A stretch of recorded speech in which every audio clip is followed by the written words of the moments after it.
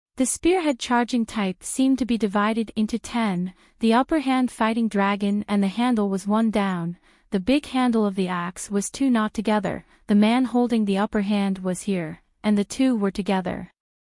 Obviously, the other districts also have the appearance. The black color is the hair, and he is also not a match. The black color of the mirror and the black frame is also a bridge nose, and the style of the wind is pulled by the style of the wind, and also a door to follow the man who wears it. In the eyes of the surviving brethren, did I realize that it was difficult to speak. What do you mean by this? To open and leave suddenly. He knitted his eyebrows to prevent himself from seeing a man standing on the edge of a tall building on the side of a small alley. He was standing straight, he could not turn around and head back. He was also prepared to enter the alley and take a look. Staying or stopping is also not a moment, running outside to face the outside, turning her head around to follow Kelly and her. Don't look at all Shidong, what is this base, the color is dark, and the black head is pressed down to see this from here. The alley is small, long, and thousands of meters are stacked up. Fong Fong looked at Yanadong in front of him, and the words are exactly like this. Is there an enemy in the head? Why don't you enter the deep alley? Why don't you run back to start and I follow, and then stop? Dao said solemnly, then fight the dragon. Astonished, he was moved by the broken fruit. This was his answer to Budi's decision. Budi's method of using his feet and fists was not as fierce as fighting the dragon. He had just come to see Yanadong. This is the way to talk about fighting the dragon, the way to solve the problem of using up all the energy in the leg fist, the way to solve the problem of using up all the energy in the leg fist. The hand is in the back of the billiards ready. The billiards can be fired 15 times to fill up all the bullets, so that a total of 1 spear can be used to charge into the inside of the bar of the Wu. If the gun can't be fired, then the gun can't be fired. If it can't be fired, then it can't be said that it's not you. Daoist inquired about the origin of the suspicion that it was Yanadong's Fong Qian. If the enemy fell, the gun would be used to break the fruit. It seems that it is difficult to run away. Follow the speed of the rogues. After a few somersaults, the ground is flipping over to catch the bullet shuttle. Come and go, where did he get the gun from? What are you laughing about? Go quickly. How do you do it? Is the spearhead still like it? This guy has the upper body, this guy. Like a bird hitting in the head, coming down to hit the air from him. His body's hand is high, Tai hit the middle, hit the 2 bullets, hit the 3 bullets. The close distance is the cause. Xiao. Kill him. He pulled out his gun. After fighting for a while, he entered the alley. His hand is high, Tai is in the position of fighting the dragon. After coming to the side of the alley, when the knee iron flew together, his voice was like that of an ape. His hand is high, Tai's head is the first to run. The back alley is small, Yanadong is following. Sha-a. Starting from the alley, the life of a small life. That entering soldier chased the group. Since he brought himself, it was obvious that he was following. In the beginning of this matter, the special point of the beginning of this matter is traced back to the point of the node, the death of the next one every time. It seems that the feeling of the situation has been traced back to the point of how many times. This is the beginning of the past, this is the beginning of the matter, this is the answer, this is the return of time, this is the Tathagata origin. The hand is high, Tai is unlucky to fall under the law spear step 7. Long before the death, it was not the case. That position of the formation was broken. The soldiers were chasing after the crows, the flock of crows followed behind their heads, heading to the alleyway where they were familiar with each other. Suddenly, Yanadon and Jinji saw him and opened their eyes wide. When the brain of the sea appeared, the degree was then followed by the sound system. The scattered speed and quick awareness of the fighting dragon followed. Train the best, he gave it. Gun 1's exploding bag of brain fighting dragon will be connected. Come and go, where do you know from the way? Read far, not die from the scripture is already there. Li Axayan is proud and arrogant, and Li Axayan is lucky. This production result is like a person when the whirlpool is fighting in the body. Fortunately, this produced the fighting dragon of the production center. I don't know if it's not. Well, after the prison of the border, Li Lu will drag. This is enough to answer me. I can't get up. Why don't you look like a good enemy? Gradually chased down by him, who was also on guard, Li 1, Di Song Qing dueling field battle. The anticipation has long been the reality of the fighting dragon. The matter of this falling down, the task field will be self-sufficient. Chapter 163. In the dark night, Shinya stared into the distance with his eyes wide open. From the alley in the distance, there seemed to be a huge stream of people rushing towards them. The two leading them were his assassination targets, Ryuto Kiryu and Saito Dunya. Following behind the two of them was a large group of rogue hunters who were panting and holding all sorts of weapons in their hands. Seeing this scene, Shinya was stunned for a moment, then a terrifying killing intent flashed in his eyes. His gaze was not the gaze of a normal human who wanted to kill, but the gaze of a hunter who wanted to hunt his prey. It was as if there wasn't a living person in the snake's thin body, but an alien creature in human skin. There was a path to heaven but you did not take it, there was no door to hell. Your life, I will take it. Shinya immediately laughed maniacally and gave orders to the secret department members below through the walkie-talkie. All members listen up. Capture 2 targets. Regardless of life or death. Yes. After hearing the boss's words, dozens of strong men in white suits also rushed forward along the street. They all picked up their weapons and ran towards Ryuto and Saito.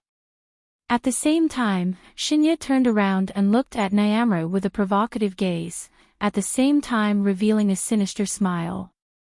Smelly old man, didn't you stop me from going out to search? Now that the situation is so chaotic, let's see how you're going to stop me. After laughing, the real snake silhouette flew down from the street lamp and blended into the crowd in front of it. Immediately, Bunkomaru could not help but sigh. This is troublesome. Ryuto Kiryu, what are you thinking? In Bunkamura's opinion, Ryuto escaping in this direction was a foolish choice. After all, the secret department of Tenma Group was here, their strength was much stronger than the rogue hunters chasing after them. Most importantly, there was Shinya, a hidden ninja, present. If Long Do had avoided the strong enemies of the secret department and slowly broke through, he would have a chance to escape sooner or later. But now, it was different. The difficulty of escaping from a real snake was obviously not on the same level.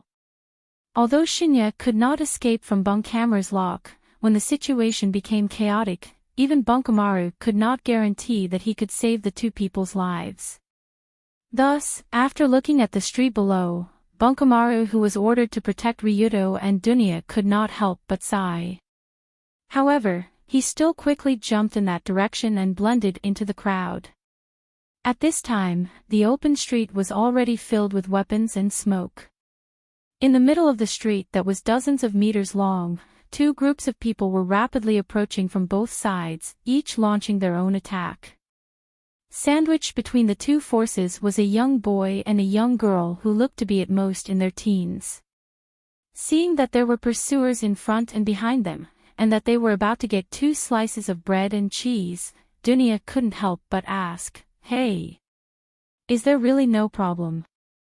"No problem, don't worry, there will be divine soldiers descending from the sky to save us."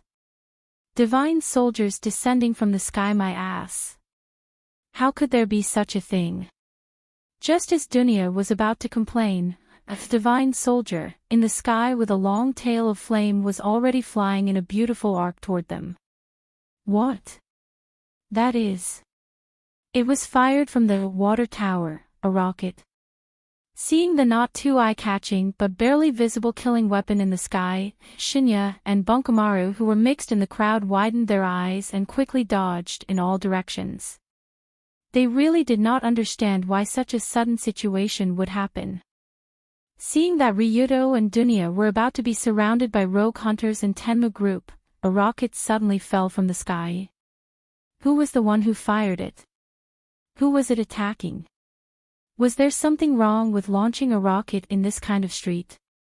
Because the situation was too chaotic, both Shinya and Bunkumaru were confused. But the only thing they knew was that when the rocket hit the ground, the situation would become 10 times more chaotic. What made Shinya even more surprised was that when he left the crowd and jumped toward the second-floor balcony not far away to avoid being affected by the rocket landing, another figure also appeared in the air. Under Shinya's stunned gaze, Ryuto quickly threw a long rope hook toward the balcony above and picked up Dunya with one hand. Then he pulled the rope and stepped on the street lamp, and his whole body flew into the air. That's right, he really flew into the air. Because he was already vigilant of the situation at the water tower, Ryuto's movement was actually one step ahead of Shinya and Bunkumaru. When he saw the rocket flying toward them, he had already thrown out the rope hook, and at the same time, grabbed Dunya's slender waist with one hand and jumped onto the street lamp. Relying on the pulling force of the rope, superhuman speed, and jumping ability, Ryuto carried Dunya and stepped on the street lamp to reach a height of 10 meters in the air. It was like an acrobat performing a trapeze. Hold on tight. Don't let go. Ah. After reaching a height, Ryuto quickly let go of the rope and reached out to grab the protective railing of the third floor. Although Dunya did not know what was going on, she instinctively hugged her body. The second the two reached the rooftop, the rocket finally landed on the ground, leaving a trail of flames behind it. It landed at the position where Ryuto and Dunya were about to run. At the same time, the secret agents of Tenma Group and rogue hunters happened to rush together. The people standing at the front of both sides were only 1 or 2 meters away from the landing point of the rocket. Boom! Just as the two teams were startled by the sudden appearance of Long Do in the air, a terrifying thing happened, accompanied by a series of rumbling sounds. The explosion, the 80mm rocket, landed directly in the middle of the crowd. Although it didn't directly explode on anyone, the power caused by the rocket falling at close range was enough to blow up everyone around it. In TV dramas or movies, the main characters could often be seen walking with their heads up and chests out in a large pile of explosions. Their expressions were calm and their steps were steady, as if the bombs were useless as long as they did not land on them. However, Ryuto, who was blown up by the rocket at close range, knew that it was a bullsh*t scene to fool people. Not to mention the shrapnel produced by the explosion of the rocket and the shattered ground that would scatter in all directions, just the strong shock wave produced by the explosion alone could cause serious internal injuries, damaging the bones and internal organs of the entire body. Even someone like Ryuto, who had a LV4 constitution and a dual supreme grade, reinforced iron bones, was almost blown to the ground by the explosion at close range.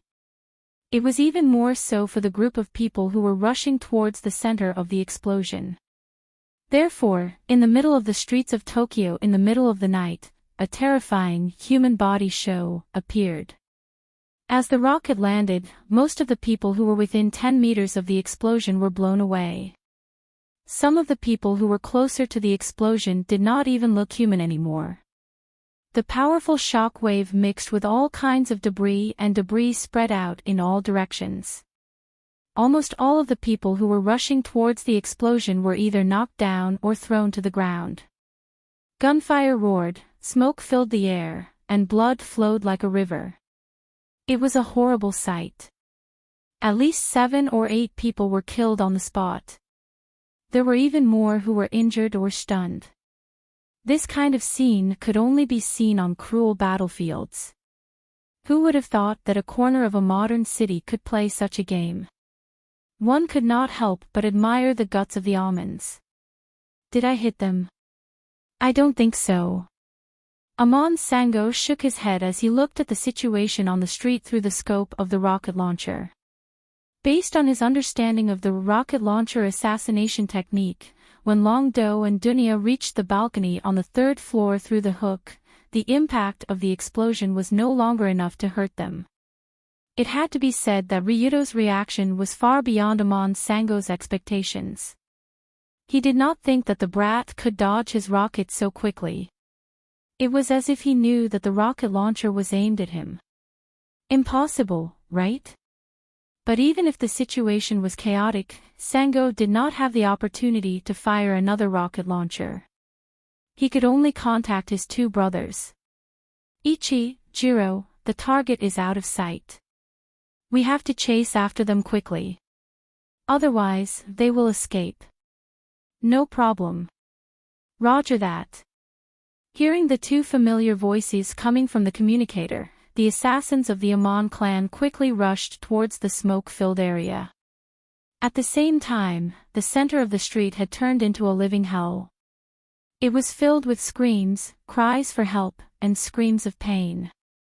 Which bastard threw the bomb? I'm going to skin him alive. Help! Help, I can't move my legs. Someone help me.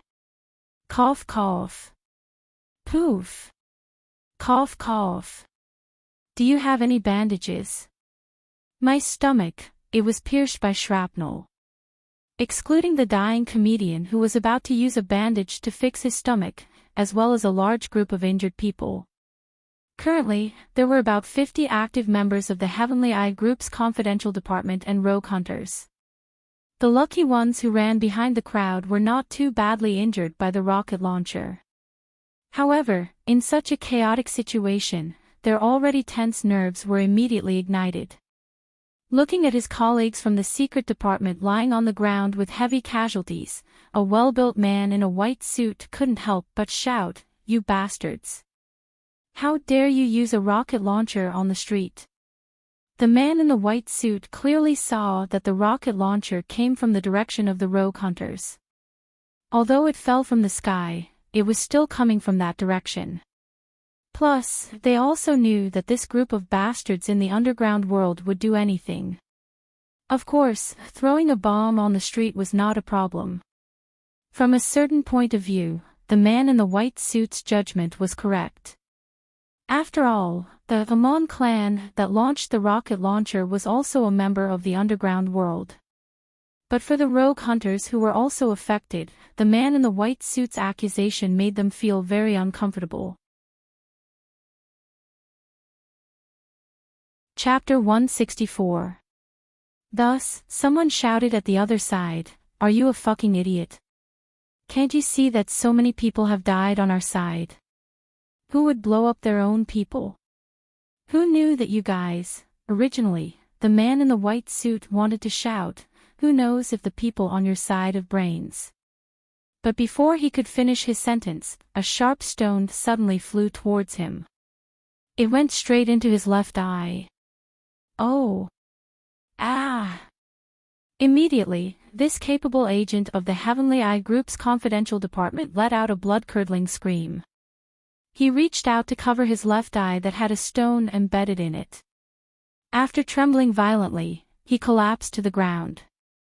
Now that they saw their comrade being blinded by a sneak attack after yelling at the group of rogue hunters, the other agents naturally couldn't stand it anymore. Despicable bastard. You want to fight just because you don't like it. Who's afraid of who, you bastard? Brothers. Kill them all. After this sudden incident of a stone injuring someone, the already tense atmosphere exploded in an instant. In an instant, it changed from a lot like a battlefield to a battlefield. The group of secret agents from the Heavenly Eye Group picked up their weapons and rushed to the other side. The group of gangsters from the underground world naturally wouldn't be beaten up for nothing. They also rushed over while shouting, "Ooh ooh ooh." On the street that was still filled with smoke and dust, the two forces fought passionately. They fought with crowbars, machetes, electric shock devices, spiked knuckles, and other lethal weapons. The scene was very spectacular. Puff! Ha ha ha ha ha. They actually started fighting. What a bunch of idiots. Dunya, who had already followed Ryuto to the rooftop of the third floor of the house next door, couldn't help but laugh when she saw the passionate battle scene on the street. It was obvious that the hidden stones that had ignited the atmosphere were not thrown by the rogue hunters. They did not have enough strength to blind someone with a stone from such a distance. The one who caused this huge misunderstanding was naturally Ryuto Kiryu on the rooftop. Only he would have such a vicious throwing technique and such bad intentions. When the two sides started fighting on the street below, Ryuto smiled and said to Dunya, "Don't laugh first, we still have some things to deal with." Over. The moment he said the last word, Ryuto quickly lowered his body and dodged to the side. Coincidentally, he dodged a black light from the shadows. Finally appeared the top assassin of the confidential department, the hidden ninja. Although Ryuto was talking and laughing with Dunya on the surface, in reality, he was already focused on guarding against attacks from all directions. After all, he knew that the real snake's appearance this time, as long as he came to this area, there was a high probability that he would be assassinated by the real ninja.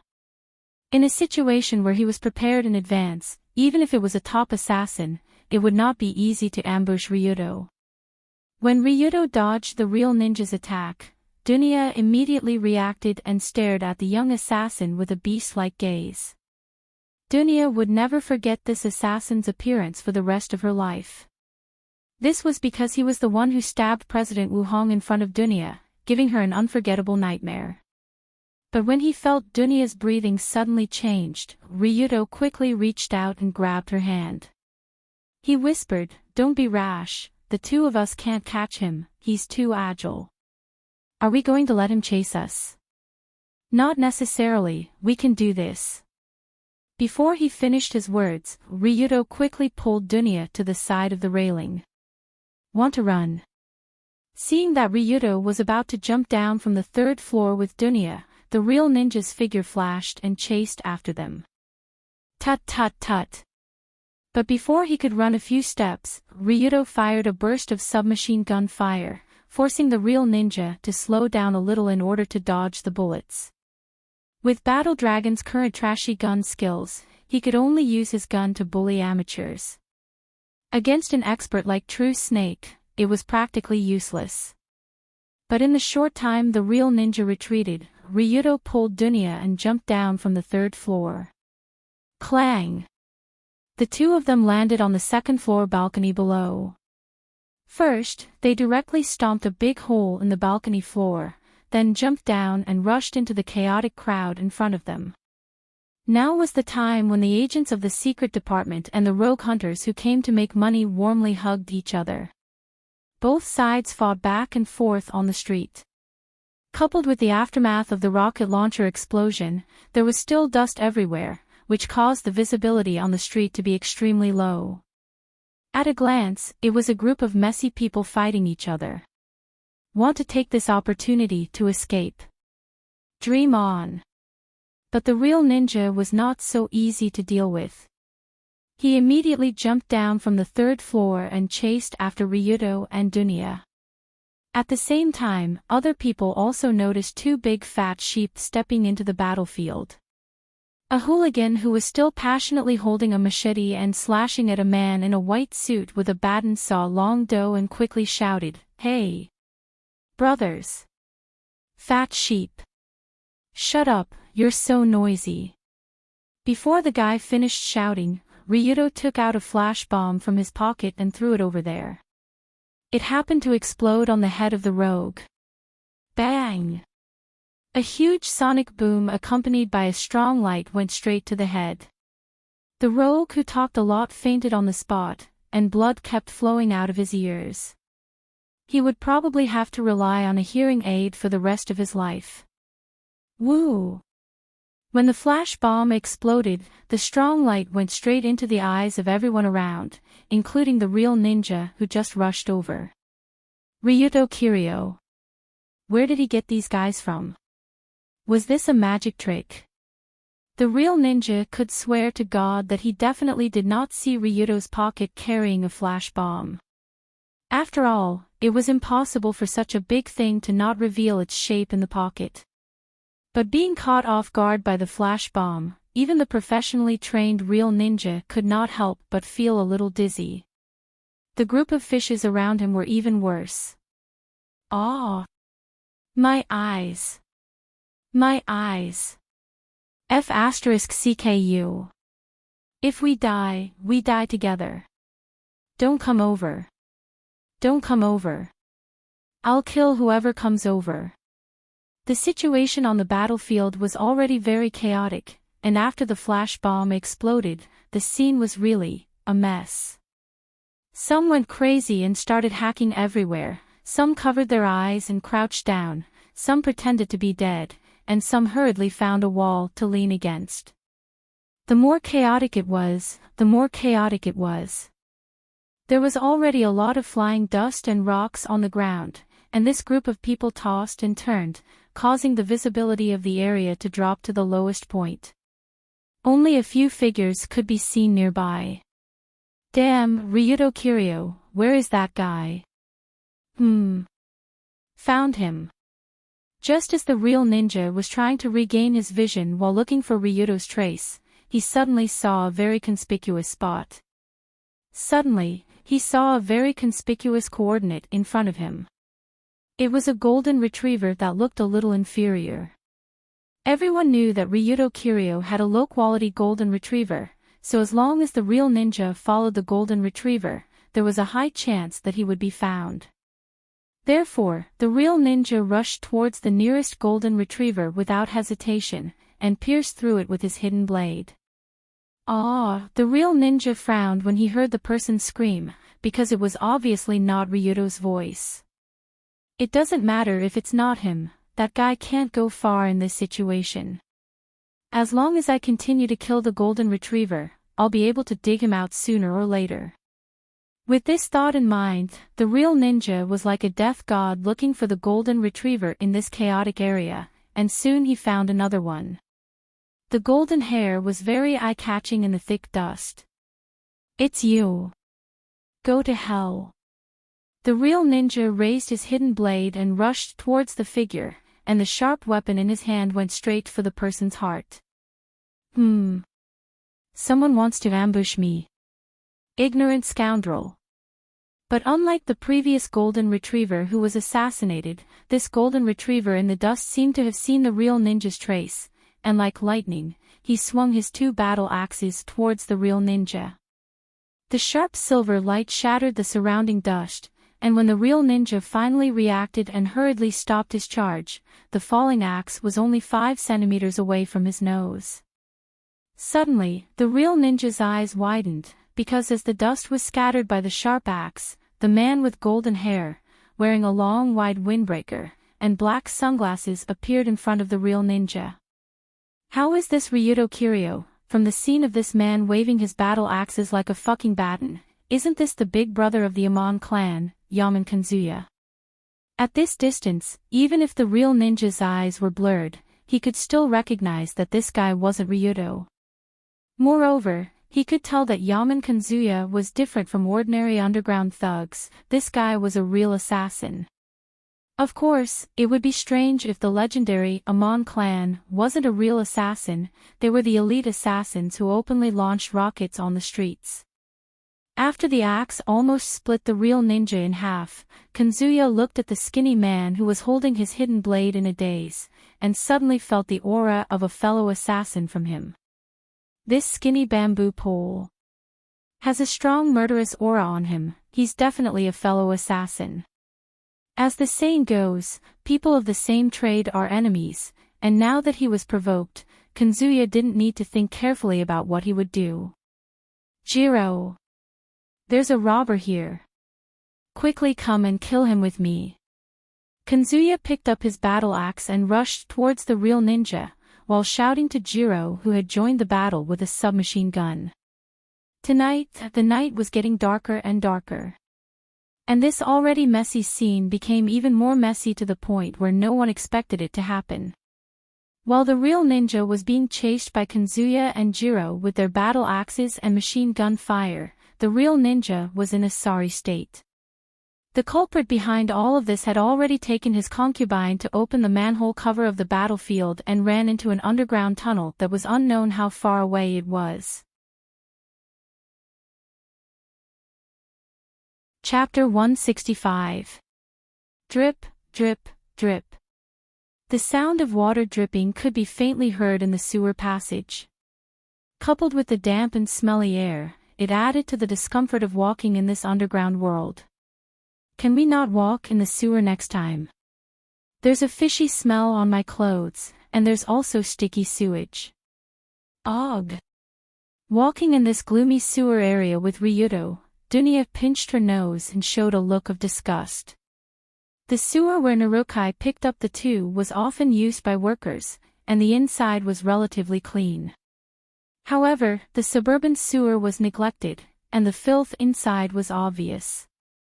Even walking on the sidewalk next to it was quite disgusting. But Ryuto was obviously too lazy to care about Dunya's feelings, and he casually replied, "Miss, we are running for our lives, do you know that? Do you think we are traveling?" "That's true. Where are we going next? Those guys shouldn't be able to catch up with us, right?" Dunya said while turning her head to look at the dark sewer behind them. Based on the fact that the Secret Service agents were fighting with the rogue hunters, as well as the fact that the Amon clan was involved in a scuffle with the real Snake, it seemed like it would take a while for the chaos to return to normal. By the time they realized that their targets had escaped through the sewers, the two of them were already nowhere to be seen. "I don't know, let's go up and see where we are." After walking for a while, Ryuto looked at the stairs that extended upward not far away, and after gesturing to Dunya, he took the lead and climbed up. Ryuto carefully climbed to the top of the sewer, opened the sewer cover from the inside, and then poked his head out. After poking his head out, what appeared in front of him was a street with clear neon lights and pedestrians. Because the battle area not long ago was actually close to the center of Yodo, after walking for a while in the sewer, the place where the two appeared must be a more prosperous area. Since it was a bustling area, there would be a lot of people even at night, and it would be safer for the two to blend in. Therefore, although he didn't know where this place was, Long Tu still opened the sewer cover when the passers-by weren't paying attention and quickly pulled Dunya out. After pulling Dunya out, Ryuto followed her to the street without leaving a trace, while picking up the phone and using the GPS map to locate their location. From the display of the phone, this place was located in the corner of Yodo Setagaya, and it was quite close to the lively Shibuya and port. Most of the previous incidents occurred in the port, of course. It was also the closest place to the port, the best place to throw people to be fed to the fish. But no matter what, after going through the sewers, it became very difficult to track down Long Do and Dunya. This was equivalent to the two finally getting rid of the threat of the pursuers, which also made Ryuto breathe a deep sigh of relief. After relaxing, he immediately felt that his body became extremely tired. But this was also a matter of course. After all, he had been preparing for the kidnapping work since the night before. Yesterday afternoon, he hid in Yunyan's skirt and went into the hotel, and he also experienced various tests. Even if he was made of iron, he was still tired. So Ryuto said to Dunya as he walked, "There should be no problem for the time being since we are here. Let's find a place to rest. And I also want to take a shower. I'm so smelly." "Ah, I see it. There is a hotel there." Dunya looked at her little princess dress that was stained by the sewage and dirt of the sewer with disgust, then she quickly glanced at the street, then she pulled Ryuto and ran not far away. Since this was not the suburbs of Yodo, it was normal to have hotels on the street. So Ryuto didn't think much at first, but he walked over there with Dunya. But just as he approached the door of the hotel with strange neon lights, Ryuto was stunned. There was nothing strange about a hotel or a hotel. But if there was a Love Hotel sign hanging at the door of the hotel, then it was a bit strange. Love Hotel, commonly known as a lover's hotel, was generally a place for people to use. Everyone knew it. On the bustling streets of Yodo, hotels with such neon signs could be seen everywhere, and people also had a tacit understanding of the existence of such places. At most, they would show a strange smile when passing by. But obviously, Dunya, who grew up in Russia, didn't know what this Love Hotel was. She just saw the hotel behind, and she hurriedly wanted to take a shower and change the smelly clothes on her body. After noticing that the place where Dunya was about to rush in was not ordinary, Ryuto quickly grabbed her hand and dissuaded her. Wait. Let's change to another hotel. This hotel is not very good. Not very good. Dunya showed a puzzled expression when she heard the words. She turned her head and glanced around the street before frowning. There is only one hotel nearby. What's wrong with this hotel? The wind, the feng shui is not good, you may encounter ghosts. Ryuto naturally couldn't tell her where the hotel was, so he could only reply perfunctorily. I'm here, what are you afraid of? Dunya reached out and patted her chest. She said confidently, even if Sadako comes out, I will punch her back to the TV. Is that okay? This is still a bit, don't be so wishy-washy. Act like a man. Follow me in. It seemed that she was irritated by Ryuto's hesitant attitude. Dunya's face changed, and she directly pulled Ryuto toward the Love Hotel. Act like a man. If I really act like a man, then you are finished tonight.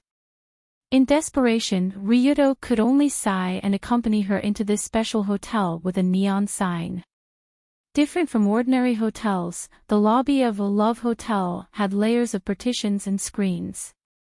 After entering the door, it was almost impossible to see other people.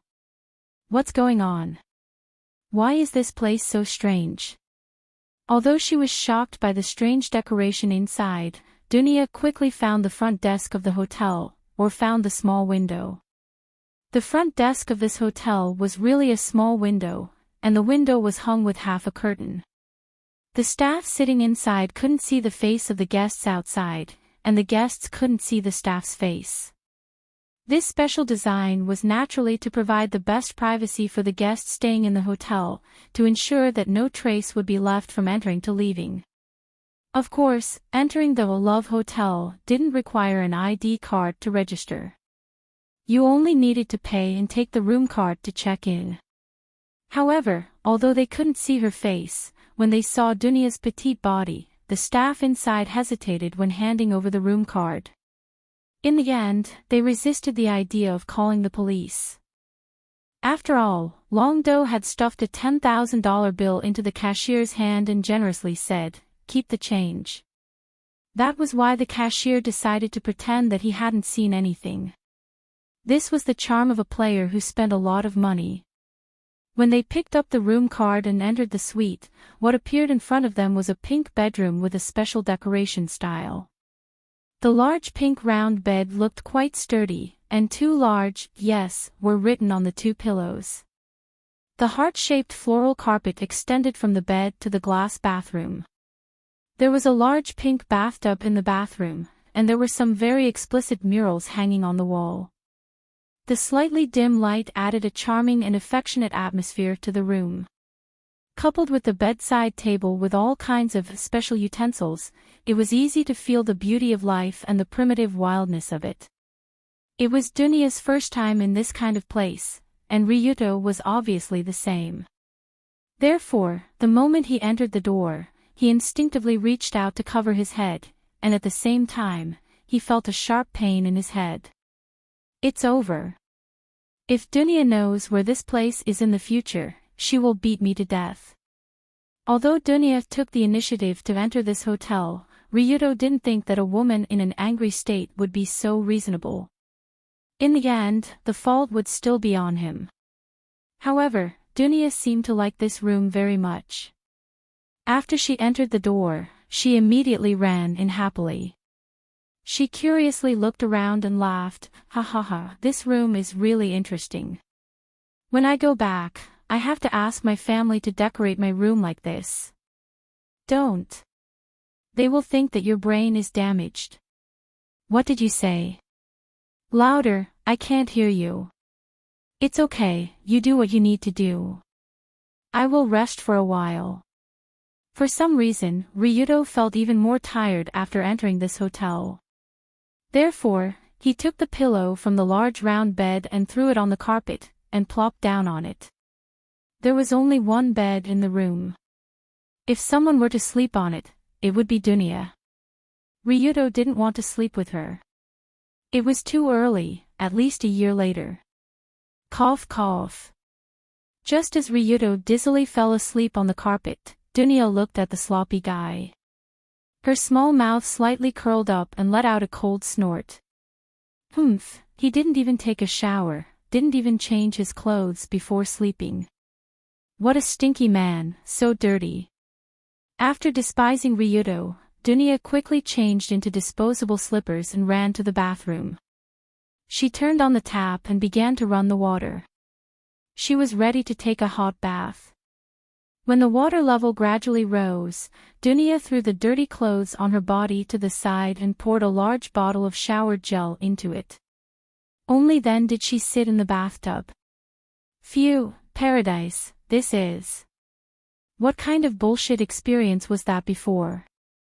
Really, I don't want to go into the sewer again in this life. As her whole body sat in the bathtub, her tired body was wrapped in warm hot water and fragrant shower gel. Dunya's small face also showed a happy expression. Just as Ryudo was resting on the carpet and Dunya was happily soaking in the bath. Time passed by. An hour later, a familiar phone number interrupted Ryudo's sleep. Chapter 166. Who's calling so late at night?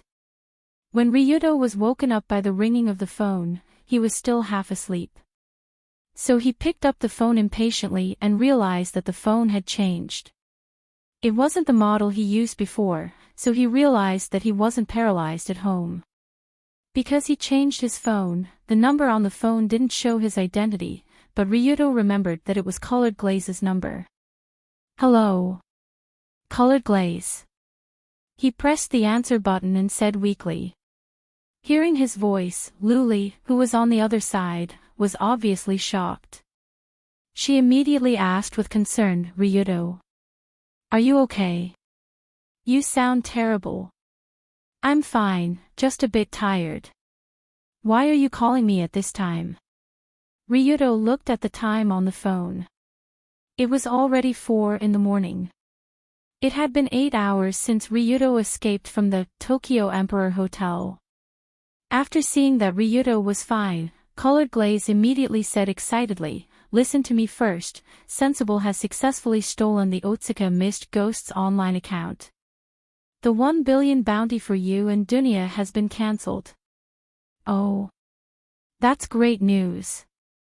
Suddenly, Ryudo was energized. He quickly sat up from the carpet and said with a smile, Well done. That guy must be furious right now, right? It's not that angry, but it's definitely scared. The fog ghost should be trembling right now. Trembling? Why would he tremble? What did you do tonight, don't you know? What I did tonight. Is that what happened? After hearing Colored Glaze's words, Ryudo couldn't help but pat his head. Since the announcement of the 1 billion bounty, thousands of residents of the underground world found Ryudo, and at least 200 to 300 people died by his hands. Originally, everyone was a piece of trash that licked blood from the edge of the blade to make a living. It was very normal for people to die for wealth and birds to die for food. There was nothing to complain about. The key point was that this wealth had to be right in front of him. He couldn't just take back the wealth all of a sudden.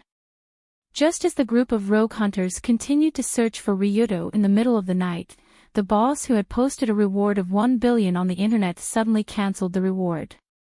The result was naturally like a stone that caused 1,000 ripples. Are you kidding me? You fucking offered a bounty of 1 billion yuan for us to risk our lives for you. Now, we've even risked our lives for you. We've been desperately searching for you the entire night, and you're announcing the cancellation of the bounty soon after. Are you treating us like monkeys? As a result, the forum of the Saiji River Original Love website was suddenly filled with a storm. Many people were cursing and shouting to find the fog ghost and hang it on the street lamp to thank the world. The worst part was that even the Amon family immediately changed sides and announced that they would take the mist ghost's head to vent their anger at being toyed with. That scene was incredibly terrifying. Of course, after realizing this situation, the mist ghost could have posted another 1 billion yen bounty to solve the problem. At most, he would have lost another 100 million. However, the current him couldn't do that at all. According to Colored Glaze, when Sensible stole the forum account this time, he also found the mist ghost's bank account. Although he couldn't find the password and couldn't transfer the money inside, under Colored Glaze's instructions, Sensible deliberately used the mist ghost's account to enter the wrong password 6 times in a row. When using a Japanese bank account, as long as you enter the wrong password 3 times, you will be notified. But if you enter the wrong password 6 times, it will cause the account to be locked. You have to bring your ID card to the bank to unlock it. The problem was that it was still 4 in the morning, but the bank opened at 9 in the morning. So, even if the fog ghost wants to withdraw money from his bank account and post another bounty, he will have to wait until at least 9 in the morning. These 5 hours will be extremely difficult to endure. At this point, Colored Glaze's lips curled into a joyful smile. It was as if she could see the fog ghost trembling and pale from fright from a long distance away. Good one. Kanzaki Colored Glaze, you're truly vicious. After understanding the whole sequence of events, Ryuto couldn't help but shiver.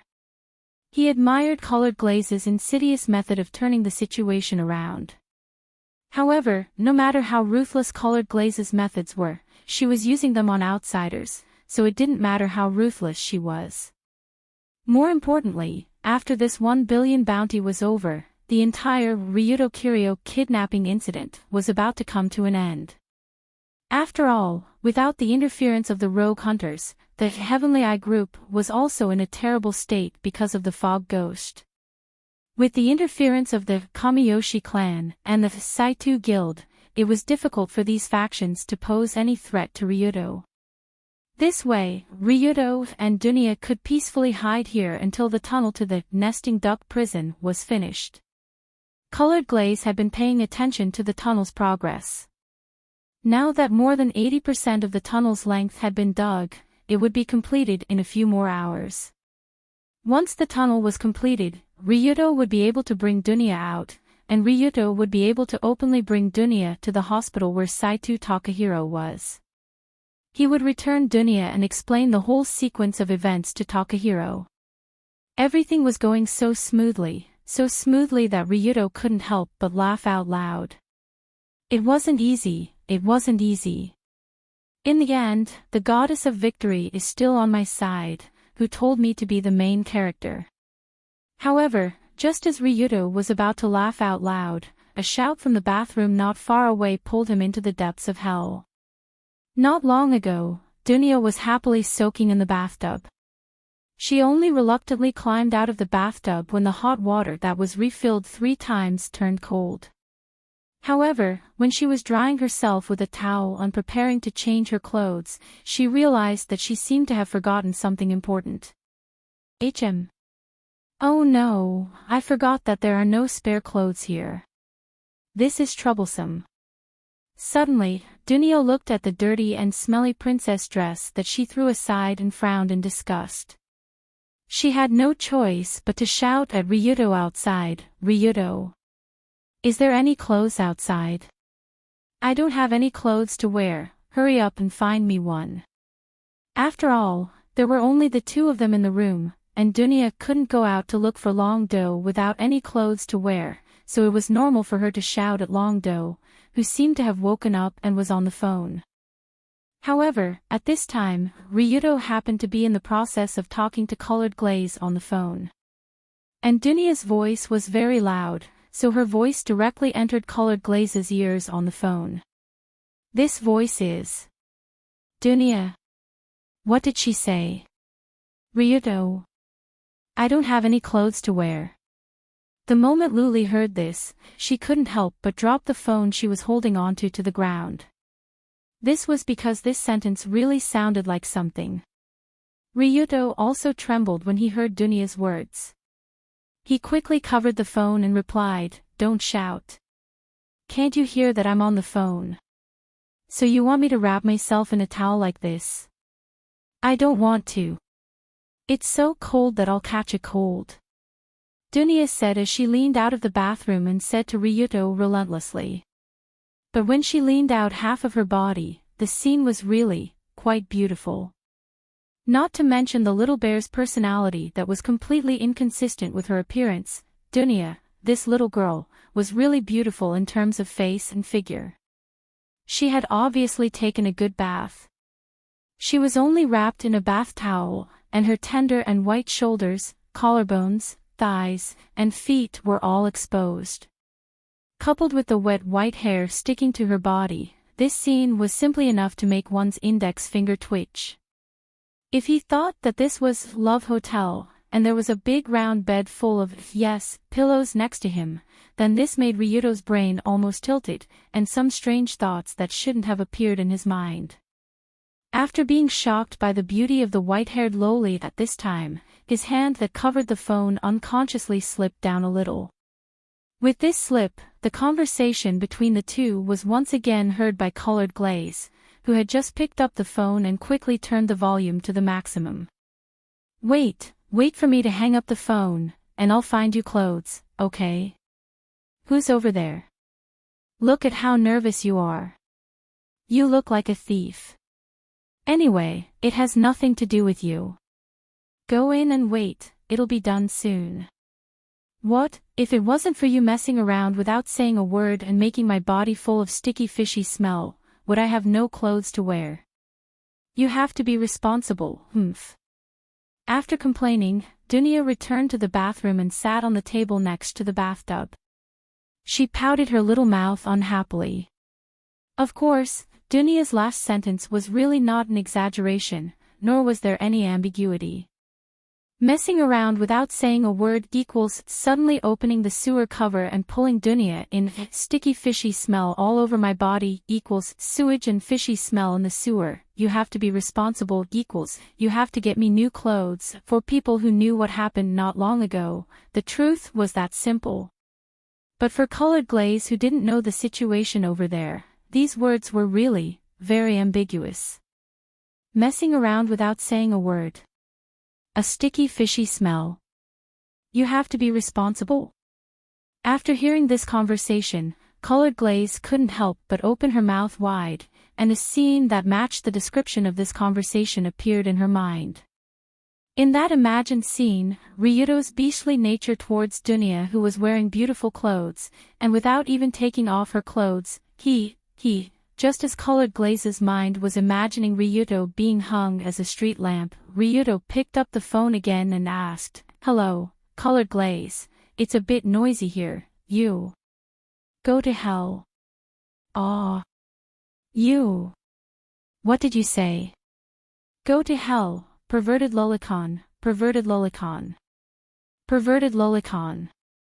After 3 consecutive perverted lolicon, Colored Glaze's tone became more and more agitated, and in the end, she even used all of her strength to shout.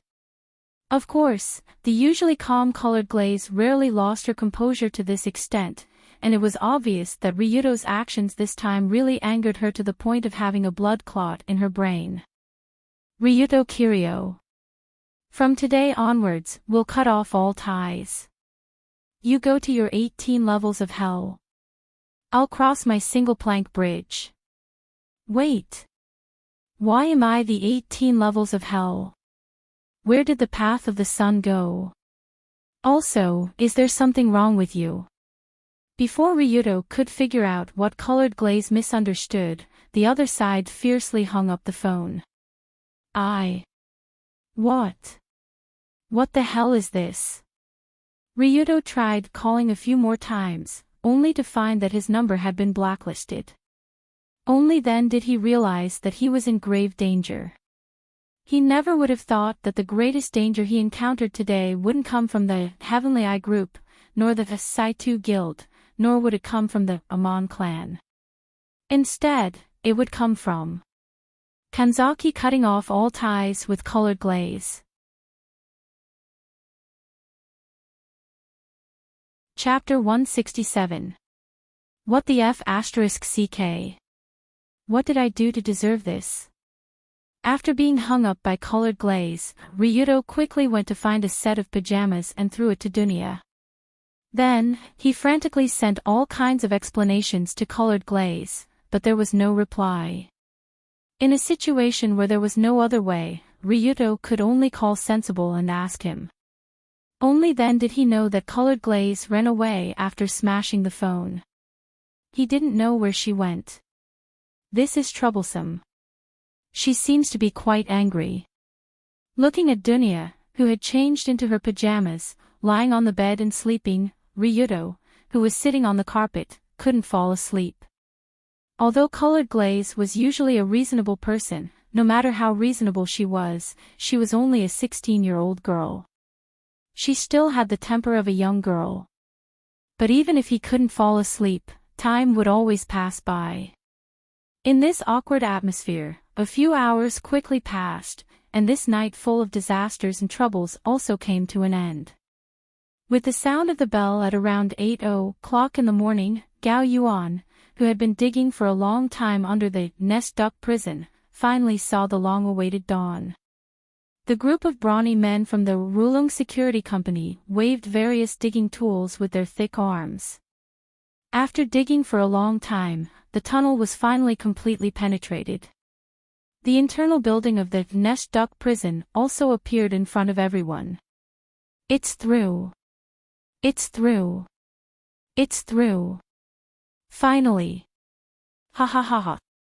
When he saw this scene, Gao Yuan could not help but laugh out loud. However, after laughing for a while, he fell back and fainted.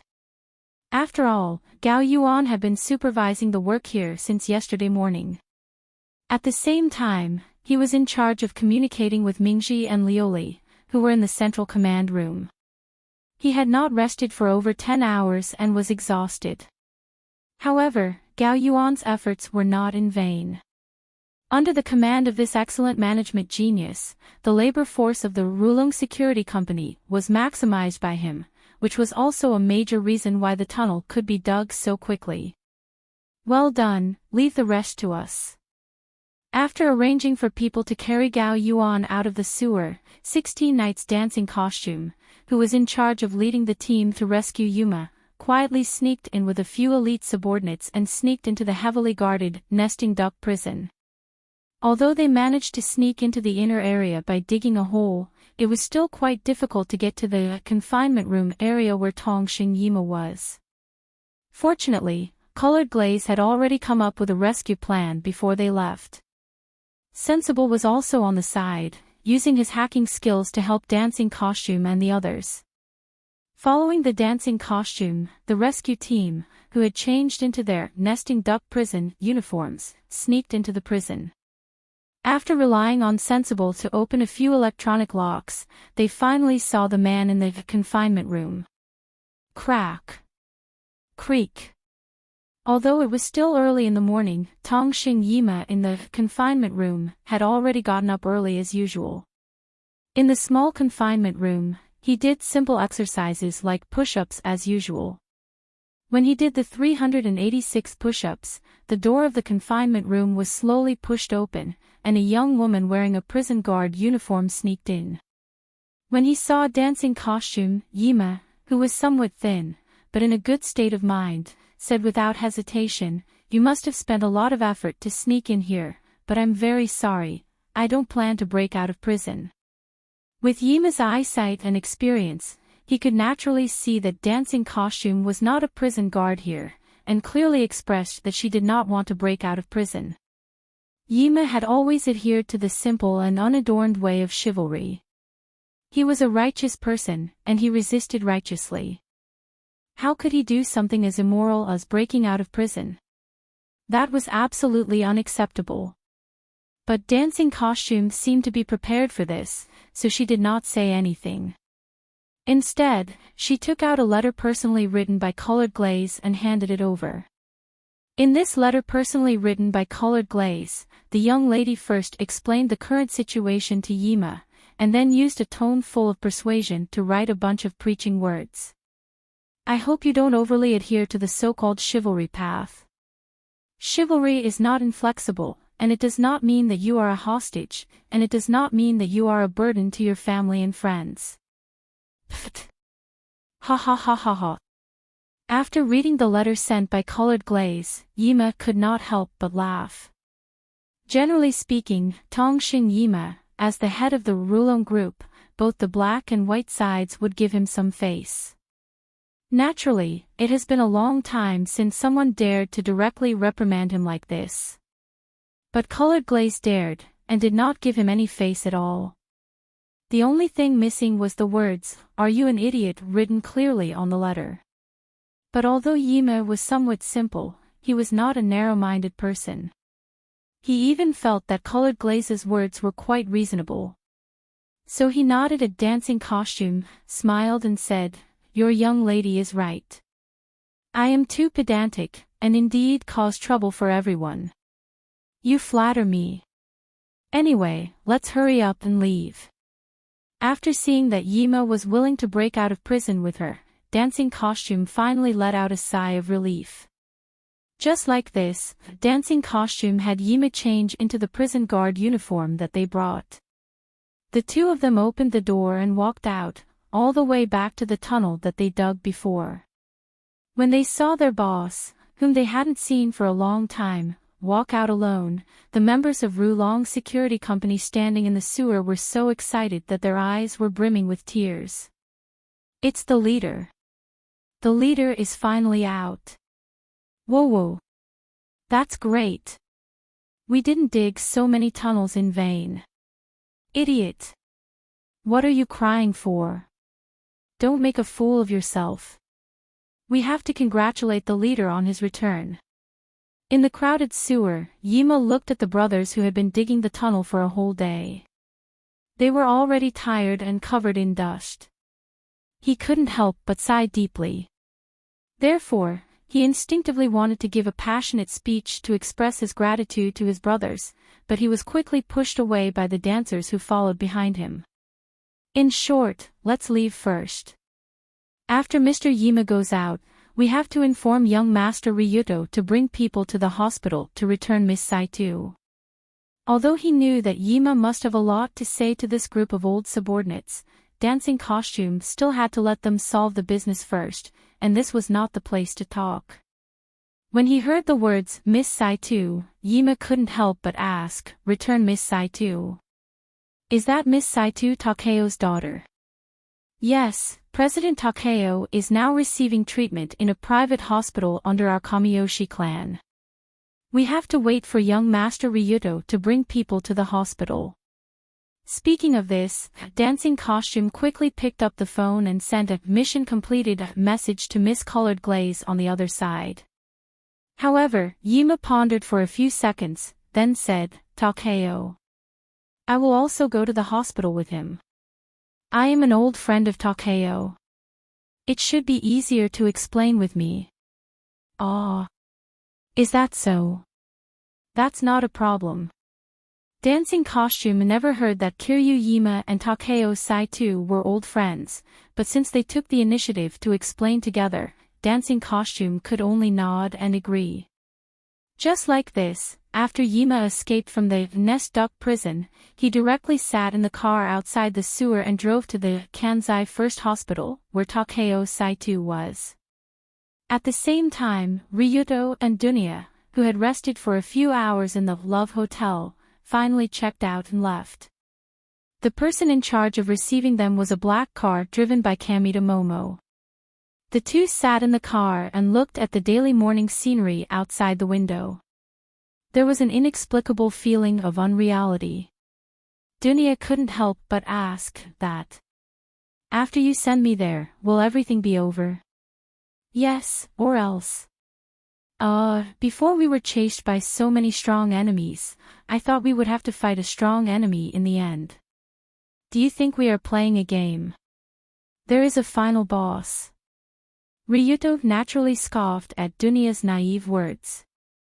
However, when the car drove to the entrance of the Kansai First Hospital, the two got out of the car and walked into the hospital.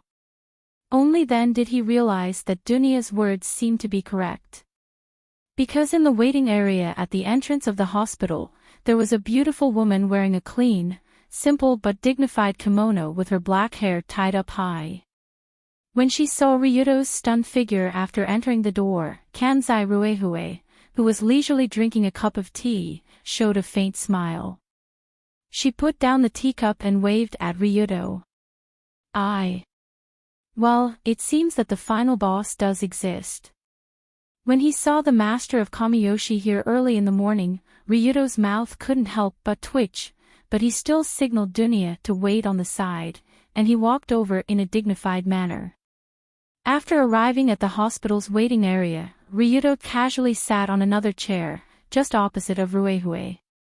Ruehue wasn't angry, but asked with a smile, "You don't plan to stand next to me this time?" Ryuto Kiryu. Or would it be better to call you Lilan? Obviously, after one night, Ruehue had completely understood Ryuto's identity. After all, Lilan didn't exist in this world, and Ryuto also kidnapped Dunya after that, so it didn't take much to figure out who the waiter was. Therefore, after hearing Ruehue's words, Ryuto wasn't surprised, but replied with a smile, "No, there are too many people around you, I'm afraid there's no place to stand." As Ryuto said, he casually glanced around the waiting area. As far as the eye could see, there were at least 3 guardian ninjas protecting Ruehui. Although they hid very well, Ryuto was still able to see some clues. But Ryuto didn't care about the ninjas hidden around at all. What he cared about now was Ruehui's attitude. At the beginning of the Dunya kidnapping plan, he didn't consider the situation that Ruehue would appear, which led to Ryuto accidentally having a certain degree of contact with the former Hakusho. Then, when the incident was about to end, how would Ruehue's attitude towards Ryuto change?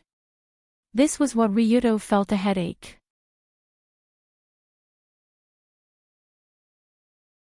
Chapter 168. From an objective point of view, Ryuto did indeed lie to Ruehui.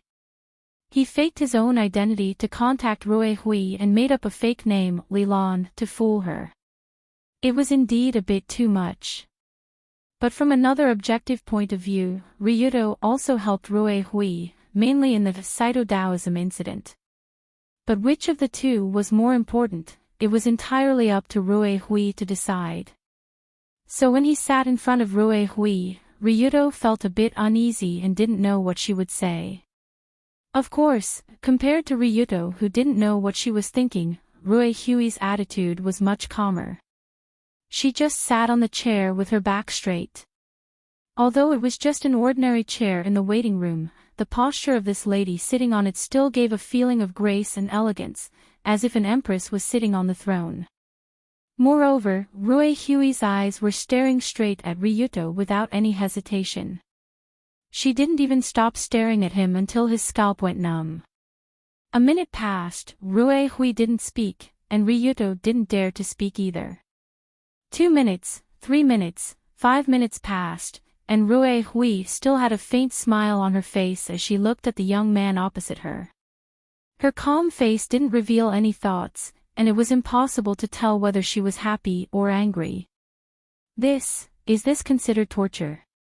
After being stared at by Rue Hui for 5 minutes, Ryudo finally couldn't help but ask, Madam Rue Hui, what's the situation now? President Wu Hong's side is fine. Bring Dunya in and explain to him, and everything will be over. Isn't this the plan you and Colored Glaze made? It went very smoothly, congratulations. No, I'm asking you. What's the situation now? Was it after knowing my identity? What do you plan to do? What do I plan to do? That's a good question. Immediately, Rue Hui clapped her hands with a smile and asked in a cheerful tone, what do you think I should do to a brat who colluded with my daughter to scheme against the Kamiyoshi clan and approached me with a fake identity? Rue Hui smiled very happily, and because she was a great beauty, her smile was very beautiful. In a situation where Ryudo's side was filled with 15 or 16-year-old girls, when such a great beauty smiled in front of him, that kind of mature charm couldn't help but make his eyes light up. My ass. It was so scary. When Rue Hui faced him with such a strange attitude, Ryudo's first reaction was to run away. After all, he couldn't predict how the master of Kamiyoshi would deal with him. Just thinking about it was terrifying. Noticing Ryudo's tense body, Rue Hui shook her head and said, don't be so nervous. To think that you're a real man who dares to say in front of Bunny Ball that you like Colored Glaze. He has a high opinion of you, saying that you're the kind of guy who doesn't care about your life when it comes to women. Is that so? I'm honored, although it doesn't sound like a compliment at all. So you really like Colored Glaze?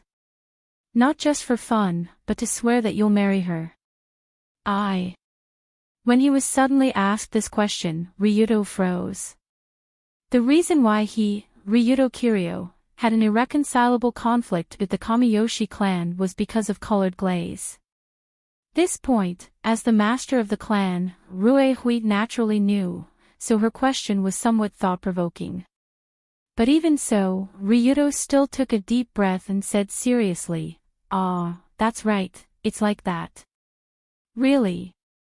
However, at this time, Rue Hui showed a tacit expression and said with a bitter smile, but it can't be helped. After all, Colored Glaze is too cute, it's normal to be charmed by her. What? In Ryudo's impression, Rue Hui was a very strict mother. After hearing those rude words, she would definitely scold him on the spot.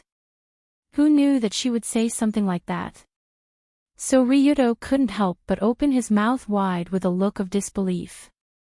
And his expression seemed to have caused Rue Hui to misunderstand.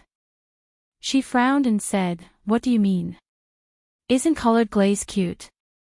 No, of course she's cute, but I didn't expect you to. You didn't expect that I, the high and mighty, cold and ruthless, treacherous and cunning Kamiyoshi clan master, would have such a normal side, right? As if she knew what Ryudo was surprised about, Rue Hui didn't hesitate to say it for him. Indeed, although Ryudo was embarrassed to say it out loud, he did have such an understanding in his heart. In the game Red Photo Album 2, No Survivors, there weren't many descriptions of Rue Hui Kamiyoshi. Strictly speaking, she didn't even appear more than a few times, and she died in the middle of the game. From a player's point of view, she was a very strict mother. And because she shouldered the responsibility of a large family, it was difficult for her to have any human emotions. She gave people the feeling that she was very businesslike and difficult to get close to. But after interacting with Rue Hui a few times, Ryudo realized that this woman wasn't like that at all. She seemed to be a daughter lover. Colored Glaze, that child, is quite attentive this time. She even dared to use me. Well done. Ha. Although she's been smart since she was young, she doesn't have much drive when she does things. I'm getting impatient watching her from behind, but this time, she's surprisingly motivated. That's great. But when I think about how this motivation came about because of a man, I really want to kill you. Crack. Rue Hui laughed as she clenched her fist. The word Oki appeared on her forehead. I'm sorry. I'm very sorry. Ryuto also raised the white flag on the spot and made a French military salute as he charged towards Rue Hui's position. I'm just joking. I'm just trying to liven up the atmosphere. Don't mind it so much. I didn't expect you to have such a sense of humor. Although it didn't seem like she was joking, Ryuto couldn't help but secretly complain. Okay, let's get back to the topic. If you really like colored glaze, and she doesn't hate how you look, I actually don't object to you two being together. After adjusting her expression, Rue Hui said this without any warning, which shocked Ryuto, who wasn't prepared at all. Is this also a joke? I'm not joking. After all, you've played the Kanzaki family, Heavenly Eye Group, Saitu Guild Hall, and everyone else in this incident. This has fully demonstrated your ability. That's why I can entrust Azurite to you without worry so that you can deal with the upcoming chaotic world. Suddenly, Rue Hui looked up at the ceiling of the hospital as if she could see the clear sky above through the layers of floors. The upcoming chaotic world, for ordinary people, Rue Hui's words sounded a bit strange. But Ryuto could completely understand what she meant, because in the next 1 or 2 years, there would indeed be a huge wave that would turn this island into the center of the whirlpool of war. But the question was, how did Rue Hui know? Also, her words sounded like she was entrusting her child to him. Now Ryuto suddenly felt that the situation was not right, and he quickly asked, Mrs. Rue Hui, do you know something that others don't know? Well, do you really want to hear this? Then come closer. Rue Hui narrowed her eyes slightly and motioned Ryuto to sit next to her. Driven by curiosity, Ryuto quickly moved the chair to Rue Hui's side and sat next to his mother-in-law. After sitting down, Rue Hui leaned her head over and took the initiative to put her face close to Ryuto's ear. A fragrance like orchid floated into Ryuto's nose from her body, and at the same time, he could vaguely feel a little warm touch around him. Such a beautiful woman whispered in his ear. This should be a scene that was enough to make people blush and their heart beat faster. However, after hearing Rue Hui's whisper, Ryuto's eyes suddenly widened. Because what Rue Hui said to him was, I actually have a terminal illness, and there is less than a year left. Don't tell others. When saying this, Rue Hui's voice was very soft, so soft that the ninjas protecting her couldn't hear it. When Ryuto heard this, he turned his head stiffly. Looking at the smiling face, he didn't know what to say for a moment. Indeed, Rue Hui's words were true. Because in the near future, the leader of the Kamiyoshi clan will indeed die at that time. However, the reason mentioned in the game was that Rue Hui's body wasn't good, and the intensification of the struggle with the Heavenly Eye Group caused her to be mentally and physically exhausted, so she fell ill. But from what Rue Hui said now, she actually had another illness, and he had been clear about it for a long time. It was because she knew that she would die, so after discovering Ryuto's talent, she came forward to propose this deal. Seeing Ryuto's stiff expression, Rue Hui added, Colored Glaze is good at everything, but she's too naive and not vicious enough. If she wants to gain a foothold in the Kamiyoshi clan and take over my position, she needs a suitable helper. So that's why you chose me. That's right. After I leave, the Kamiyoshi clan will definitely experience some turmoil. Many demons and ghosts that don't dare to come out to cause trouble when I'm around will come out from the gutter. When that time comes, I'll need a strong fist to smash their skulls. Although Rue Hui's tone was normal and she had a smile on her face, when she said the last sentence, there was a hint of viciousness. For a large clan like the Kamiyoshi clan, while they were surrounded by enemies, there were also many messy internal problems. These problems would only surface after Rue Hui died. Logically speaking, the person who should have taken over Rue Hui's position should have been her younger sister, Kaneshiro Jingyan. If Jingyan was still around, there wouldn't be so much trouble. However, the problem was that Jingyan still needed 2 years to step down from her position as the vegetarian king, but Rui Hui couldn't last that long. At most, she only had 1 year left to live. During this 1 year, Colored Glaze had to replace the Kamiyoshi clan leader. Otherwise, the position of clan leader would temporarily fall into the hands of that useless Kamishiro Yoshiyuki. Rui Hui was very clear about her brother's abilities. He couldn't do anything and couldn't eat enough. If he took over the position, he would probably lose all of his family's wealth within a year. Jingyan would definitely be left with a huge mess. That was why Rui Hui hoped that Colored Glaze could receive Ryudo's help. At the very least, during that 1 year, he would help her suppress the demons and ghosts in the clan. In return, Rui Hui would accept Ryudo's fake identity, Lilan, as her adopted son and help him enter the Kamiyoshi clan's center of power. Apart from this, she would also provide assistance to the Rulong Group and the Rulong Security Company. She would also guarantee that Ryudo would have the right to marry Colored Glaze 20 years later. It had to be said that Rui Hui's current conditions were truly generous. They were so generous that Ryudo almost couldn't control himself.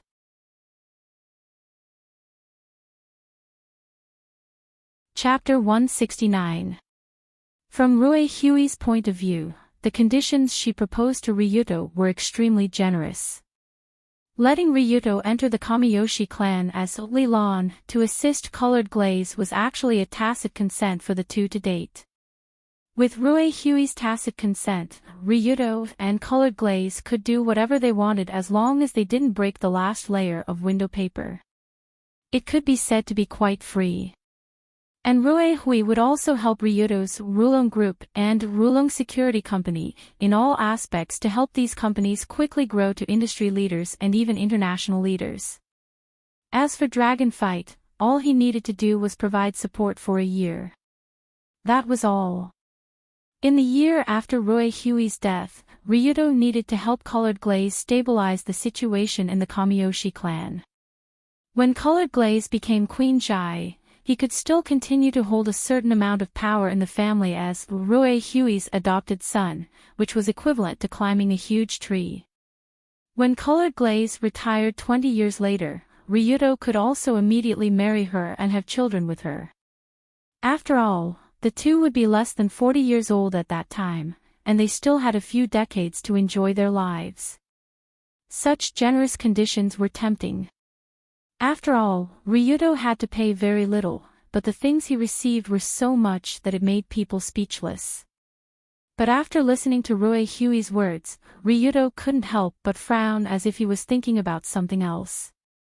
His hesitation seemed to be interpreted by Rui Hui as other intentions, so Rui Hui continued to ask, "What?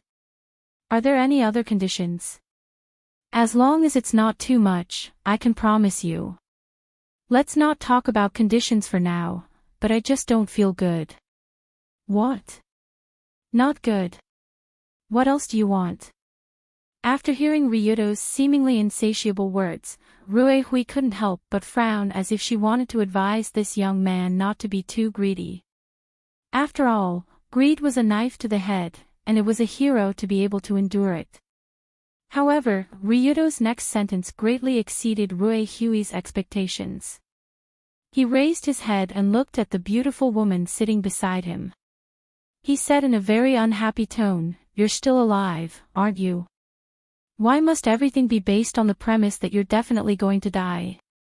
Forgive me for not being able to accept a deal based on this premise." Indeed, in the process of this game, Rui Hui would definitely die. This was her fate.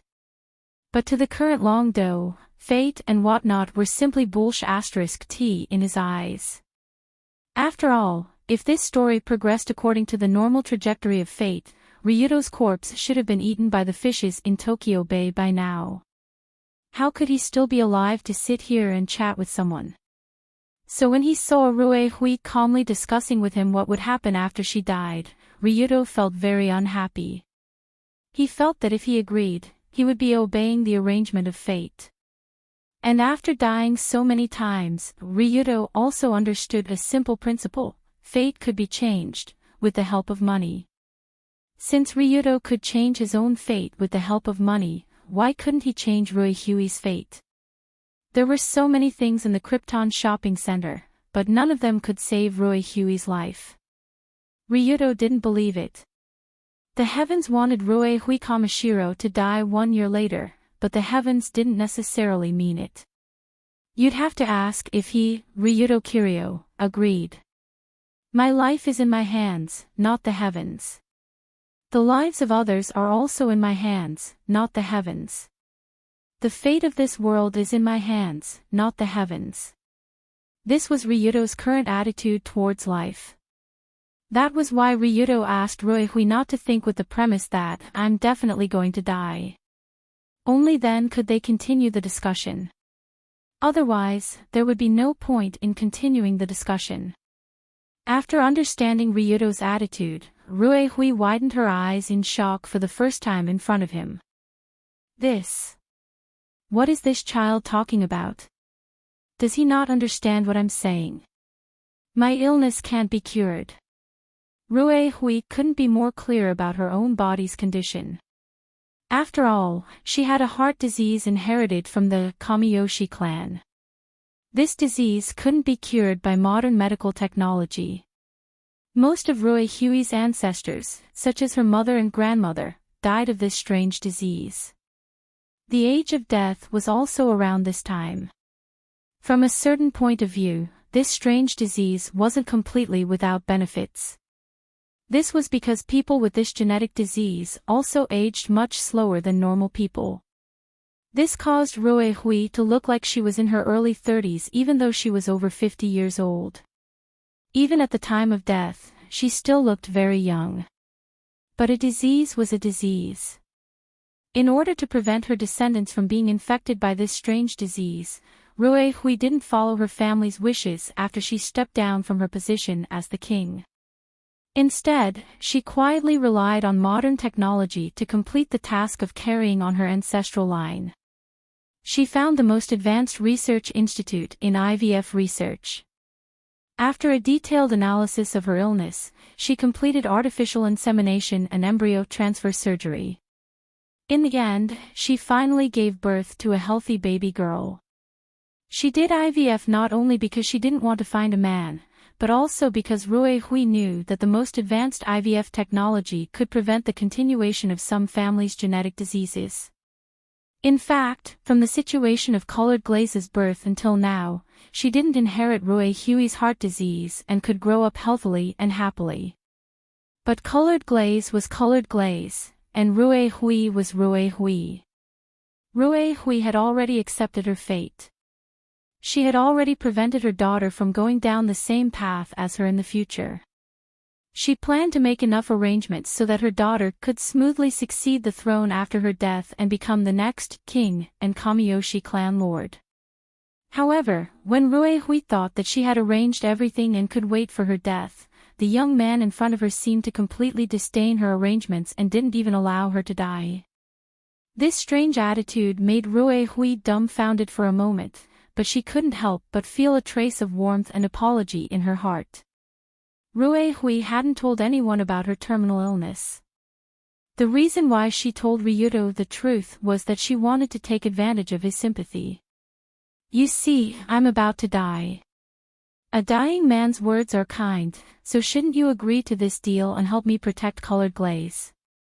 Everything was a scheme, everything was a part of the deal, even her own death was part of the scheme.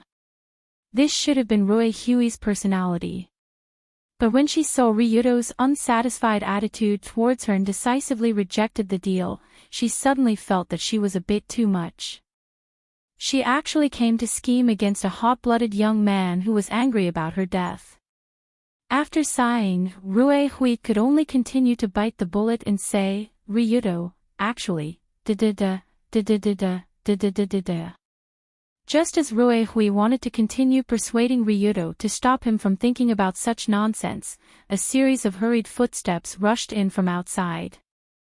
The footsteps sounded light, but the sound of each step was extremely irritated. It was obvious that the owner wasn't in a good mood.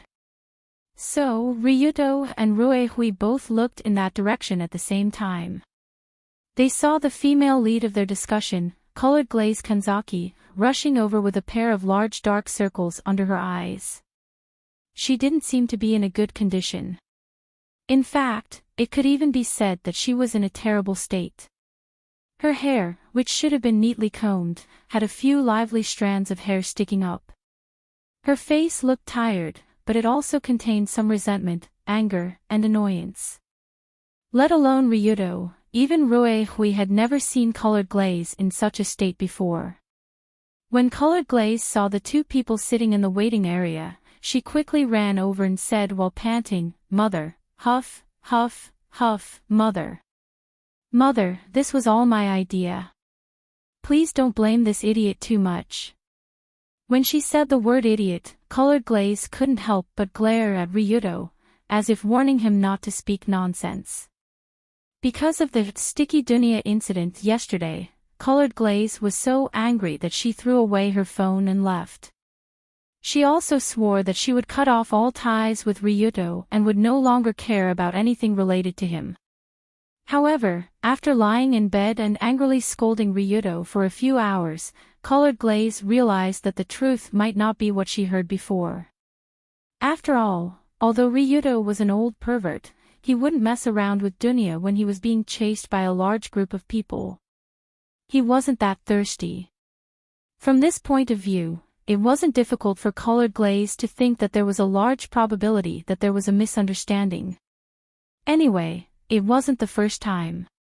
Ryuto was a professional at misunderstanding. Wherever he went, there would be misunderstandings. When Lulik finally realized what was going on, it was already past 8 o'clock.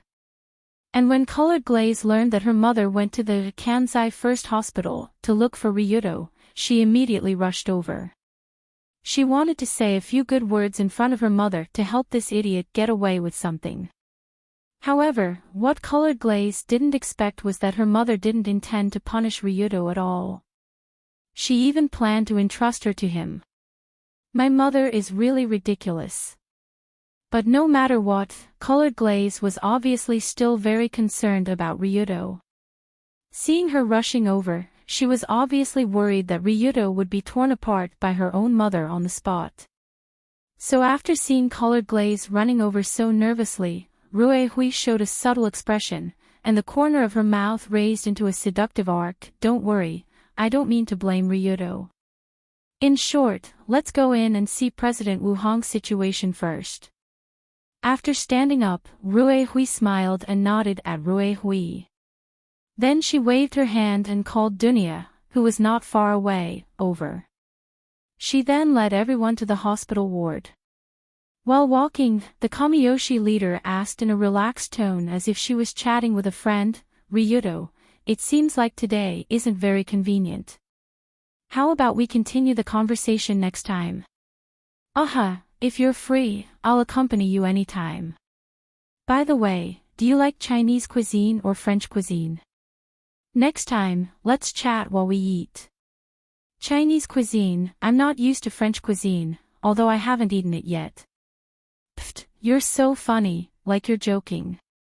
Just like that, Ruehui and Ryuto chatted while walking side by side to the ward area, while Dunya followed behind in fear, not even daring to breathe.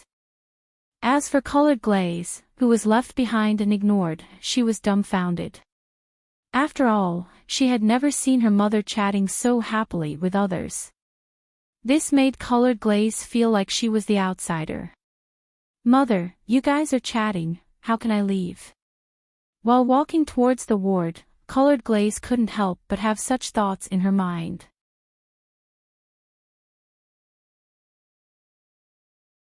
Chapter 170. Just as Ruehui entered the ward, President Wu Hong, who was lying on the hospital bed, was secretly drinking bottles of vodka that the nurses wouldn't allow him to drink no matter what. Then, when the group of people pushed the door open, he was so frightened that he spilled the vodka on the bed. Although he was greatly afraid of Rue Hui who suddenly barged in, President Wu Hong still jumped up excitedly when he saw his precious daughter. Dong! Dunia! That's great, you're really still alive. Crack! His burly figure jumped up from the bed, and the bandage wrapped around his chest cracked open on the spot, and a large amount of blood seeped out from it. Dad! You're actually secretly drinking vodka. Moreover, it was under the condition of being seriously injured. Do you want to die? Originally, Dunia wanted to give her dad a hug when she came in, but when she saw the bottle in his hand, she was so angry that she wanted to hit him on the head with the bottle. Colored glaze should be very experienced in hitting people on the head with a bottle, but at this moment, she didn't have the energy to care about the stupid father and daughter. After all, Colored Glaze's little head was still thinking about when her mother became so close to Ryuto. What happened when I wasn't here? Why is Ryuto so close to mother? Am I not awake yet? Am I actually in a dream? Colored Glaze was in a daze as she secretly reached out to pinch the hard thigh beside her. After pinching for a while, she realized that Ryuto was looking at her with a puzzled gaze. Colored Glaze. Why are you pinching my thigh? Although it didn't hurt to pinch Colored Glaze's cold and smooth hands, Ryuto still felt that it was a little strange. Moreover, Rue Hui was on the other side. If you want to pinch, find a place where there's no one around and slowly pinch. Why must you pinch in front of mother-in-law? I'm so sorry. When Ryuto gave her a question mark, Colored Glaze's face flushed red. She quickly turned her face to look at the other side, as if she suddenly had a strong interest in the hospital's white ward wall. However, at this moment, Dancing Costume also brought the rescued Hitoshi Kazuma to the ward. After seeing his biological father who just slipped out of prison, Ryuto coolly greeted Kazuma and smiled. Yo, Dad, you're out. The air outside is good, right? It's okay, you've worked hard during this time. When Kazuma saw his son, he walked up to him and patted him on the shoulder, and said with a slightly heavy tone. Originally, Kazuma wanted his son to stay away from extreme Tao, but he didn't expect that his son seemed to be getting better and better at it. He even found someone to rescue him from prison. The younger generation was truly formidable, and he had a talent for doing evil. Suddenly, Wu Hong, who was being chased around by Dunia to steal bottles of wine, took the opportunity to run in front of Kazuma. He grabbed his hand and shook it crazily while laughing. Isn't this Kazuma? Long time no see. It's great to see you alive and kicking. I'm alive and kicking, but you seem to have some problems. When he heard President Wu Hong's rough greeting, Ima looked at the bandages on his chest that were bleeding profusely. He hurriedly helped him back to the bed so that he wouldn't bleed to death. We haven't seen each other for many years, right? We haven't seen each other since the big fight with the drug lords in Siberia more than 10 years ago. Siberia. At that time, you killed 70 or 80 people. No, not as much as you, not as much as you. You killed so many people that their blood flowed like a river. When people in that area heard your name, they would be scared witless. Not sure if it was to avoid Dunia's pursuit, or if it was because he was really interested in it. Wu Hong and Kazuma began to talk about their old stories in high spirits, and they also picked up the vodka in their hands and gulped it down. On the hospital bed, drinking vodka and bragging with a seriously injured patient whose chest was bleeding due to the torn bandage was something that only these two strong men with nerves as thick as steel could do. But while Kazuma chatted with Wu Hong, he explained what happened before, such as why Ryuto wanted to kidnap Dunia, and what the Heavenly Eye group did behind the scenes, etc. Too much. Those guys dared to do this kind of thing. Boom. After listening to Kazuma's explanation, Wu Hong couldn't help but punch the bed in anger. Wu Hong was indeed a powerful martial artist.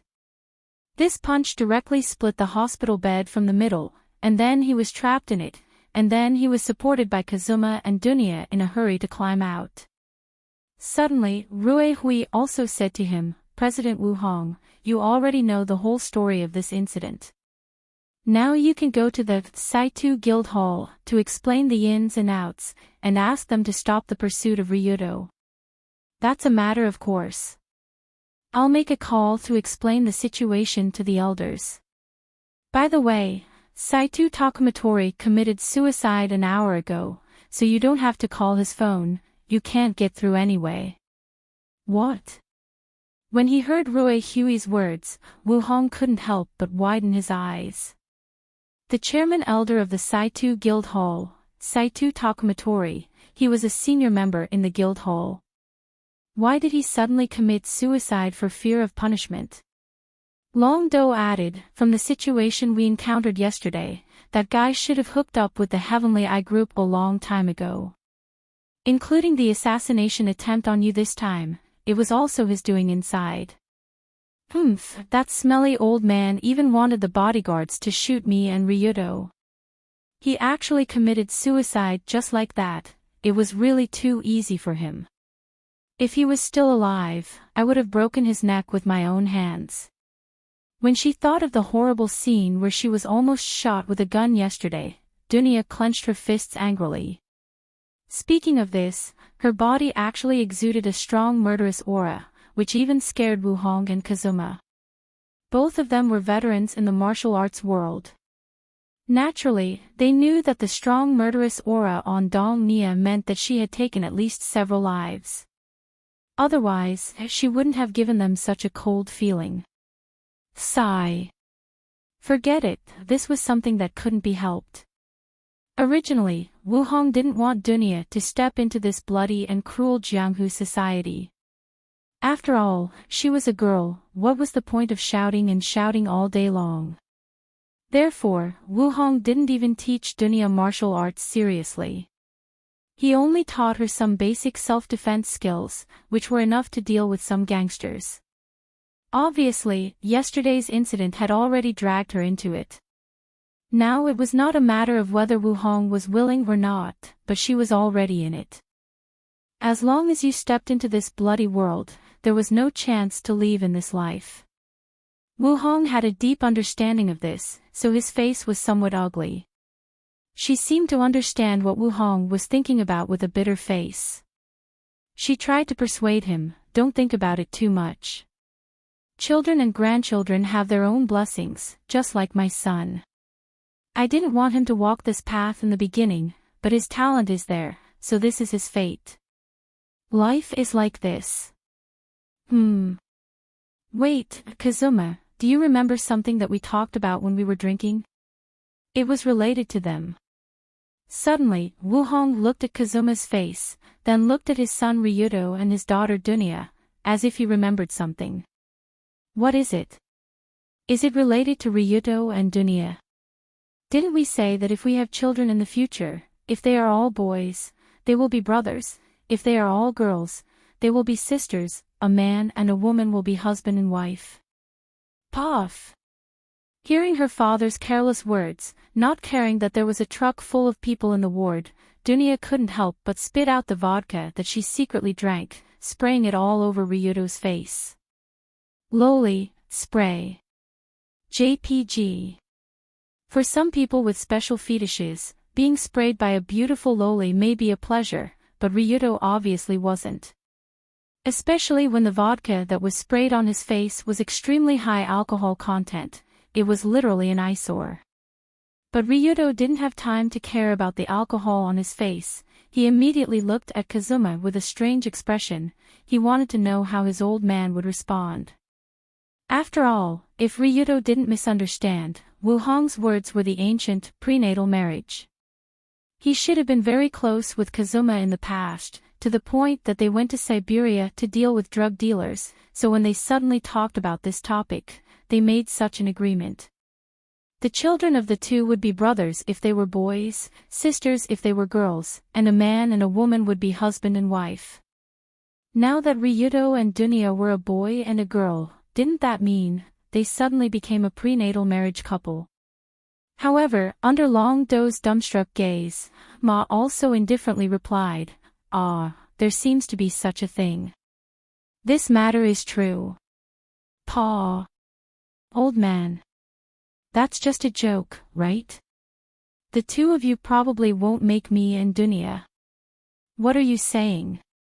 Just as Long Do was about to laugh it off, Wu Hong raised his eyebrows and said in a stern tone, "A real man will keep his word and dismember his corpse. How can you treat it as a joke? Son-in-law." No, no, no, it's a promise that cannot be taken back." "What is a promise that can't be dismembered? Who else is your son-in-law?" Ryudo instantly panicked when he saw that these two old friends of his were really going to arrange a marriage between him and Dunya with just a few words. It wasn't that he didn't want to be close to Dunya, but that the Kanzaki mother and daughter were watching. Dunya couldn't help but blush when she heard about this. She picked up the vodka in her hand and gulped it down in an attempt to cover up her embarrassment. Colored Glaze, on the other hand, looked at Ryudo with an icy gaze that seemed to say, "Breaking all ties." This made Ryudo think that he had done something that would make him a sinner for all eternity. Of course, no matter how icy Colored Glaze's gaze was, it wasn't as terrifying as Rue Huey's smile. Rue Huey's smile was fake, but her eyes weren't smiling. However, she wasn't looking at Ryudo. Instead, she was looking at Dunya. It seemed like she was thinking about how to toss this bear loli to Siberia to plant potatoes. But no matter what, after this farce ended, the kidnapping incident that had lasted for several days finally came to an end. From tomorrow onwards, Ryudo would be able to return to his daily life. Let's hope that was the case.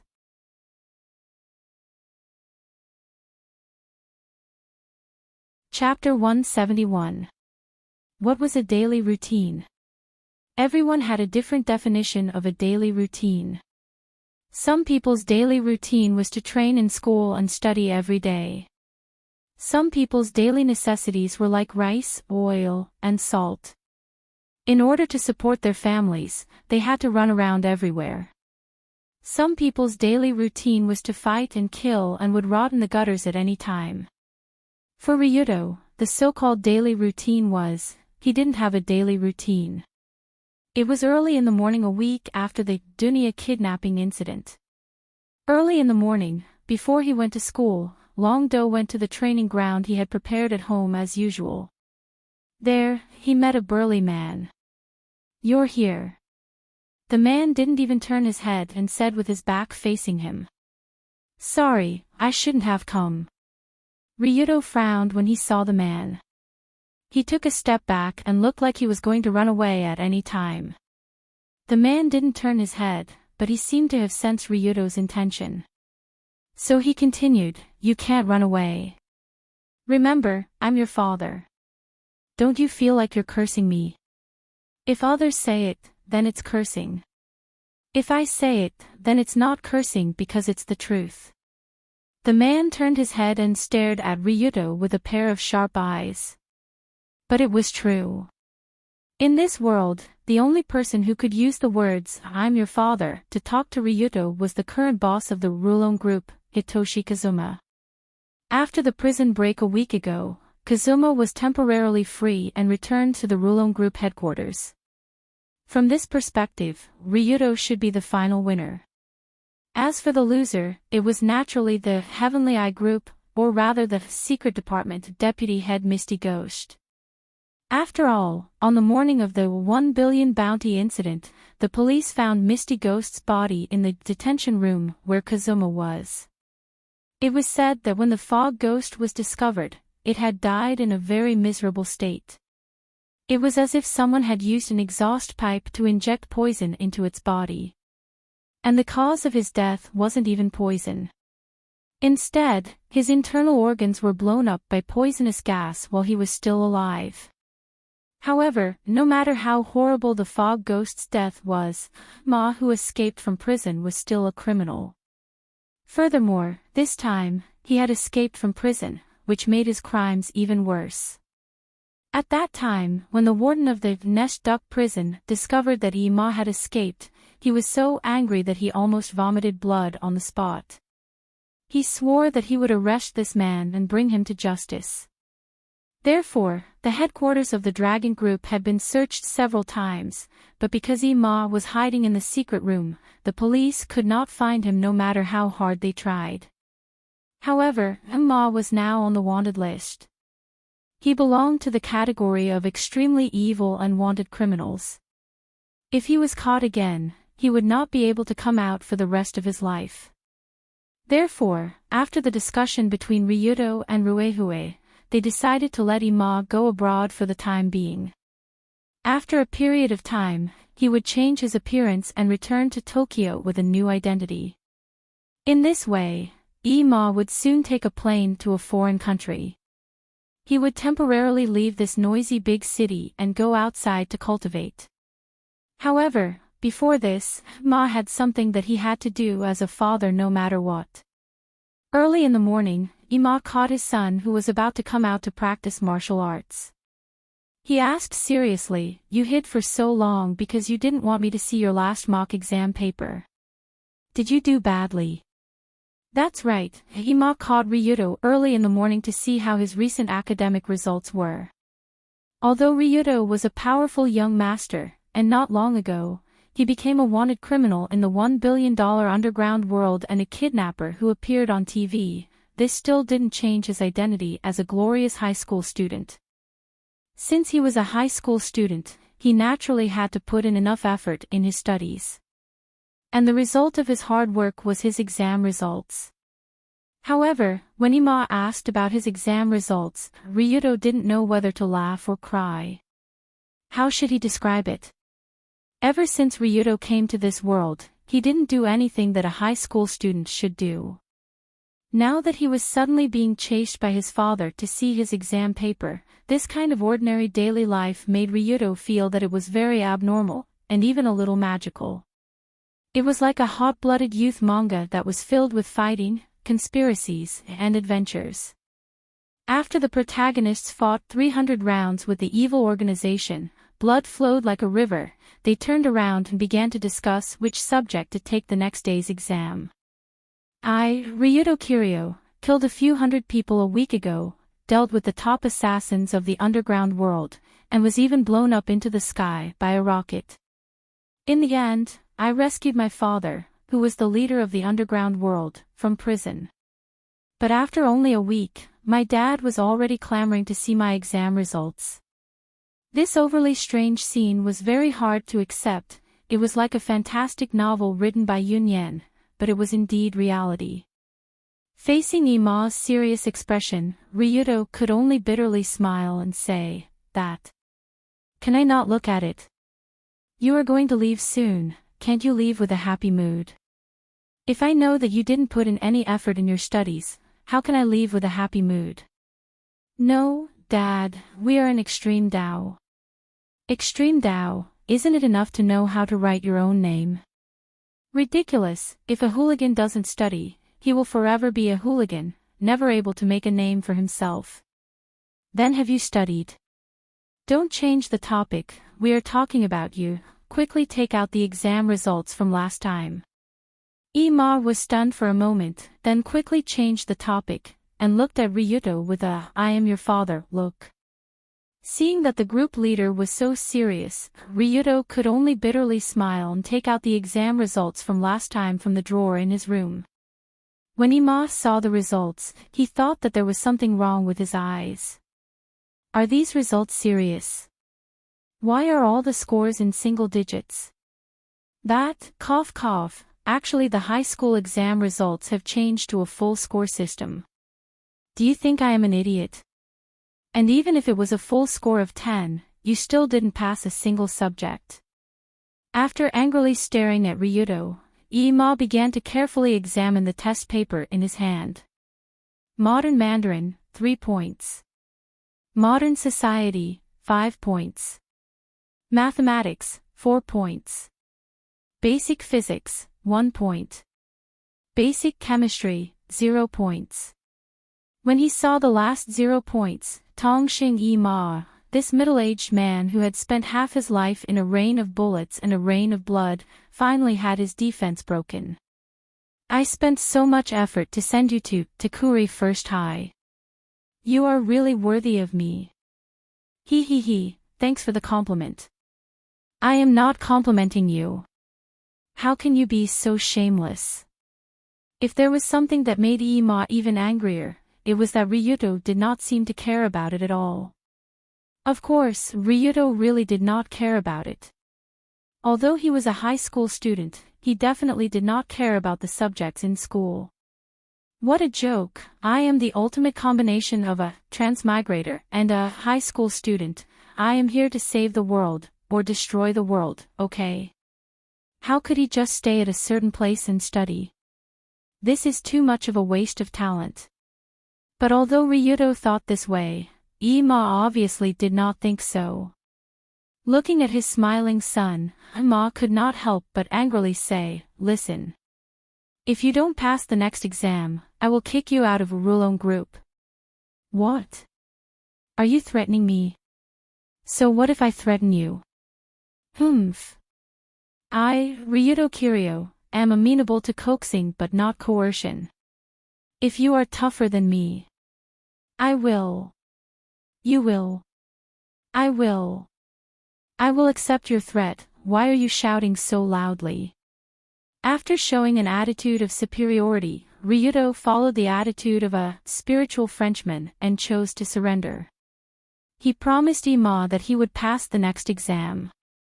However, Ryuto usually slept in class and did not even open a book after studying for so long. Of course, he could not pass the exam based on his own ability. Therefore, Ryuto found his life coach at noon that day. Dora colored glaze, the exam is in 5 days, quickly think of a way. What the hell is Dora colored glaze? I don't eat dorayaki. After being asked by Ryuto, the colored glaze who was elegantly eating on the garden cushion suddenly had a drop of cold sweat on her forehead. But she still raised her head and said in a cold tone, "Why don't you ask your cute fiancé for this kind of thing?" Ever since she found out Ryuto and Dunya had an arranged marriage a week ago, the colored glaze's attitude towards him was very cold. Although Ryuto still diligently came to eat with the colored glaze's tantrum was not something that could be resolved in a short period of time. It could be said that it was quite awkward. But when he heard the colored glaze's retort, Ryuto shamelessly replied, "I actually asked Dunya if she could help me with my studies. And then I realized that she is in her first year of high school and I am in my second year. She hasn't learned what I am learning, how can she help me?" Speaking up to here, Long Do spread out his hands and put on a helpless expression. Dunya usually looked silly, but surprisingly, her academic performance was not bad. She was one of the top students in her first year. After all, after coming to Tokyo, she studied at the White Lotus Female Academy, which was a completely closed-off school. Usually, there was nothing to do except study. It would be strange if her grades were not good. But the problem was that no matter how good Dunya's grades were, it could not change the fact that she was in her first year and Ryuto was in his second year. Therefore, the only people who could help Ryuto were the colored glaze and Yunyen. He grabbed onto the colored glaze and madly begged. In the end, under Ryuto's repeated pleas, the colored glaze finally softened. "Since you've begged me to this extent, it's not like I can't teach you." Oh. Okay. Don't be in a hurry. In short, let's see how your foundation is. If it's too bad, I can't help. Oh, this is my last exam paper, please take a look. In fact, colored glaze was quite confident in teaching others. After all, she was very smart. If she really wanted to teach, she could achieve a better result than a teacher. However, after looking at the Dragon Duel test paper, Lioli regretted it. Because she couldn't imagine that this was something that could be written by a human. Even a dog would score better than this if it was scratched a few times.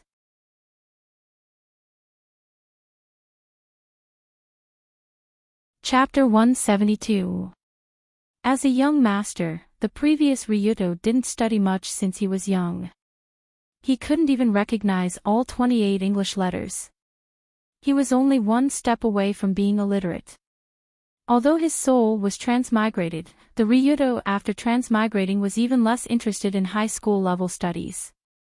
After all, he knew that in 2 years this broken island would sink. Who would care about how many points he got on the exam? He could just deal with it. However, the colored glaze obviously didn't know about Ryuto's situation, so she didn't think this idiot would be this bad. After reading Ryuto's exam, the colored glaze pondered for a long time before carefully asking, "Did you do these exam papers seriously? Or did you just write them casually?" "I forgot. Anyway, I slept most of the time during the exam." "So did you write it seriously?" "I wrote my name seriously. I'm quite confident in writing my name." Suddenly, Ryuto proudly puffed out his chest and put on a dignified and upright posture. "For a high school student, I don't think this is much of an honor. How did you get into this school before?" Feeling his inexplicable confidence, the colored glaze could only helplessly cover her face. She originally thought that Ryuto was able to get into the Dori First High School because he had done some hard work. Now it seemed like he didn't even have the ability to reach the level of an elementary school student. That year's entrance exam. I think I threatened the person next to me to write the answers. Other than my name, I didn't write anything else. Is the invigilator useless? Why didn't he do anything? It's probably because I've communicated with him beforehand. Communicated? How did you communicate? Did you bribe him? I didn't bribe him. I just told him that if he dared to interfere, he should be careful when walking at night after school to avoid being hacked to death. Of course, that was wrong, but I won't do it again. As expected of a bastard. How did I get so close to this guy? But he seems to be much better now." Hearing this, colored glaze carefully looked at Ryuto, who had a strange expression on his face. Although Ryuto had indeed done such a thing before, colored glaze felt that he wasn't someone who would do such a thing now. It was as if after the colored glaze kidnapping incident, Ryuto had completely changed. In the past, Ryuto was indeed a scumbag who would threaten his desk mate to help him write the test papers. He also threatened the invigilator to not interfere or else he would be hacked to death. However, the current Ryuto was not that kind of person. When he encountered problems during exams, he would only look for someone to help him with his grades. He would not think of those unorthodox methods. However, this was to be expected. After all, the previous Ryuto and the current Ryuto only had the same body, but their souls were two completely different people. The previous Ryuto Kiryu was a scumbag villain, so it was normal for him to do all kinds of hooligan acts. He even thought that the colored glaze was definitely a scumbag who deserved to be thrown out to feed the fish. Therefore, colored glaze was actually quite happy with the current extreme Dao young master who did not hesitate to ask her for help instead of choosing to walk the unorthodox path. Oh right. At this time, Ryuto suddenly reached out and patted his head. He smiled and said to colored glaze, "I can't threaten others to help me write the test papers or threaten the invigilator, but stealing the test papers shouldn't be a problem, right?" In Ryuto's view, threatening normal people was not right. However, stealing the test papers to prepare the answers in advance and copying them during the exam was fine. This was Ryuto, a man with a flexible moral bottom line. Fine. Let's pretend I didn't think of anything just now. Seeing Ryuto, who suddenly thought of stealing the test papers, and laughed heartily, colored glaze immediately threw the thought of, "I kind of like him," into the trash can. She looked at him with eyes full of contempt.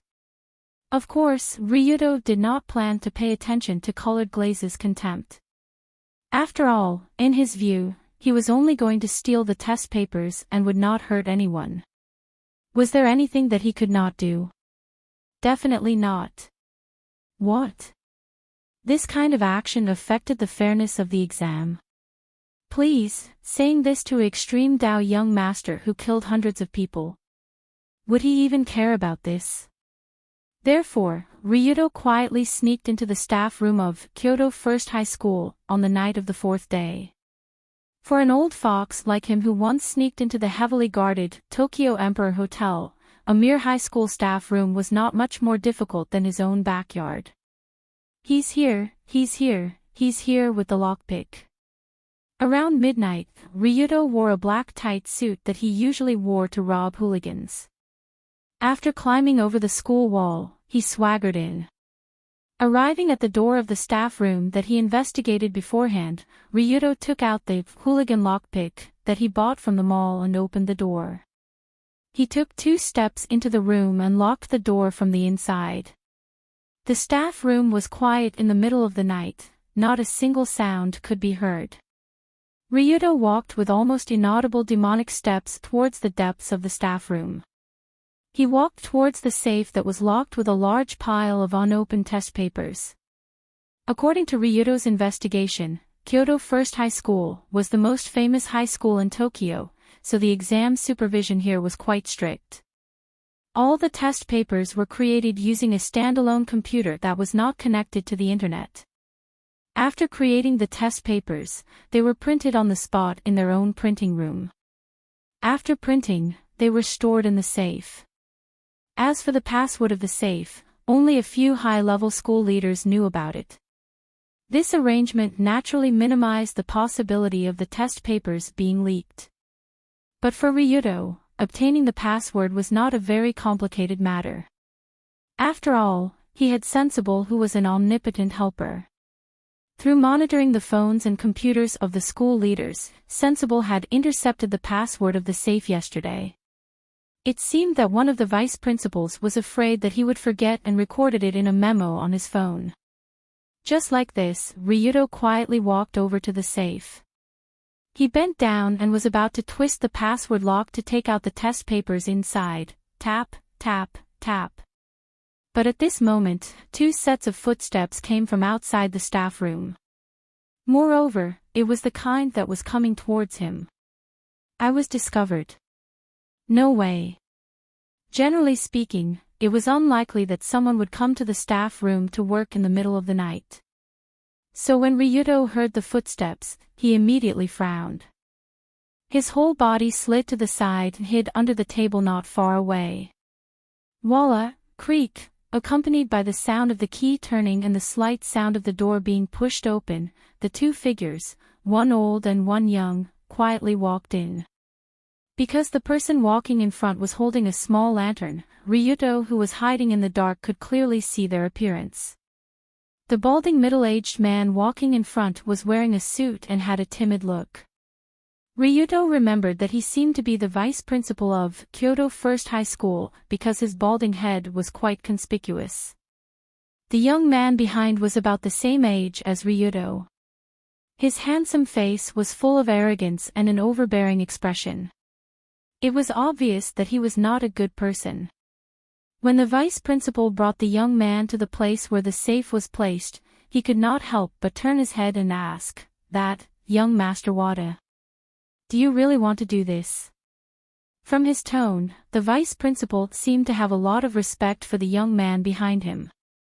It was obvious that the young Master Wada had an extraordinary background. "Nonsense, if I ask you to open it, then open it.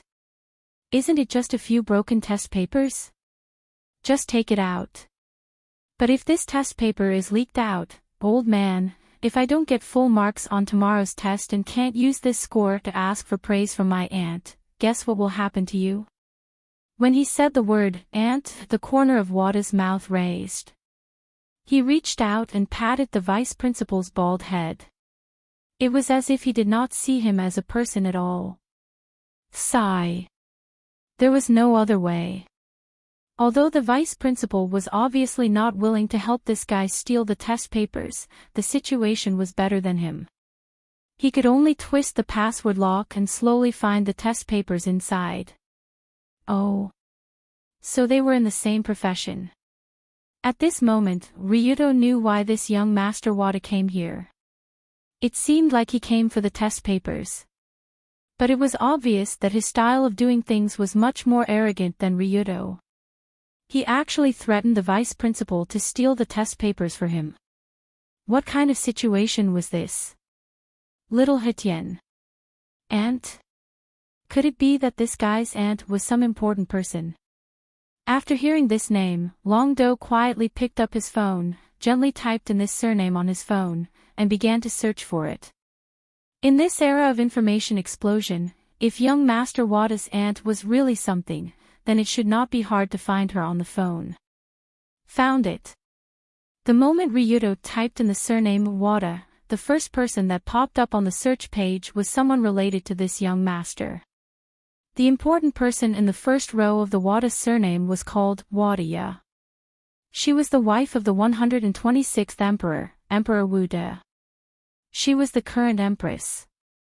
And this Wadaya's father, Wadahain, was the current permanent representative of the United Nations and the chief judge of the International Court of Justice. She also had a nephew called Wada. He should be the one who threatened the vice principal to steal the test papers. So that's why. I was wondering why he was so arrogant. So he is a relative of the emperor. Seeing the vice principal nervously take out the test papers one by one and give them to young Master Wada, Ryuto could not help but sneer. Indeed, young Master Wada's family background could be said to be a real noble family. His family had been in politics for many years and was related to the royal family by marriage. Whether it was background or reputation, they were all very good. But although this guy was arrogant and despotic, as long as he did not provoke Ryuto, he could not be bothered with this kind of person. He simply hid at the side and did not make a sound, silently waiting for these two guys to leave. Who knew that when Wada received the test papers, he could not help but curse, F***ck Ryuto Kiryu. If it was not for that scum, I would not have to waste time. Tui.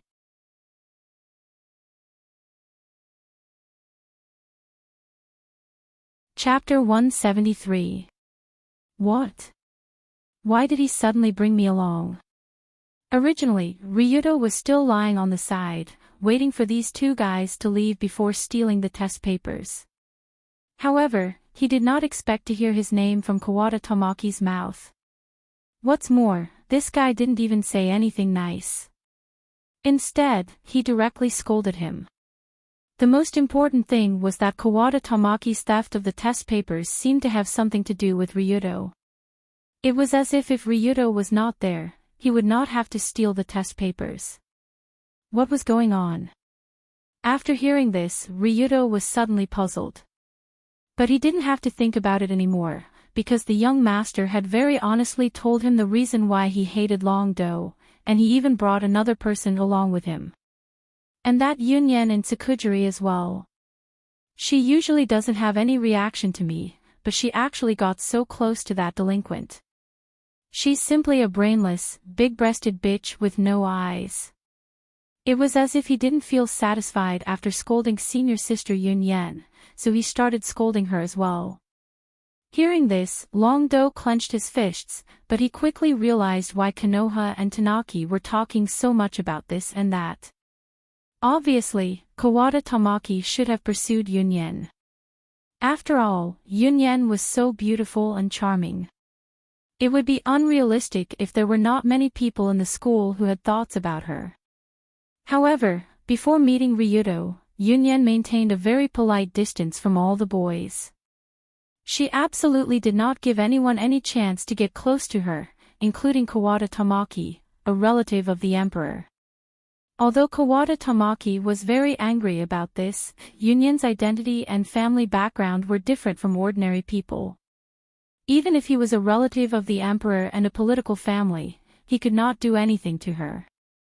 He could only pretend to be carefree and forget about this matter. But not long after Kawada Tamaki forgot about this matter, there was a rumor that Yunyen and Ryuto Kiryu were having an affair. Even the scene of them walking into the campus side by side was taken and posted on the internet. It could be said that these were not rumors, but irrefutable evidence. From the photo, even if Yunyen and Ryuto were not in a relationship, they were at least closer than ordinary friends. In other words, Yunyen did not reject this man. After learning about this, Kawadanaki was so angry that he smashed his phone on the spot. Are you kidding me? I'm a member of the royal family, and you don't have any reaction at all. Instead, you're with a hoodlum. Aren't you looking down on me? Am I not as good as Ryuto Kiryu, that stinky dog? As the saying goes, don't worry about scarcity, but worry about inequality. If everyone could not pursue Yunyen, then forget it. There was nothing wrong with being a flower on a high mountain. Just let Yunyen quietly become the goddess in everyone's heart. But the problem was that others could not pursue her, but Ryuto, that stinky hoodlum, could. Didn't this mean that the goddess in Kawada Tamaki's heart had been taken by the blonde? Who would be able to tolerate this?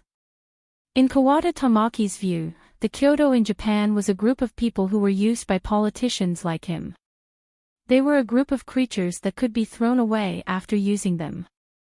They were creatures on the same level as watchdogs. Now, the young master of the Rulon group actually dared to steal the woman he liked, and he really did. How could he swallow this if he did not kill him? Therefore, Kawada Tamaki found his aunt, the current Empress Kawada Tamaki, and hoped that she could use her connections to deal with the Rulon group. At least, she could throw Ryuto into prison to pick up soap. However, the shrewd and capable aunt helplessly replied, Tamaki, you're not young anymore. You're always thinking about those messy things. How are you going to inherit the family business in the future? Who said that I'm always thinking about your messy things? I don't know how good my grades are. Inheriting the family business will definitely not be a problem. Alright then. When I was in the Dori First High School, I scored full marks in all subjects. If you can reach my level in the next exam, then you can do whatever you want with that hoodlum. Full marks in all subjects. No problem, it's not difficult at all. Therefore, after Kawada Tamaki gave a military order in front of his aunt, he turned around and began to threaten the vice principal to steal the exam papers. After all, he didn't look like someone who usually studied. How could he possibly get full marks in all subjects? Therefore, he could only use some unorthodox means. However, just as Kawada Tamaki was about to leave after stealing the exam papers, a dark figure of justice emerged from behind a table not far away. Little bastard, you're on the wrong path. Looking at the two figures leaving, Ryuto narrowed his eyes and quietly followed them out.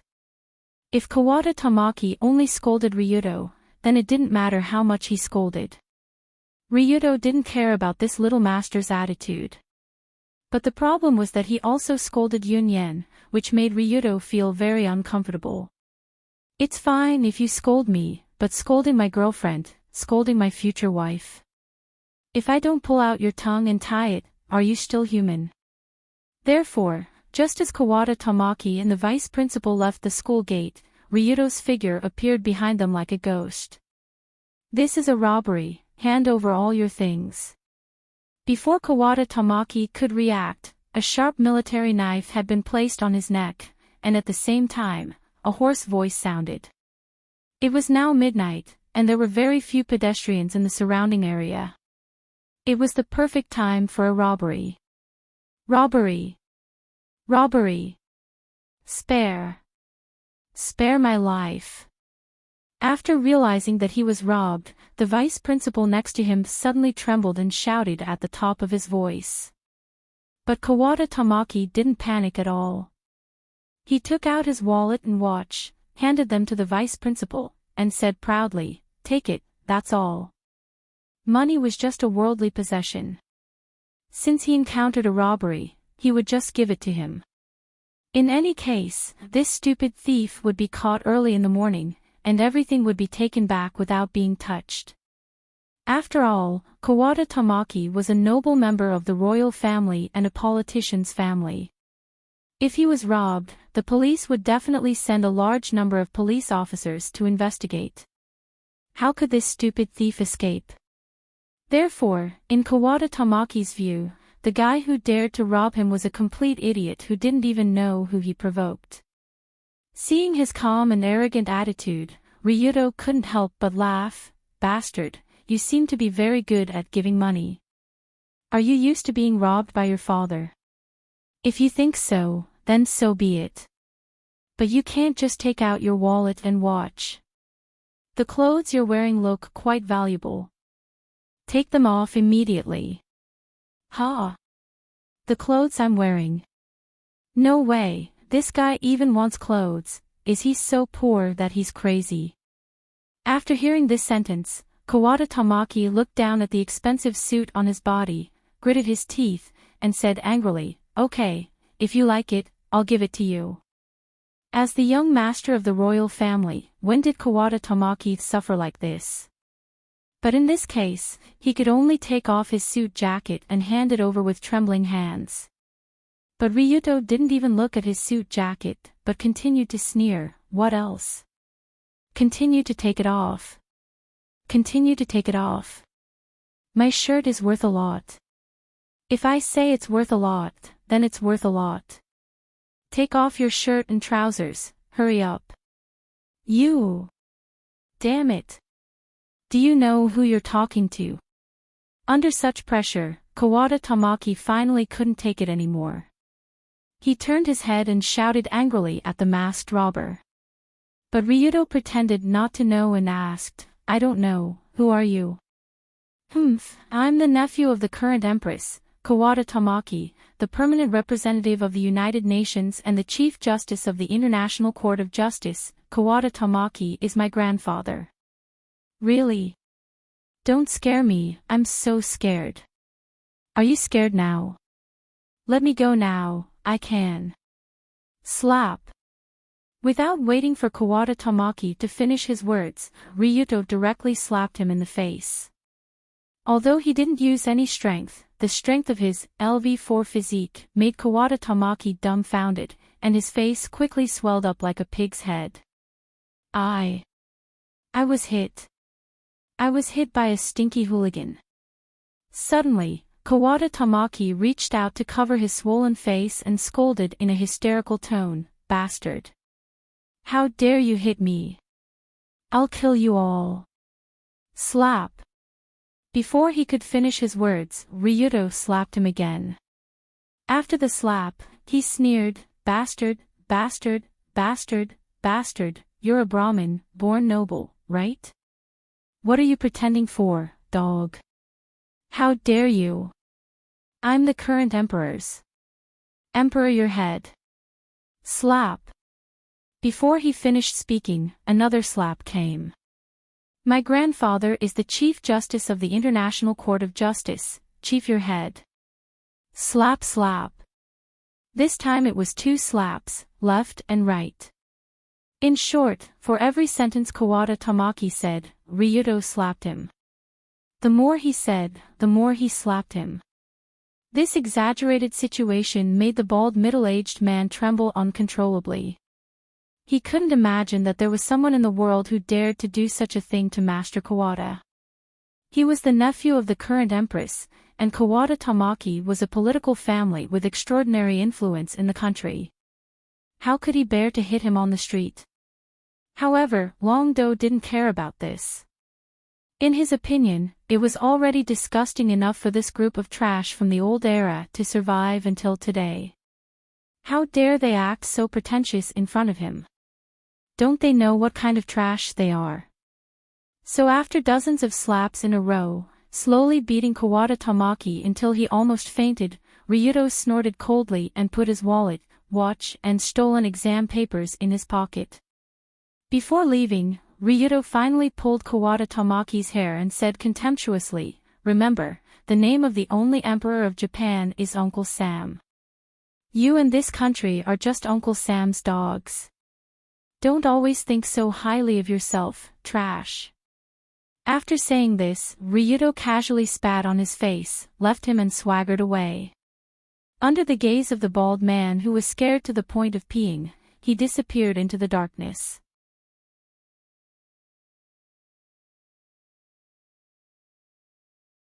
Chapter 174.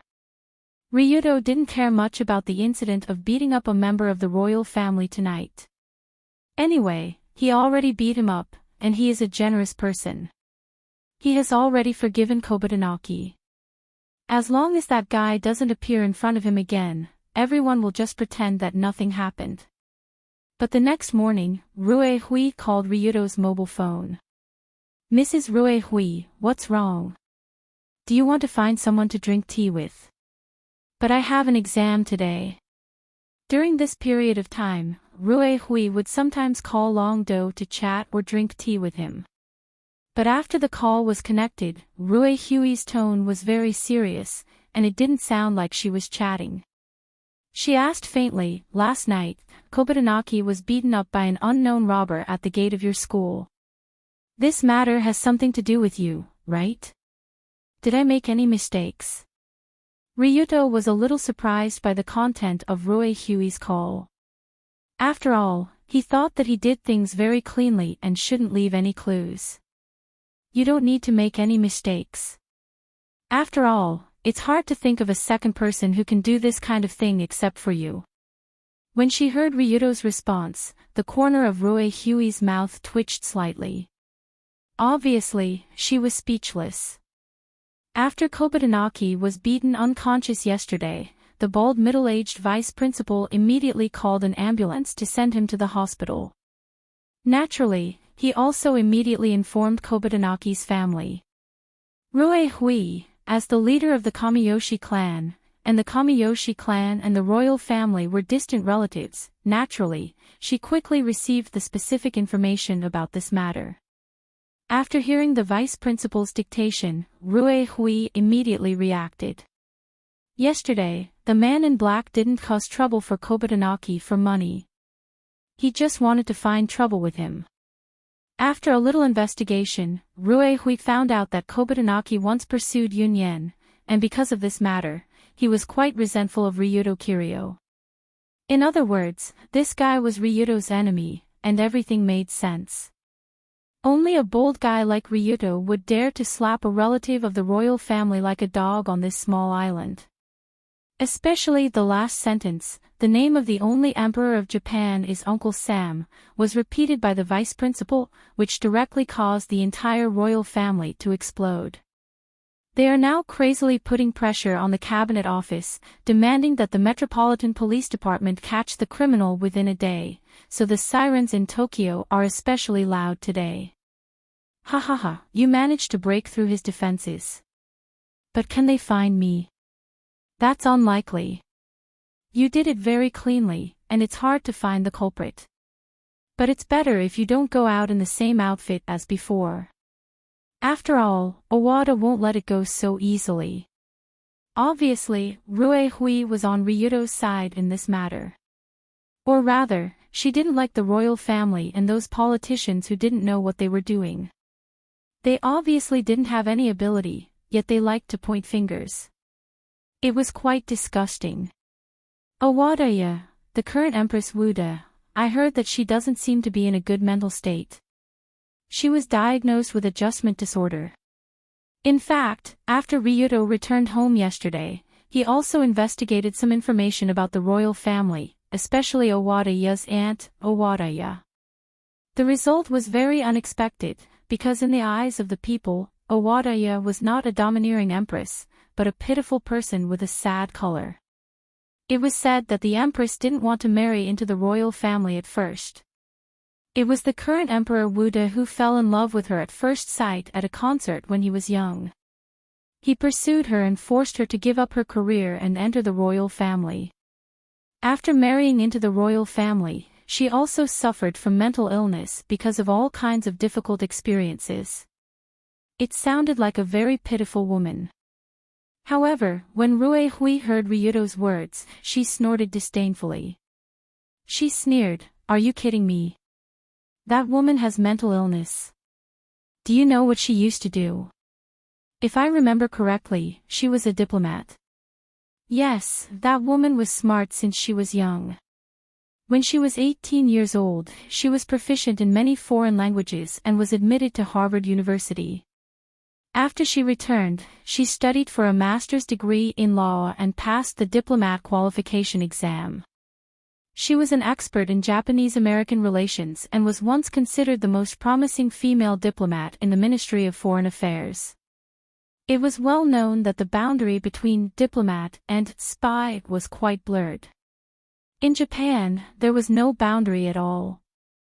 Diplomats were basically trained according to the template of spies. To be called the most promising diplomat in the whole country, Owadaya's ability was naturally quite outstanding. She was definitely the type that had nothing to do with weak women. So you're saying that she's faking her illness to gain sympathy. Not only was her illness faked, but her experience was also faked. You don't think that Emperor Wuda fell in love with her at first sight when he was young, right? As far as I know, when the woman was studying at Harvard University, this matter was already in the process of being arranged. When she said the words Harvard University, Rue Hui intentionally or unintentionally emphasized her tone, obviously hinting at the power behind it. So that's how it is. This queen was arranged by Uncle Sam to be a dog leash for the royal family. Compared to ordinary Japanese, Ryuto obviously had a more comprehensive understanding of the situation of this country, and it was easier for him to understand all the reasons. In essence, Japan was not a country, but something similar to a colony. And the one who really controlled everything after the separation was Uncle Sam American, the real mastermind behind the scenes.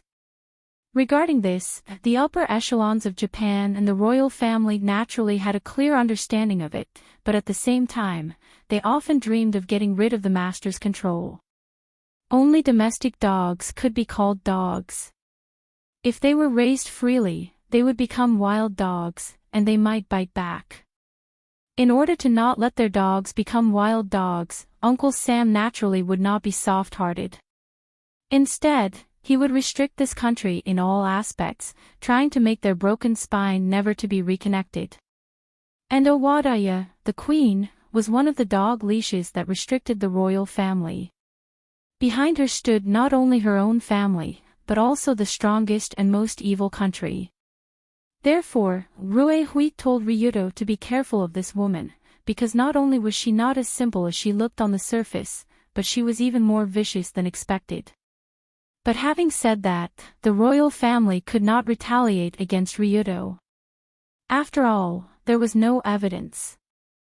But if evidence was really found, then the situation on Ryuto's side would be quite troublesome, and even Rue Hui might not be able to help him solve the problem. In short, you should be careful.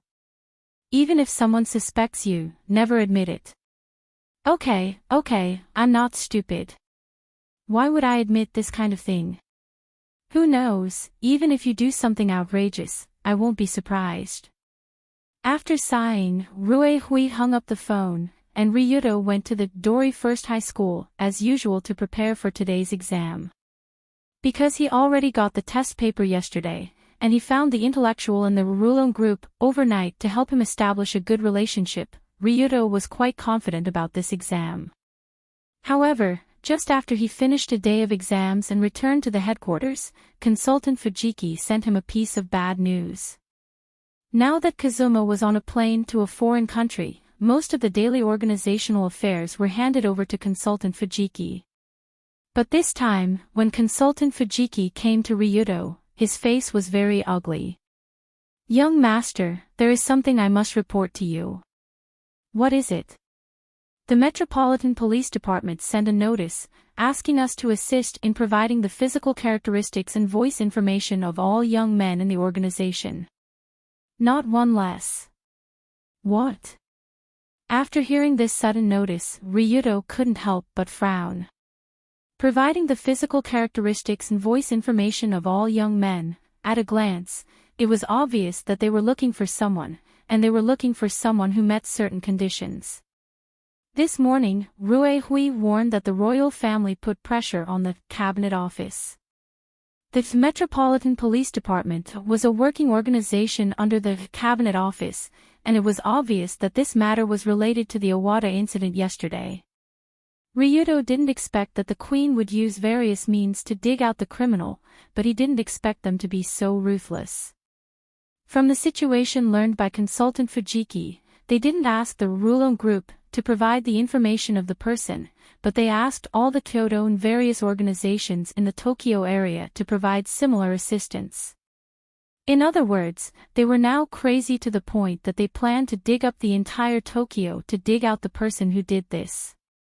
If it was just beating up Awada, the royal family shouldn't be so furious. In the end, they should be broken by Ryudo's words. The name of the only emperor of Japan is Uncle Sam. Saying such words to a relative of the royal family was almost like slapping the entire royal family in the face, and it was the kind of slapping that resounded loudly from both sides. Even if they were mascots, they had to be mascots representing a country. The face wasn't something that could be slapped, except for Uncle Sam. Although there were no clues of the criminal so far, from the judgment of professionals, they should be sure that it was done by the underground society, including the Kyoto. Therefore, the Metropolitan Police Department began to use this extreme method to try to dig out the criminal from the tens of millions of people in Tokyo. But the Metropolitan Police Department knows that this kind of thing is against the rules, right? If we don't give them the information, what can they do? The message from the other side is, if we don't cooperate, they will start to wipe out all kinds of people, guaranteeing that our lives will be more difficult day by day. After hearing consultant Fujiki's words, Ryudo couldn't help but sneer. What a good Awada Empress, what a good cabinet office, what a good Metropolitan Police Department. If they really started to use all kinds of methods to deal with the Kyoto, there weren't many people who could withstand it. After all, underground organizations couldn't be enemies with a serious state government. State government. If you want to trouble me, then come.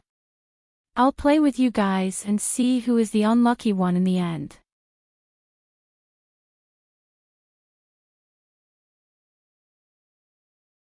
Chapter 175. Suddenly, the corner of Ryudo's mouth slightly raised, and he put on a Return of the Dragon King posture, which seemed very arrogant. Then he said to consultant Fujiki, when will the person collecting the information come? In about an hour, they will come here one by one to collect samples from the young male members who meet the age. Very good. I'll go back and prepare. After leaving such a sentence, Ryudo quickly walked to his room. In fact, the matter of Tokyo digging 3 feet into the ground to dig up criminals was somewhat troublesome for Ryudo. Although he was equipped with the rogue voice-changing mask at the time, which could block his appearance and change his voice. But the voice and appearance could be blocked, but the body shape couldn't be changed. In addition, if Rue Hui could find out that Ryudo and Takatanaki had some friction, the Metropolitan Police Department naturally had no reason not to find out. In this case, if Ryudo's body shape was exactly the same as what the vice principal saw, then he would be easily exposed. Of course, the premise was that Ryudo couldn't change his body shape and body shape. Normal people couldn't make themselves fatter, thinner, taller, or shorter in a day or two. But Ryudo was different. He didn't belong to the category of normal people at all. He was a dignified pay-to-win player. So after returning to his room, Ryudo opened the system that he hadn't touched for a long time, and wanted to see if there were any similar items in the shop. During this time, Ryudo was basically earning money.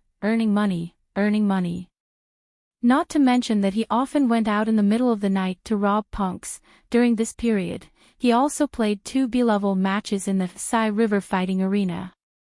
After winning a B-level match, he could get a prize of 30 million. Ryudo played 2 matches, and he got 60 million just like that. If it wasn't for the fact that B-level and above matches needed time to arrange and couldn't be played every day, Ryudo wanted to buy a house there and earn money every day. After playing for a year and a half, all his attributes would have been maxed out. In addition to the money mentioned by the Sai River Fighting Arena, the first batch of dividends from the Rulong Security Company had also arrived. In the past month, the Rulong Security Company had accepted more than 10 security missions and earned more than 80 million yuan. More and more people were lining up to ask for money. Of course, the main reason for this situation was that several other relatively large security companies in Tokyo had already collapsed. Under the joint plotting of Ryudo, Sensible, and Gao Yuan, they had messed up several missions, and their reputation was tarnished. Anyway, the security company industry was a competition of lousy. The newly established Rulong Security Company didn't look that bad, so it became the first company that many bosses considered. From this, Ryudo received more than 20 million in cash. Although it wasn't much, considering that this was only the first month's performance, it was already quite good. Including the money from fighting the hooligans and some assets that he had left behind, Ryudo's current capital pool had reached the level of 120 million. 120 million, what kind of concept was that? It was a large sum of money, enough for Ryudo to buy 120 jobs. It was a large sum of money enough for Ryudo to upgrade his stats twice. It was a large sum of money enough for Ryudo to buy things in the shop. However, Ryudo didn't plan to spend all of this money at once. He wanted to save as much as he could and not use it as much as possible. He didn't save so much money to collect interest, but to save a person. To save a person who had helped him a lot, Ruehue Kamishiro. In order to prevent Ruehui from dying due to illness like in the original timeline, Ryudo has changed his short-term mission to save this kamikaze family head. But saving Ruehue wasn't easy, because her terminal illness wasn't an injury, but an illness. After refreshing the shop, Ryudo also tried to spend 10 million to buy a hooligan first aid pill for Ruehue, but it didn't have any effect. After all, the second time he bought the pill, which was twice as expensive, it only said, "can cure most injuries," and didn't say, "can cure most injuries." Injuries and illnesses were different. Even if a scion could recover quickly from an injury, they could still die of a heart attack. However, there was indeed something in the shop that could cure injuries, and it was called Hooligan 100 Immortal Pill. The description of this immortal pill was, with one pill, all illnesses will disappear, skin will become supple, and you will become a new person. It felt like after eating it, one could become an immortal, cleansing one's marrow and forging one's bones on the spot. However, the price of such a useful item was also quite reasonable. The first pill cost 1 billion. In fact, from an objective point of view, 1 billion to achieve the effect of becoming a new person was really worth it. The price was ridiculously high. Unfortunately, Ryudo couldn't take out that much money. Ruehue could take out 1 billion, but Ryudo couldn't ask her in advance. After all, if he directly told her, "You give me 1 billion, I can cure your terminal illness," it would feel like a swindler swindling money. No one in their right mind would believe it. Therefore, Ryudo planned to first take out 1 billion to buy the medicine for Ruehue to eat, and after her terminal illness was cured, he would let her compensate him with 1 billion. At that time, Ruehue knew that Ryudo wasn't joking, and would certainly compensate him with such a large sum of money. Maybe there would be more returns, hee. However, even if it wasn't the time to spend extravagantly, Ryudo still had to take out some money to deal with the situation. Beep beep beep, beep beep beep. Just as Ryudo was lying on the bed in his room looking at the shop, thinking about what to buy, Sensible's phone suddenly rang. "Hello, Sensible, what's wrong?" "Boss, the Metropolitan Police Department is investigating all the Kyoto and similar organizations in Tokyo. They are looking for a criminal with great fanfare." You should know about this. I know, in less than an hour, they will come to me to collect information. Do you have any suggestions? As far as I know, the one responsible for the Rollercoasters group is the Search Section 1, Chief Tokushima Rinka. She is a ruthless character, it's better not to provoke her. Since he knew that the chief of the Search Section 1 was collecting information on the Rollercoasters group, Sensible had already thought of the trouble that might arise on Ryuto's side. Search Section 1 First Division, this department had a pivotal position in the entire Metropolitan Police Department system. They were in charge of murder, robbery, assault, sexual crimes, and the worst criminal cases. Only the officers from the search department could wear a gold-framed red circular badge with the words, S1 SMPD, on the collar of their suits, which represented the difference between them and the other departments. It was no exaggeration to say that this was the most elite police force in Tokyo, second only to the special forces and other unconventional armed forces that dealt with various large-scale incidents. And the section chief who led this batch of police force, with the title of Ghost of the Investigation Department, Tokushima and Hana, was the elite of the elite. He had made many outstanding achievements, and in his 30s, he was promoted to the police inspector, which could be said to be an exaggeration of the super high position. After receiving Sensible's reminder, Ryuto first frowned, then nodded and said, Tokushima Rinka. It's her, I know. Boss, it's good that you know. Try to have a good attitude towards her. Don't go against her, otherwise it will be difficult to clean up. That woman is really difficult to deal with. Indeed, her brain is indeed a bit dirty. Then that's it, I still have something to do, I'll hang up first. After hanging up the phone, Ryuto's mind appeared a woman with short hair, a beautiful appearance, and a strong figure, but the way she did things was quite scary. Search Section 1 Chief Tokushima Rinka. In the game Red Album 2, No Survivors, she was a big character with a lot of scenes, and she was also the head of the Tenmu conglomerate. Guard Department.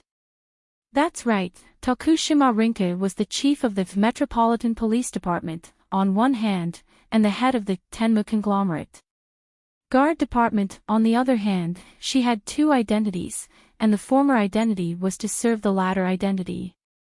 In other words, this guy was I am subordinate, a nail that I am inserted into the Metropolitan Police Department. Similar nails could be found everywhere in the government of Tokyo. After all, IM had already penetrated the official system in these years, and there were people everywhere. Although Tokushima Rinka's position wasn't the highest among them, she was the most useful. After all, she was the chief of the Search Section 1. As the saying goes, it's better to be in charge than to be in charge of a county. Rinka could really be in charge of a lot of places. It could be said that she provided a huge help to IM in turning the country upside down in the later stage. It's just that Ryuto didn't think that he would be able to meet Tokushima Rinka so early. But since she came to find him, he had to think of a way to deal with her. Tokushima Rinka. Wait, if I remember correctly, this woman seems to be a love-struck idiot. And she's also a masochist. Thinking about it, Ryuto suddenly thought of some descriptions of the woman in the game. Rinka was beautiful, dignified, determined, and impartial. She often had a straight face and was very difficult to get close to. She was an excellent police officer who could shoulder the title of chief. But if she was really as serious as she looked on the surface, she couldn't be a spy sent by IM that lunatic. So under the surface of the iceberg, the real Rinka was a love-struck idiot who had no resistance to handsome men, and she had a strong masochistic hobby. If the other party was a handsome man, her attitude would be much better. Otherwise, it was as bad as it could be. It was so bad that you would wonder whether she was a police officer or a hooligan. There's a way. Although it was a bit of a loss, the money that should be spent still needs to be spent, and the advantages that should be taken advantage of still need to be taken advantage of, sigh. After sighing, Ryuto Kiryu, am actually reduced to selling my body. Ryuto happily pressed the LV3 charm upgrade button. At the same time, he also asked the servant to help find the most handsome set of clothes, and called the best hairstylist nearby, ready to fight an earth-shattering battle of beauty in a while.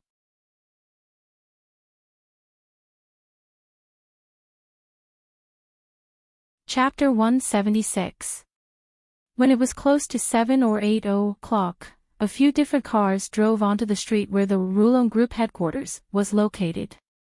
Anyone who knew a little bit about the industry would know that this kind of car was the Metropolitan Police Department or the Search Department. As long as this kind of car appeared, it would inevitably be accompanied by some major case, and it would cause a storm in the city. Screech. Accompanied by a burst of braking sound, the car stopped outside the Rollercoasters Group headquarters.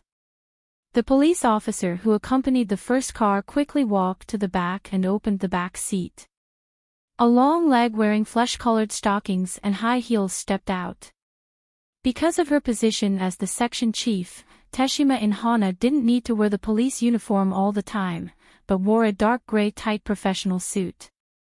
Under the short and narrow skirt, two slender and well-proportioned legs wrapped in flesh-colored stockings were exposed.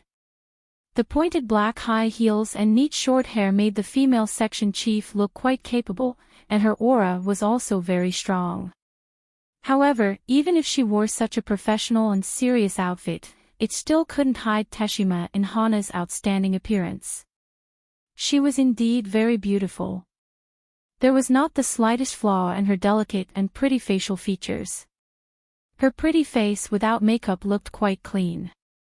Her slender eyes gave people a cold feeling. She was obviously an ice beauty.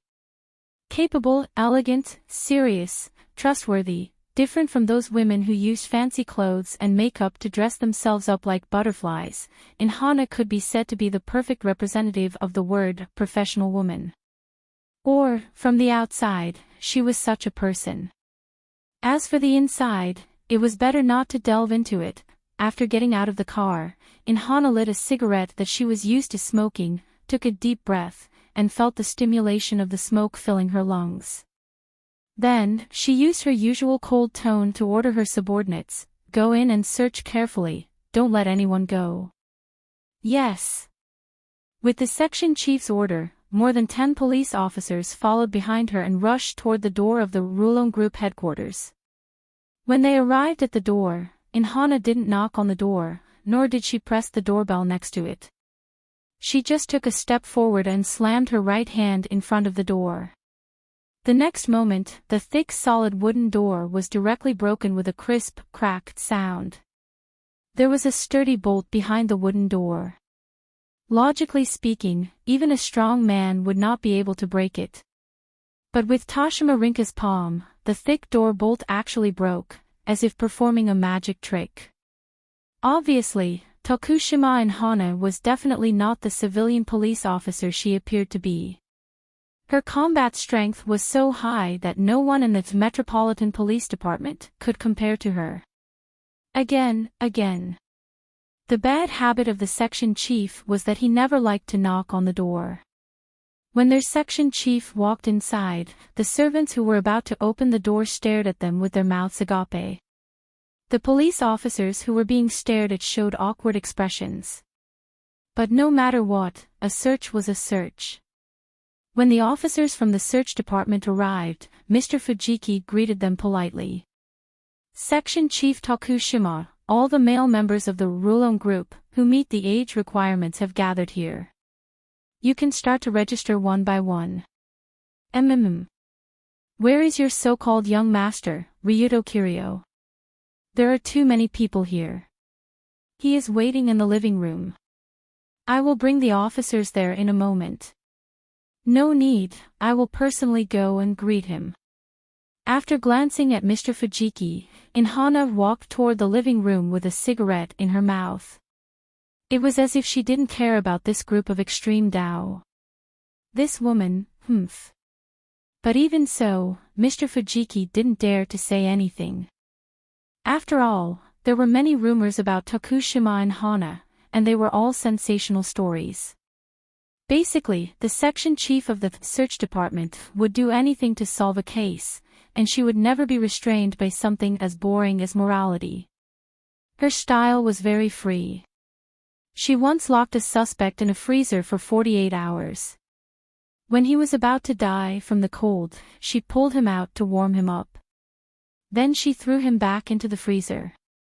In the end, the suspect couldn't take it anymore and was forced to confess. She once led a team directly to a certain extreme Dao base and fired heavy firepower without asking until everyone inside was turned into a hornet's nest. She once personally drove a police car to hit a robber who was trying to escape. The robber was directly sent flying dozens of meters away. After landing, she accidentally ran over the robber and turned him into a salted fish. In the eyes of the extreme Dao, this woman was a police officer who was more ruthless than the extreme Dao. She was the type who killed without blinking an eye.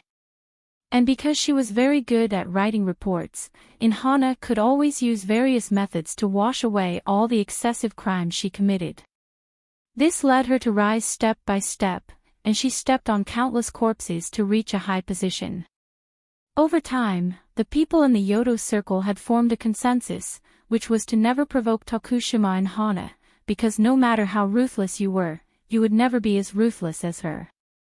However, just as advisor Fujiki brought Lin Hua to the reception room, the head of the search department muttered to himself while puffing on a cloud of smoke.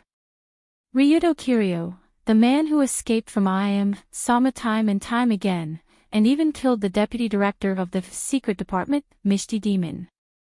Are you a lucky person? Or do you have the ability to reach this level? I'm really curious. That's right, the main reason why Tokushima and Hana came here in person was because she was curious about Ryudo. As a spy of the Tenma group, she naturally knew a lot of inside information of the group. After all, the name Ryudo Kiryu had long become a big topic of conversation in the group. But curiosity was curiosity. If Ryudo Kiryu was a man with real ability, it would be fine. If he was just a lucky man without any advantages, Tokushima and Hana would never let him go. At that time, I will definitely catch you and throw you into the cold room. Hiss. Before Hana finished this sentence in her heart, she and Fujiki had already arrived in the reception room and saw the handsome man sitting on the sofa like a prince with a glass of red wine in his hand. The moment she saw this young master, Tokushima and Hana only felt her heart beat faster, as if it was going to fly out from somewhere with some strange liquid. Her rosy lips opened slightly, and the cigarette in her mouth fell to the ground. Her breathing was rapid, her eyes quickly widened, and her body became stiff. This sudden change was even noticed by consultant Fujiki on the side. For Fujiki, who had been in the underworld for so long and had dealt with Hana more than once, of course, he knew that this female section chief had a preference for handsome men. This was also human nature. After all, Hana was a normal woman. It was not strange for her to like handsome men. And Fujiki had to admit that the young man sitting on the sofa was really attractive to women. The young man sitting on the sofa was naturally Ryudo Kiryu, but he didn't look like the usual slovenly little hooligan. The luxurious golden hair was obviously done by the hairstylist. After reperming and dyeing, it showed a texture that was not cheap at all. A few of the golden strands were softly placed on the forehead, and the breath of youth rushed to the face. Such an elegant, upper-class hairstyle and hair color, and the neat gray suit on his body, the spotless black trousers and leather shoes, gave a strong sense of chic. Ryudo's appearance was quite handsome. His skin was white, his nose was straight, and his posture was tall and straight. It was just that he had never tidied himself up properly, and many of his highlights were covered by his fierce aura, so it was not very obvious that he was handsome. Now that his charm had been raised to the level of LV4 charm, international warrior, the temperament that exuded from his gestures was impressive. Coupled with his excellent taste in clothes and proper tidying up, it was natural that he had been reborn. Full of seductive charm, luxurious and with a hint of melancholy at the same time, he was like a noble young master who had been weathered since childhood, but always stuck to himself. This was the feeling that Ryuto Kiryu gave people now. Unknowingly, let alone in Hana, even Fujiki, who had watched Ryuto grow up, was stunned. What's going on? How did young Master Ryuto become so handsome? He was simply not the same person as before. If the average score of Ryuto's appearance and temperament was only 70 to 80 points before, and when he opened his mouth, the current him was already close to the full score of 90 points and above.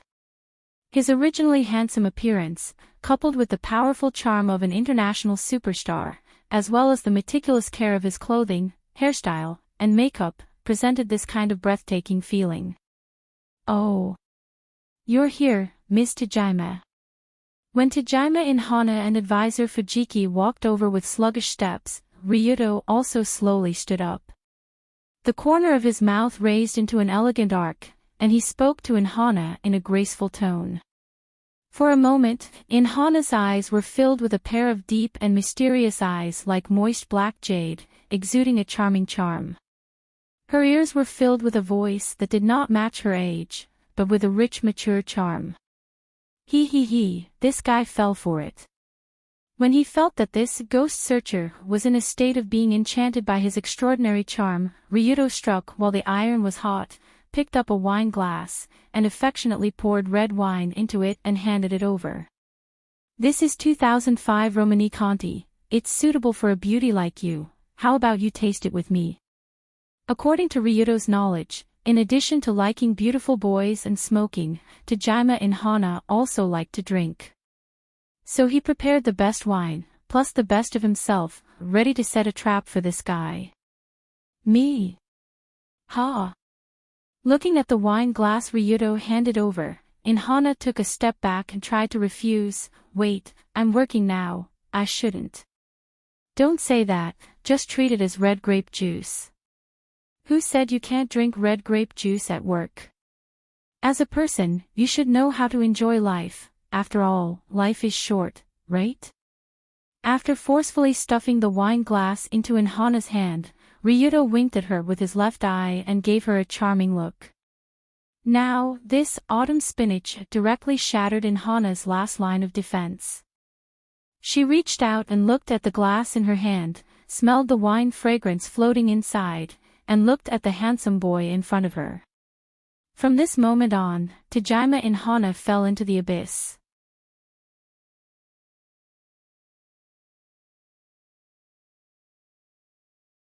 Chapter 177.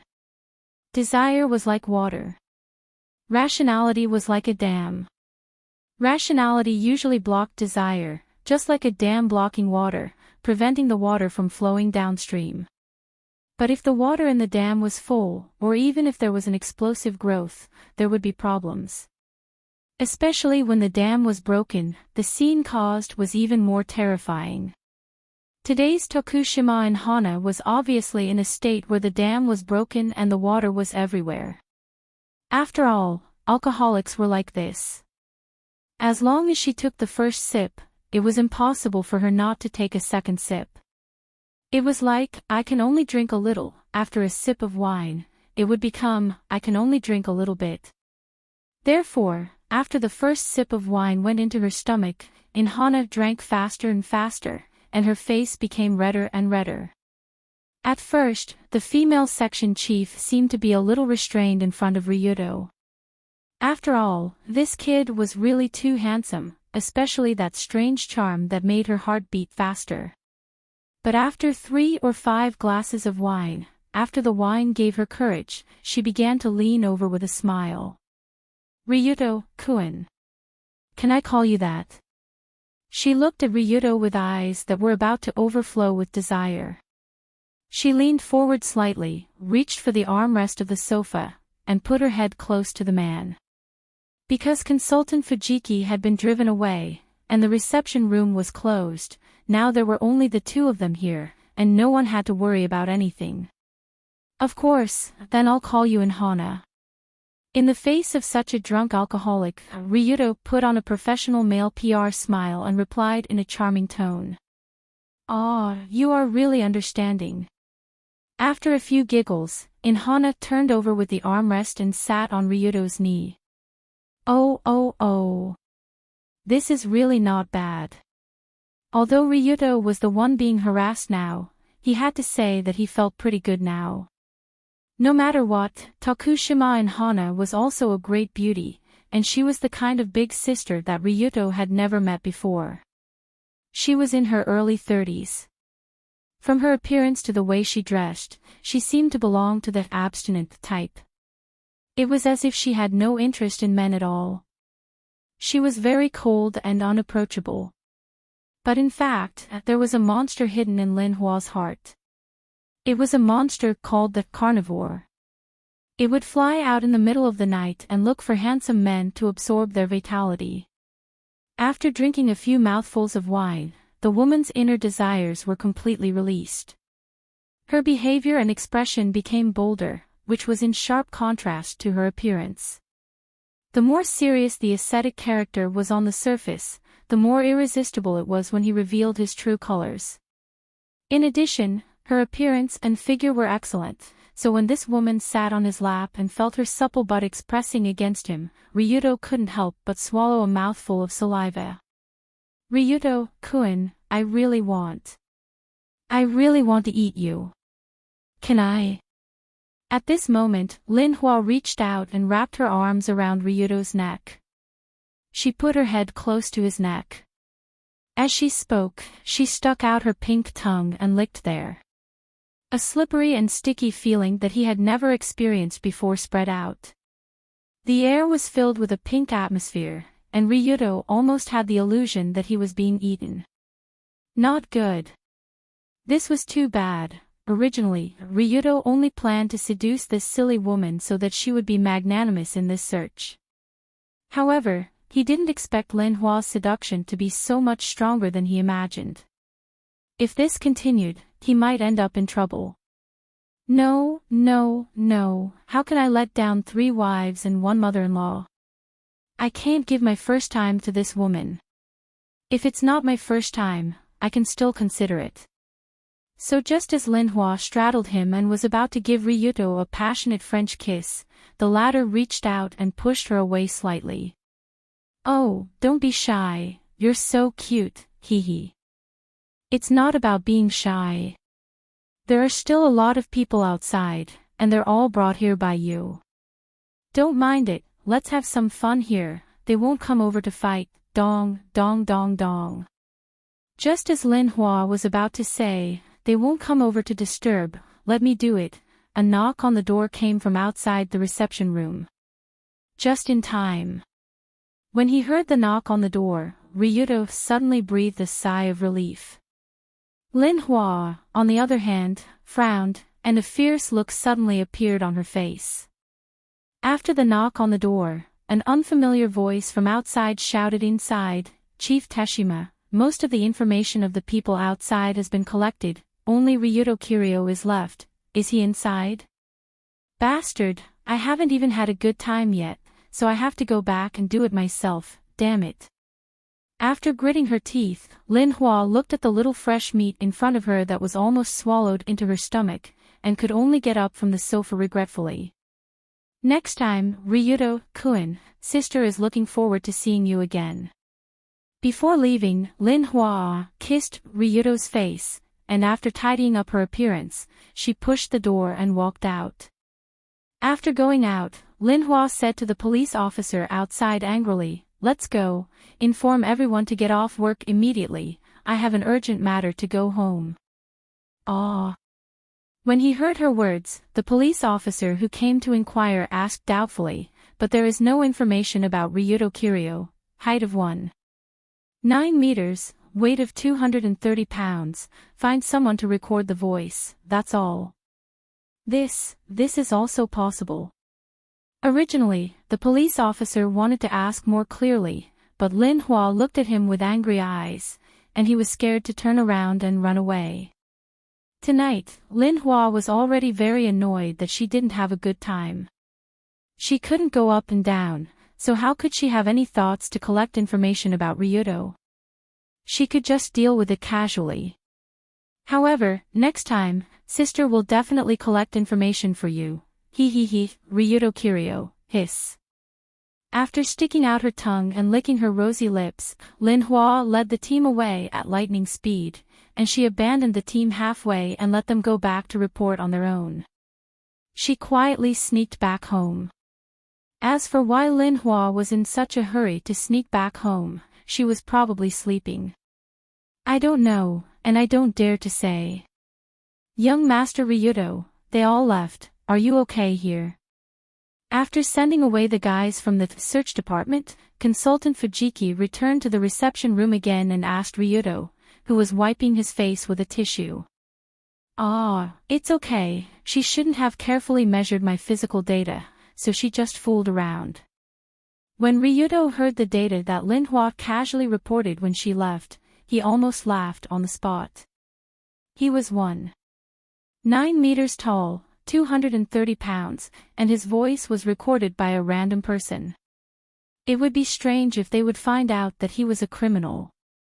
Moreover, this was personally investigated by the section chief, so no one would suspect him of fraud. In other words, judging from Tokushima Lin Hua's usual style, even if someone suspected him of fraud, they wouldn't dare to say it.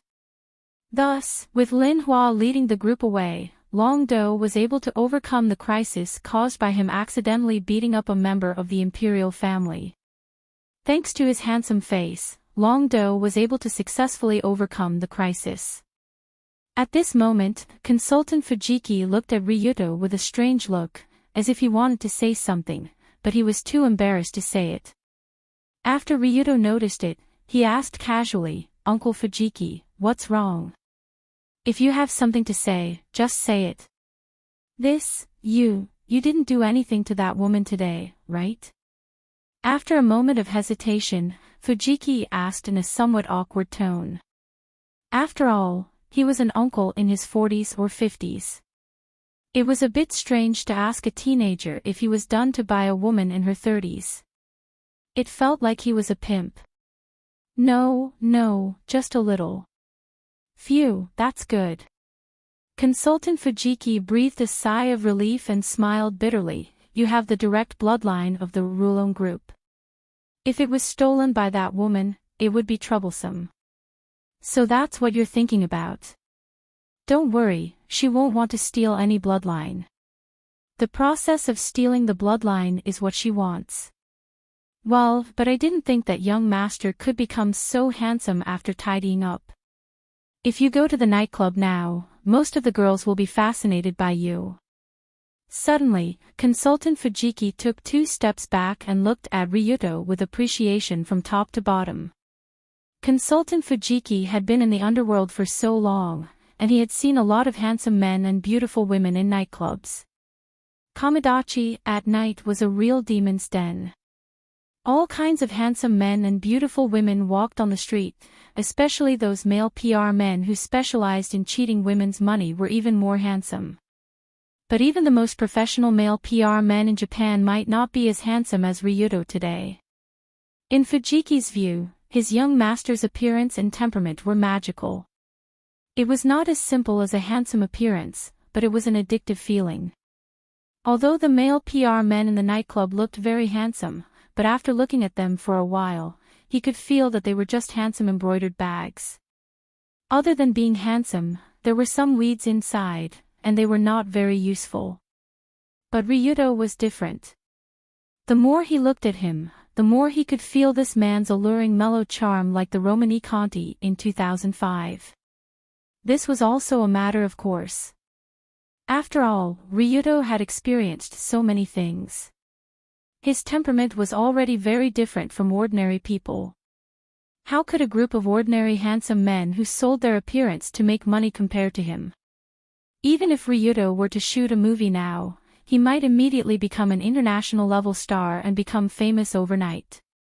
This was the combined power of LV4 charm plus a good appearance and the aura of a young master. It could be said that he was a walking male bomb. Is that so? I'm so bad *SS now. After being praised by consultant Fujiki, Ryuto also picked up the phone and looked at his face. Beep beep beep, beep beep beep. At the same time, Colored Glaze's phone call happened to come. She should want to ask about the investigation. By the way, since I'm so handsome now, then I'll just show it to my first wife and see if Colored Glaze likes it. After considering this, Ryuto did not answer the call, but turned his head and called a video invitation. When the video invitation was accepted, Ryuto reached out and touched his hair, and released a charming smile to Colored Glaze.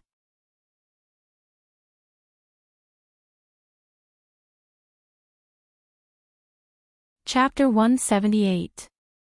After the video call connected, Kanzaki Colored Glaze's delicate and beautiful face appeared on the screen. At the same time, she couldn't help but ask, why video call? Colored Glaze originally wanted to ask why a video call was needed. Wouldn't a voice call be better? But halfway through her sentence, she saw the dragon head's face that was several times more handsome than usual. Although Ryuto was usually quite handsome, after specially dressing up and increasing his charm, he had undergone a qualitative leap. He went from a handsome delinquent to a top-notch handsome guy. Thus, when Colored Glaze saw his face, she was instantly stunned. For a moment, she didn't know what to say. Ryuto was obviously very satisfied with his first wife's shock. Hee, are you dizzy from my handsomeness? Hurry up and praise me. So he smiled and asked, how is it? Today, So stupid. What? But what Ryuto didn't expect was that Colored Glaze didn't hesitate to say, so stupid. She looked at the handsome face that looked like a TV star's on the screen and said in disdain, you did your hair, put on makeup, and even changed into such formal clothes. Who are you? Are you planning to be a male host? Disgusting. You don't have to be so rude. Ryuto originally thought that Colored Glaze would have a wow. You're so handsome. I love you so much type of reaction, but it turned out to be such a reply. She even used the word disgusting. However, when Colored Glaze heard this, she didn't hold back and replied, face? You know what face is? Don't you know what kind of person you are? Do you think it's very dignified for a young master to dress up so extravagantly? The Rulung Group has changed its job to a male host club. You're too, stop talking nonsense. If you dress up like this again in the future, don't appear in front of me again. Goodbye. Colored Glaze hung up the phone after saying something that sounded very unpleasant. Her tone and attitude were very bad. Just as Ryuto was at a loss for what to do, the dancing costume in Colored Glaze's room revealed a puzzled expression. Young miss, why are you so angry? He seems to have deliberately dressed up to please you. What's wrong with that? Dancing Costume had also seen Ryuto's appearance on the phone. At least in Dancing Costume's opinion, he was indeed very handsome and could attract girls. Generally speaking, wasn't it normal for a young man to look for a girl after carefully dressing up to let her see his most handsome side? Moreover, Ryuto was indeed very handsome after dressing up. Dancing Costume could not help but feel her heart beat faster when she looked at him. Since Colored Glaze liked Ryuto to begin with, she should be even more excited. Therefore, Dancing Costume could not understand why Colored Glaze was so angry. However, Colored Glaze heard her words and said angrily, what's wrong with that? You should ask yourself, what's so good about that exaggerated and gaudy dressing up? It's completely tasteless. It's completely tasteless. In fact, Ryuto usually has no taste. Speaking of this, Dancing Costume could not help but think of Ryuto's usual appearance. Although Ryuto usually could not be said to be ugly, there was a lingering ruffian aura that could not be removed. It was the kind of feeling that was unique to gangsters. Coupled with that guy's glib tongue and frivolous expression, he gave people the feeling that although he was handsome, he was also a ruffian. However, Ryuto just now was different. After tidying up and changing into a suit, and after adjusting his appearance, the ruffian aura on him had mostly dissipated. It was as if he had taken on a new look. If Dancing Costume had to choose between the Ryuto just now and the usual Ryuto, she would definitely choose the serious young master in a suit, and not the usual talkative guy. Dancing Costume, if you only look at the surface, then you're still at the first level. However, Colored Glaze pursed her lips, as if expressing regret at Dancing Costume's level. No, miss, do you really think that Ryuto just now was not handsome? Handsome my ass. It's so different from usual. I don't feel anything about it. Usual. Do you think that he's more handsome normally? Of course, the Ryuto that I like is not such a superficial person. He has an unruly gaze, a fierce expression, and a sinister smile. He exudes an aura of not a good person from head to toe. As Colored Glaze spoke, she lifted her beautiful chin slightly, as if she was recalling her memories of Ryuto Kiryu. In the gloomy seaside cottage, in front of the god statue in the courtyard, in the garden of the school. The man who appeared in front of Luli was always like this, and not the kind of rich young master with a greasy hair and powdered face. I don't think that Miss's description of him is a compliment at all. Seeing that Miss seemed to be immersed in her beautiful memories, Dancing Costume could not help but break out in a cold sweat. Indeed, he's not a good person, but he understands what I want and what I need. This is something that no other good person can do. Colored Glaze completely understood Dancing Costume's meaning, but in reality, Dancing Costume was indeed on the first level, Ryuto was on the 5th level, and Colored Glaze was in the atmosphere. In Colored Glaze's past life, there were many people like Ryuto who wore a suit and combed his hair. They looked quite handsome, and they behaved very elegantly. In her past life, Colored Glaze had seen a lot of them. Every time she went to a banquet or other activities, similar guys would swarm over and show their gentlemanly demeanor to the eldest daughter of the Kanzaki family. Indeed, they were very handsome, cultured, had good family backgrounds, and were very knowledgeable. From a societal perspective, they were impeccable.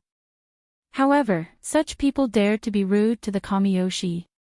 Dared to say, "I'm marrying your miss," to a cat house.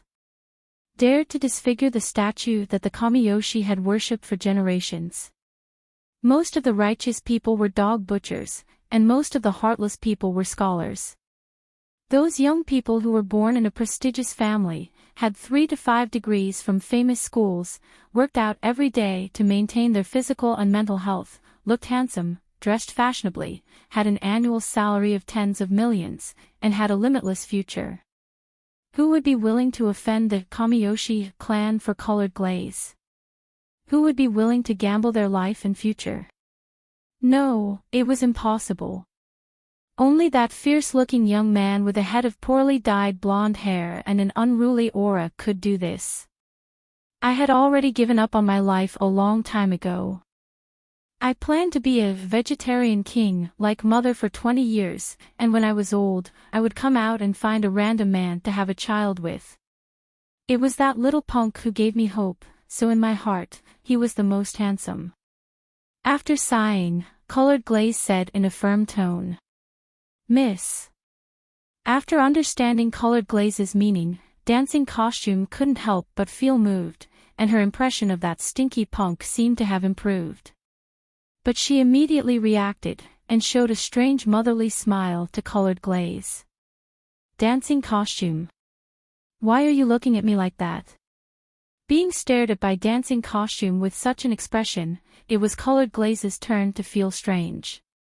Because I suddenly realized that this seems to be the first time you've said that you like that little hooligan.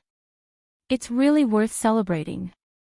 Before this, whenever Dancing Costume asked Colored Glaze if she liked Ryuto, Colored Glaze would say, "Who likes him? I'm just using that guy to do things." But just now, Colored Glaze didn't give a perfunctory answer, and directly expressed her feelings, which made Dancing Costume very surprised. "Ha! Is that so? It seems to be true." After being reminded by Dancing Costume, Colored Glaze realized that she really did say something she shouldn't have. For example, "The Ryudo I like isn't such a superficial person, in my heart, he's the most handsome," and so on. Normally, Colored Glaze would never say such things even if she was beaten to death. "Aw, aw, aw, aw." Suddenly, Colored Glaze's face turned as red as a ripe apple, and even her round earlobes were dyed red, looking very cute. "Dance. Dancing Costume, I order you to forget everything you heard before." "Ahem, what should I do? I'm a person who can forget, but I accidentally typed those words into a text message." "Text message? Wait. Who do you want to text?" "The sender seems to be Ryudo Kiryu." "Miss, don't come over, okay? Or I might accidentally press the send button." Dancing Costume. "You dare threaten me?" I don't dare. Compared to the miss who dares to directly express her love, my courage is far inferior, ha ha ha ha ha. Although it was already late at night, Miss Kanagawa's room was still filled with a joyous atmosphere, mixed with a certain someone's shameful screams and so on. Although he didn't know what happened, Dancing Costume definitely didn't send the text message in the end. Otherwise, Ryudo wouldn't have come to school so listlessly the next morning like a rooster that had lost a fight. Disgusting, Colored Glaze actually thinks I'm disgusting. It's over, this time, her favorability towards me will definitely plummet. Unlike last night, Ryudo now looked quite dispirited. His hair had returned to its previous poorly dyed style, and his makeup was nowhere to be seen. He was once again wearing that loose-fitting school uniform. To put it simply, the elegant young master from last night had completely disappeared, and the vicious little ruffian from before had returned to his daily routine. Originally, Ryudo had intended to continue last night's style. After all, everyone wanted to be praised by others, and being praised by a group of people for being handsome was definitely better than being called a ruffian by a group of people. But since Colored Glaze didn't like it, he could only return to his original style and not do anything else. Just as Ryudo was walking towards the school gate in a dispirited manner, Colored Glaze and Dancing Costume's figures appeared not too far away. "Hey! Good morning." Because he was scolded last night, Ryudo was somewhat timid as he greeted the Mississippi. "Oh, you finally decided not to play a role that doesn't suit you?" Colored Glaze revealed a relaxed smile when she saw Ryudo's familiar appearance, and laughed at his misfortune. "Don't scold me, I know that look is stupid, okay? That's right, you are you, there's no need to do anything else, isn't it better to stay the same?" Colored Glaze took 2 steps forward, reached out and straightened the crooked tie on Ryudo's neck, and patted it with satisfaction. "That's it, see you at noon, bye-bye." After finishing this unusually intimate action, Colored Glaze smiled and waved at the surprised Ryudo, turned around and walked towards the school with Dancing Costume. "What happened? Miss Colored Glaze seems to be in a good mood today. Isn't she mad at me? And her favorability doesn't seem to have dropped. I don't understand." Looking at the girl's back as she left, Long Do scratched his head in confusion. He had no idea what was going on. He was like a dumb goose that was favored by a goddess but didn't know it.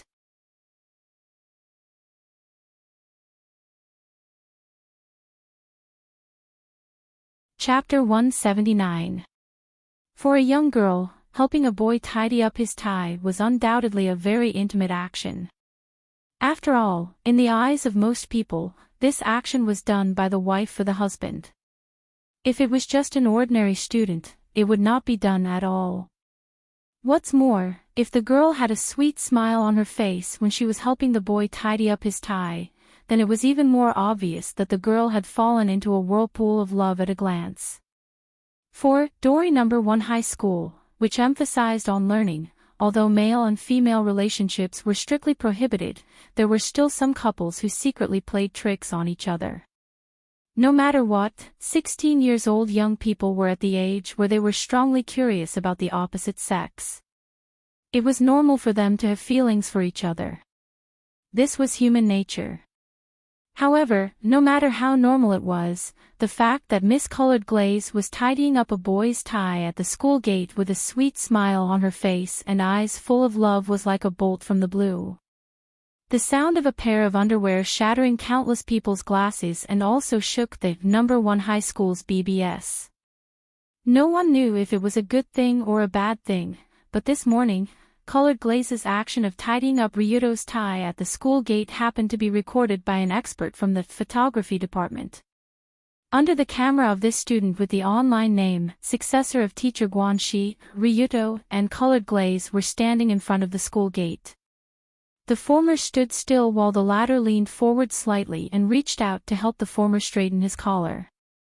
The resolution of this photo was high enough to be magnified to the point where every detail of the two's faces could be seen clearly. Ryuto's face had a look of disbelief, while Colored Glaze had a smile of a girl in love. Once this photo was published, it immediately became the most familiar photo in the entire Dori No. 1 high school, in just a short morning.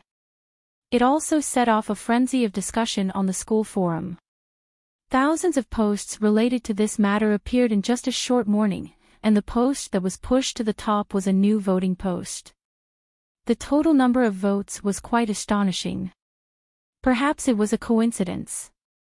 The last post that caused such a reaction was, "What do you think is the relationship between Yunyan and that person?" This time, the title of the voting post was, "What kind of punishment do you think Ryuto Kiryu should receive?" After an entire morning, the voting results for this post were as follows. There were 276,829,210 votes for hang. The number of votes for death by dismemberment was 3,686,100,021. The number of votes for just kill him first was uncountable. It had exceeded the upper limit. Compared to the last time when Ryuto and Yunyan walked side by side through the school gate, the tie incident at the gate was obviously more shocking. Almost all the students of Dori No. 1 high school had stopped attending classes. They were crazily using their phones to read, post, and flame Ryuto in the classroom. In fact, when the teacher stood on the podium and looked around, all he could see was the clattering of phones. In the end, the teacher stopped attending classes. He turned on the projector and played an educational video. He also picked up his phone and joined the battle against the great villain Ryuto Kiryu. That's right, a great villain. He really was a great villain. Compared to the last time when Yunyan walked into the school with that scumbag, this incident was obviously much more serious. After all, everyone knew that Yunyan was kind and amiable. It wasn't too hard to imagine that she would suddenly become merciful and willingly walk into the school with Ryuto. Although the probability was low, it didn't mean that it was impossible. But who was Kanzaki Colored Glaze? This second-year school beauty wasn't an amiable goddess like Yunyan. Instead, she was a well-known cold-faced lady. She was like a snow lotus on a tall mountain. She could be admired from afar, but couldn't be touched. Because Colored Glaze's aura was too strong, the difference between her and a normal high school student was too great. It was to the point that no boy dared to confess to her. At most, they only dared to take her picture and worship her like a god. But how did this iceberg snow lotus end up with Tong Xinglongdo, that super invincible scoundrel? And she was even helping him fix his tie at the school gate. And she was smiling like a girl in love. Impossible. Definitely impossible. How could Kanzaki Ruri possibly like that damn hooligan? She must have been drugged, or poisoned, or under some sort of spell. Ryuto Kiryu must have used some despicable method to change the lady's mind. Or he must have cooked rice for her, cooked rice again, cooked rice again, cooked rice again, cooked rice again, cooked rice again, cooked rice again, cooked rice again, cooked rice again, cooked rice again, cooked rice again, cooked rice again, cooked rice again, cooked rice again, cooked rice again, cooked rice again, cooked rice again, cooked rice again, cooked rice for the lady until she became stupid. The Fall of the Lady and Yellow Hair. Many people were already guessing on the forum how Colored Glaze was trained by Ryuto, how she lost herself, and how she became a doll in the end. It was obvious what kind of things were in the minds of the students in this school. They must have watched a lot of movies that required 2 or 3 people to act out. As more and more people joined in on this topic, the smell of gunpowder on First High's BBS became more and more intense. Finally, a post titled First High Students Call. Work Together. Kill Ryuto Kiryu was pushed to the front page, and it received thousands of responses within 10 minutes. The Karate Club is here to participate in the crusade. The Kendo Club is here to participate in the crusade. The Judo Club is here to participate in the crusade. The Boxing Club is here to participate in the crusade. The Wrestling Club is here to participate in the crusade. The Rugby Club is here to participate in the crusade. The Shujinshi Club is here to participate in the crusade. Under this post calling for a concerted crusade against Ryuto, almost all the sports clubs in the school participated in it. Although there were some strange clubs that participated, most of them were martial arts clubs. Although Dory No. 1 High School was a school for students, the strength of the clubs in it was also quite strong. For example, the Karate Club and the Judo Club often won the national high school competition. As soon as the post came out, almost all the departments were ready to participate in this crusade. They vowed that they would never allow Long-do to be so arrogant as to harm the school beauties. They vowed to fight this extreme hooligan to the end. However, after seeing the post on First High's BBS, Ryuto, who was eating in the garden during lunch break, couldn't help but laugh. Pfft. Ha ha ha. Ha ha ha ha ha. These guys are too funny. Although there were hundreds of department members who signed up, Ryuto's laughter was still very rampant, as if he didn't put the hundreds of martial arts students in his eyes. Of course, this was indeed the case. The so-called martial arts students in high school, to put it bluntly, was a group of karate, judo, and boxing enthusiasts. They were far from the level of professionals. The current Ryuto was someone who fought his way out of being hunted by the entire underground world. For these martial arts students in high school, even if there were hundreds of them, they would only end up with corpses everywhere. Ants were ants, lions were lions. If there were tens of thousands or hundreds of thousands of ants, it might be possible to kill a lion, but a few hundred ants. It wouldn't even be enough to fill the gap between a lion's teeth. Colored Glaze, who was sitting opposite him eating, naturally understood this principle, so she wasn't worried about Ryuto at all. Instead, she was worried about the group of idiots who were prepared to cause trouble, worried that too many of them would die. Those idiots. I was just in the mood to help Ryuto tidy up his tie. Was there a need to make such a big fuss? However, he had always been stirring up public anger. But even so, Colored Glaze still said to Ryuto next to her, "They're just a group of kids, it's fine if they make a fuss. You're not really going to argue with them, are you?" "I don't plan to argue, but the problem is that they don't want to let me go." "Then I'll go talk to them. It won't be good for anyone if a fight really breaks out." "Please don't, this is my business, how can I let you deal with it? You're not my wife for the time being." "You don't have to say the last sentence, what do you plan to do now?" "Fighting in school is definitely not allowed, the impact will be very bad." "Of course I won't fight with them, in fact, I plan to hold a Dory No. 1 martial arts tournament, in the form of a competition. Wouldn't that be much friendlier?" Dory No. 1 Martial Arts Tournament. When they heard the name that sounded like it came out of a comic book, Colored Glaze and Dancing Costume couldn't help but look at each other. However, after listening to Ryudo's explanation, they were even more stunned. The Dory No. 1 Martial Arts Tournament will be held in the school's gymnasium this afternoon. A series of fascinating martial arts tournaments will be held in a friendly, harmonious, and relaxed atmosphere. Tournament Party A, Ryudo Kiryu. Tournament Party B, all the registered participants. The rules of the tournament: Party B is free to challenge Party A. There is no limit to the number of participants. Participation method: participants need to pay a registration fee of 10,000 yuan, and spectators need to pay a viewing fee of 1,000 yuan. When Ryudo finished writing the Dory No. 1 Martial Arts Tournament competition poster, he added a line below: "Come and fight with Ryudo Kiryu happily, I'll be waiting for you."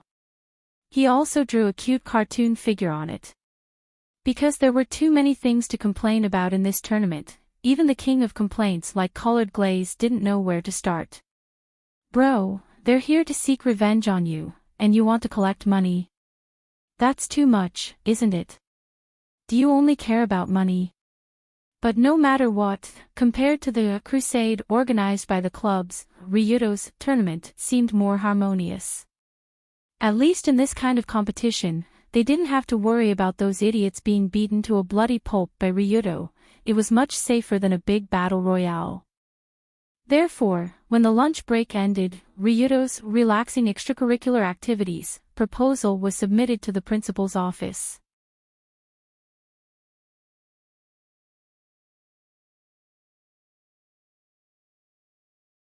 Chapter 180.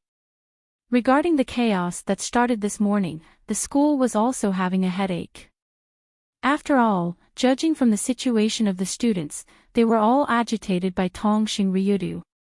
It was possible that he would be beaten up by countless righteous people as soon as school was over. In order to prevent the worst from happening, the school even prepared to call the police to escort Ryudo home.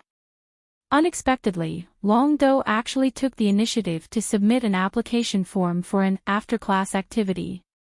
Not long after, in the principal's office of the first high school, two figures were facing each other across a desk. Standing on the inner side of the table was the principal, Adolphe Pescarolo, who matched his suit and red wine glass very well. One could tell at a glance that he was an old gentleman. "Toshio, are you serious?" Looking at the application form, the old principal's eyes widened in disbelief. "Of course, don't you know what kind of environment this is? Instead of having a chaotic fight, it's better to let them vent their emotions in an orderly manner." That doesn't sound like something you would say. But holding a martial arts tournament in school is somewhat risky. You mean there's no risk if we let them do whatever they want? Someone will die. When Ryudo said the last four words, his tone slightly paused. Obviously, the person he said would die was not himself. Sigh. That's true. The old principal couldn't help but sigh as he looked deeply at Ryudo. Of course, he knew what kind of person Ryudo Kiryu was, and he also knew about the kid's family background. If the students really attacked Ryudo together, he didn't know if there would be any problems, but the students who attacked would definitely be in big trouble. Then we'll hold a competition like this, but I'll have to find a security company to take care of the security. Security company? No need, I'll introduce you to one. I guarantee they'll be strong and cheap. When he heard the old principal say that he wanted to find a security company, Ryudo's eyes suddenly widened as he found another way to make money. For Ryudo, money was something that could never be too much. Moreover, he wouldn't hesitate to make money. Therefore, after Ryudo made a call, the Rulung Security Company rushed to Dori First High School. With the help of this group of veterans, they quickly transformed the basketball court in the middle of the stadium into a shape similar to a ring, and arranged the thousands of seats around it properly. More than 100 bodyguards from the Rulung Security Company were waiting quietly inside and outside the stadium, waiting for the group of saltwater fishes who were coming to pay the money to compete. After connecting with the school's skyline, Ryuto logged into the first high school BBS and used the account he had just applied for to post a post that instantly blew up the entire campus. Title of the post: Hello everyone, I'm Ryuto Kiryu. If you're my brother, come and kill me. I'll be waiting for you at the first martial arts tournament. The content of the post was roughly that the first martial arts tournament had received the school's support and was in full swing preparations. It would be announced to everyone after school in the afternoon and so on. Sure enough, as soon as the post was posted, it was flooded with angry students. You fucking Ryuto Kiryu actually dared to open a first martial arts tournament. And the most annoying thing is that you still want to collect money. We're looking for you to take revenge. You want to earn this little bit of money. That's too disgusting. Although $1,000 to watch the competition and $10,000 to participate in the competition were nothing to the students of this high school, the thought that the money might end up in Long Do's pocket made everyone furious. I want to beat him up. This money will be his medical expenses. No, let's just beat him to death. This money will be his funeral expenses. How much does that bastard look down on people? He actually wants to use this matter to make money. No, I have to call my cousin. He's a professional boxer. He must beat that bastard to death. Suddenly, the students on the forum became even angrier. Some of them even began to contact external aid. In any case, this first martial arts tournament did not say that only students from the school could participate. Just like this, under such a turbulent situation, time slowly passed and it was after school. Ring ring ring ring ring ring. As the school bell rang, almost all the students rushed out of the classroom like the cafeteria was opening for lunch. They all rushed toward the gymnasium. Although everyone was very dissatisfied with the fact that they had to pay to watch this tournament, they still had to watch it. Moreover, although it was said that they had to pay, many people had already discussed it for a while. Everyone would squeeze in and see who could take the money. If I don't pay, what can you do? However, just as everyone arrived at the entrance of the gymnasium, a few brawny men in suits stopped them at the entrance. The spectator fee is 1,000 yuan. Pay up and enter. If you don't, scram. In front of thousands of students, the brawny man in a suit holding a loudspeaker at the entrance said mercilessly, as if he did not treat this group of little guys as human beings at all. Nonsense, this is a member of the Rulong Security Company. He originally came from Extreme Dao, why would he be afraid of you little guys? Try to squeeze in if you have the ability. This. How about? Let's pay the money. Anyway, it's not much. Just when the group of people were at a loss at the entrance, someone finally couldn't help but pay the money first and walk in. Then, almost everyone began to line up to pay, and then walked into the gymnasium obediently, not daring to make a fuss. As for the other group of people who signed up for the tournament, after paying 10,000 yuan from another entrance, they directly entered the contestant lounge. They warmed up and exercised inside, ready to go out and teach that bastard a lesson at any time. Wow, is it finally going to start? The contestants in the contestant lounge look so powerful. They can be written into my novel. When more and more people entered the gymnasium, Yun Yen, who was sitting in the main spectator stand, couldn't help but clap her hands excitedly. She didn't seem nervous at all. They're just a bunch of idiots. They actually want to make a move on Ryuto. They're simply looking for their own deaths.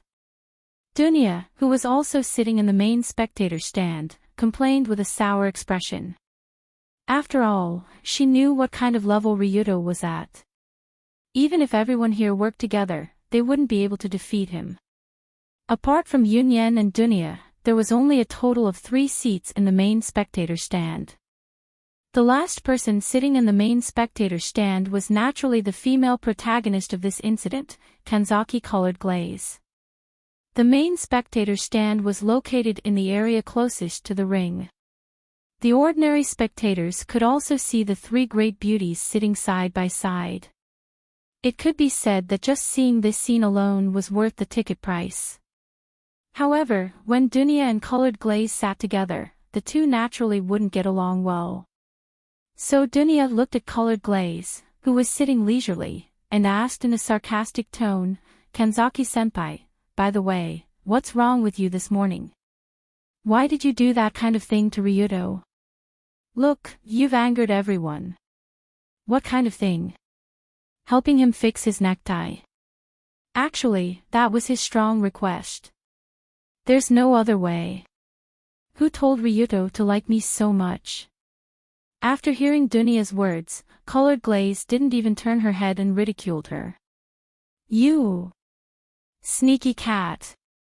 Stinky mistress. You actually have the nerve to say such a lie. Watch your words. You didn't admit that you're his fiancé, right? Then what does it matter to you who Ryuto is with? What qualifications do you have to call me a mistress? You. If you're really his fiancé, then watch your fiancé closely. It's best to sleep in the same bed with him at night. But with your figure, Ryuto probably won't be interested." Speaking of this, Colored Glaze looked at Dunya's chest with contempt and couldn't help but sneer disdainfully. Speaking of which, Colored Glaze's chest wasn't very big, but at least compared to Dunya's chest, it was a relatively normal size, so she could still laugh at her. "I'll kill you. Bastard sneaky cat. I'll..."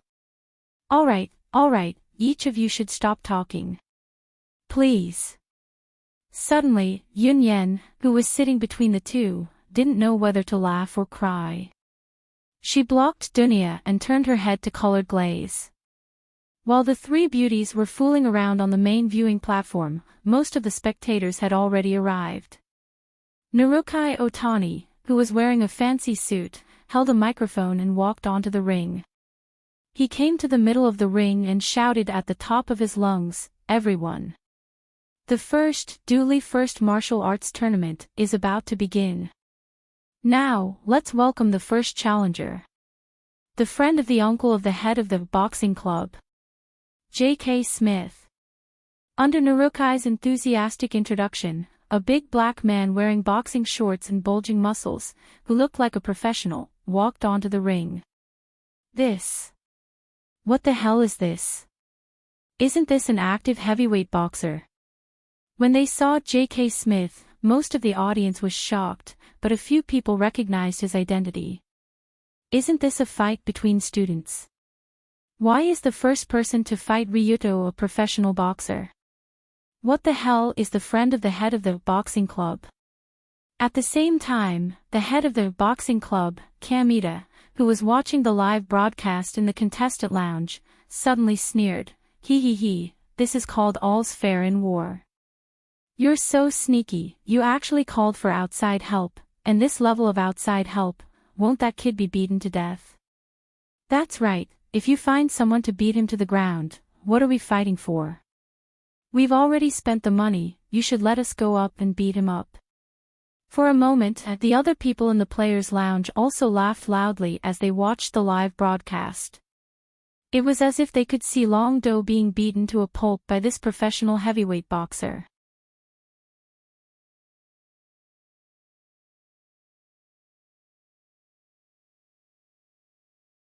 Chapter 181. Indeed, everyone knew that Ryuto Kiryu was the extreme Dao young master, so he must be very good at fighting. Not many ordinary high school students would be able to exchange blows with him. Everyone knew that. But what did it mean to be an active heavyweight boxer? Even if he stood there and let Ryuto hit him, a teenager would not be able to hurt him. The two of them were not on the same level at all. No, this match should not be able to continue, right? The host will definitely call for a stop. Seeing J.K. Smith enter the ring, the audience below the stage stared at the gorgeously dressed Narukai Otani. They all thought that he would definitely stop the match. Who knew that Narukai did not even look at the heavyweight boxer? Instead, he waved his hand to the side and shouted excitedly, "Next! Let's welcome the champion of the Kyoto First Martial Arts Tournament. Eternal God, Ryuto Kiryu, enter the stage." Clatter clatter clatter clatter. Clap clap clap clap clap. For a moment, a tsunami of applause and cheers filled the entire stadium. If one looked closely, this time the cheers and applause were not from ordinary students, but the security personnel of the Rulong Security Company. Although there were only a few hundred people, their momentum, voice, and applause seemed to be louder and more energetic than the thousands of audience here. It was a strong shock. But for the ordinary audience, it was not the momentum that shocked them, but, is Ryuto really going to fight?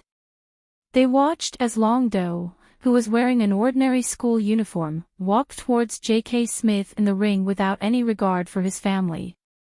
Most of the people in the audience were extremely surprised.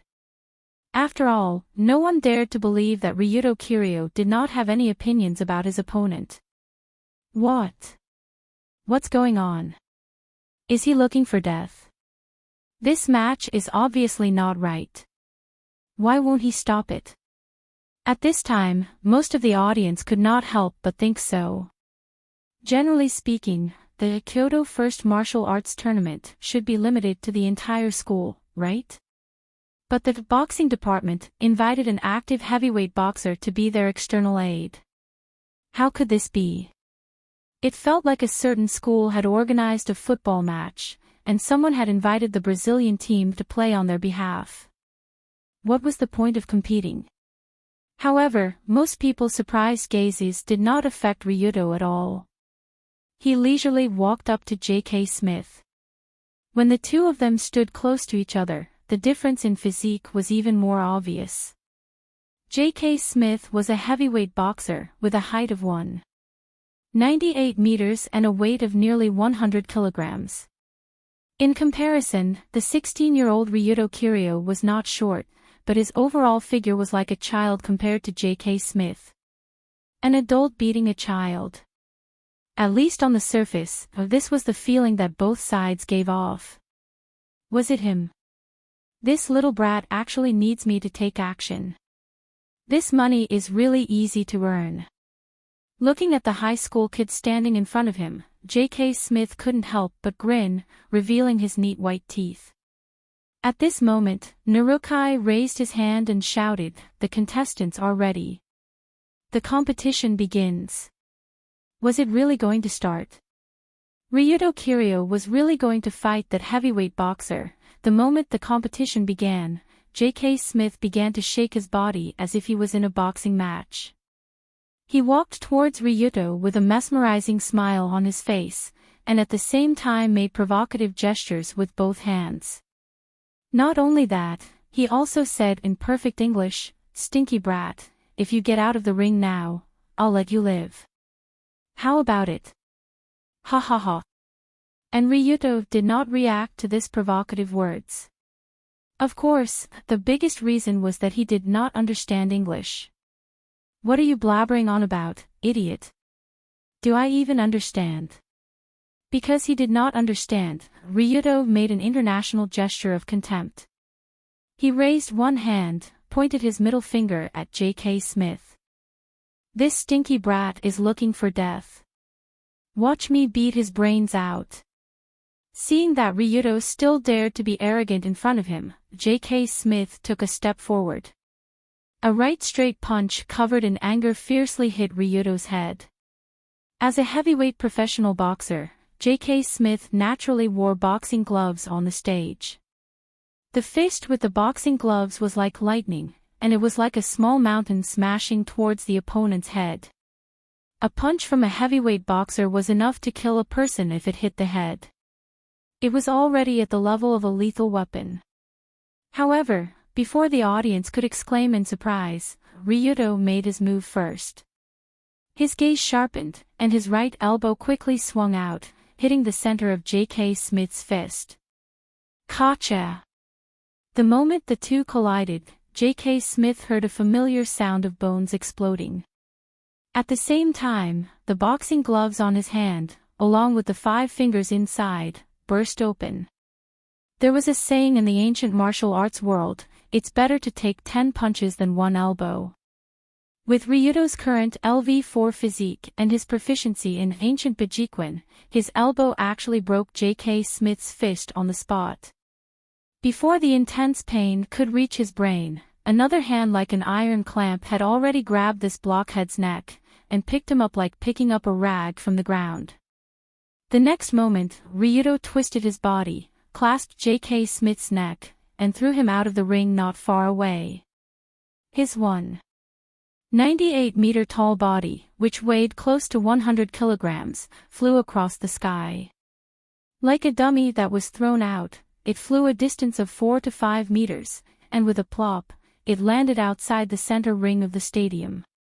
When J.K. Smith fell to the ground, this heavyweight boxer had already lost consciousness, and fainted with white foam coming out of his mouth. That was not the worst part. Anyone with a little bit of medical knowledge would know that his boxing career had come to an end when they saw this guy's fist, which was twisted into a weird shape with his gloves. Seeing the first challenger fly down in the blink of an eye, the entire stadium became extremely quiet, as if they had arrived at a funeral house. How is this possible? This is an active heavyweight boxer, how could he be defeated in an instant? Although everyone knew that Ryuto was very fierce in fighting, they did not expect him to be fierce to this extent. What kind of monster is he to defeat a professional heavyweight boxer at the age of a high school student? However, as the host, Narukai did not react to this shocking scene, but continued to shout, "The first challenger has been declared defeated. Next, let us welcome the second challenger, the head of the boxing department, Kamita Coward." What? It's my turn. It's my turn. When he heard the host's words, the head of the boxing department, who was watching in the resting area, suddenly shuddered. More than 10 seconds ago, he had proudly said, "I originally wanted to be the first one to fight, but he's a student of our school after all. I don't feel good hitting him, so I asked J.K. Smith to help me punish him." But when he realized that he was really going to fight, Kamita Coward's legs started to tremble violently. A member of the boxing department beside him also trembled and came to his side, and said with a bitter smile, "Head, it's your turn, do your best." "Do my best? Do my best, you said it so easily, go fight that monster yourself, bastard." After trembling for a second, Kamita Coward said to the staff not far away, "Sorry, my stomach doesn't feel well, I can't fight today, I want to forfeit." The staff looked at him and said coldly, "It's your choice to forfeit, since that's the case, the third challenger, the head of the karate department, Kota Inuya, will fight." "Ah. My stomach also hurts, I want to forfeit too." When he heard his name being called, the head of the karate department, Kota Inuya, also held his stomach and made a "my stomach hurts." "It hurts, look." It was obvious that the disease here had already shown signs of being transmitted from person to person. After Kamita Coward and Kota Inu barking took the lead, the 4th, 5th, 6th, 7th, and so on, all of the other challengers also refused to fight, citing various illnesses as reasons. There were many symptoms, not only stomach pain, but also cold, fever, headache, brain fever, bone fracture, cancer, AIDS, paranoia, and so on. It gave people the feeling that this wasn't a resting area, but a hospital's intensive care unit. Good Lord, there aren't many healthy people in the Dori First High School, right? Whoever's name is called will get sick. Are you holding a ward meeting here? After calling out the names in the contestant resting area, the staff member in charge of the roll call was speechless. He could only say, "Who wants to go on stage? Stand up now, okay? Don't waste any more time." Suddenly, all the young students in the resting area looked at each other, but no one dared to stand up. But this was to be expected. The current heavyweight boxer was already crippled, so it would be strange if these ordinary high school students dared to fight. No one wanted to live with their left hand for the rest of their life. So after about 10 minutes of stalemate, the host on the stage finally announced that the Dory First Martial Arts Tournament had come to an end. What? What the hell? That's it. No one dared to fight anymore. When the staff of the Rulung Security Company started to stop the spectators from leaving, there were still many students who had just paid and walked in. 1,000 yuan was completely wasted. But there was nothing they could do. After all, those who saw the match between Ryuto and J.K. Smith knew that this guy was not a normal person. He was more like an alien monster. The strongest and evilest high school student in history. After today's tournament, Ryuto not only received tens of millions of yuan, but also a very cool title. Moreover, the Yigao BBS forum that was originally full of people immediately quieted down. Other than some people who dared to secretly curse Ryuto, no one dared to say anything stupid like a collective crusade. Was it not embarrassing enough?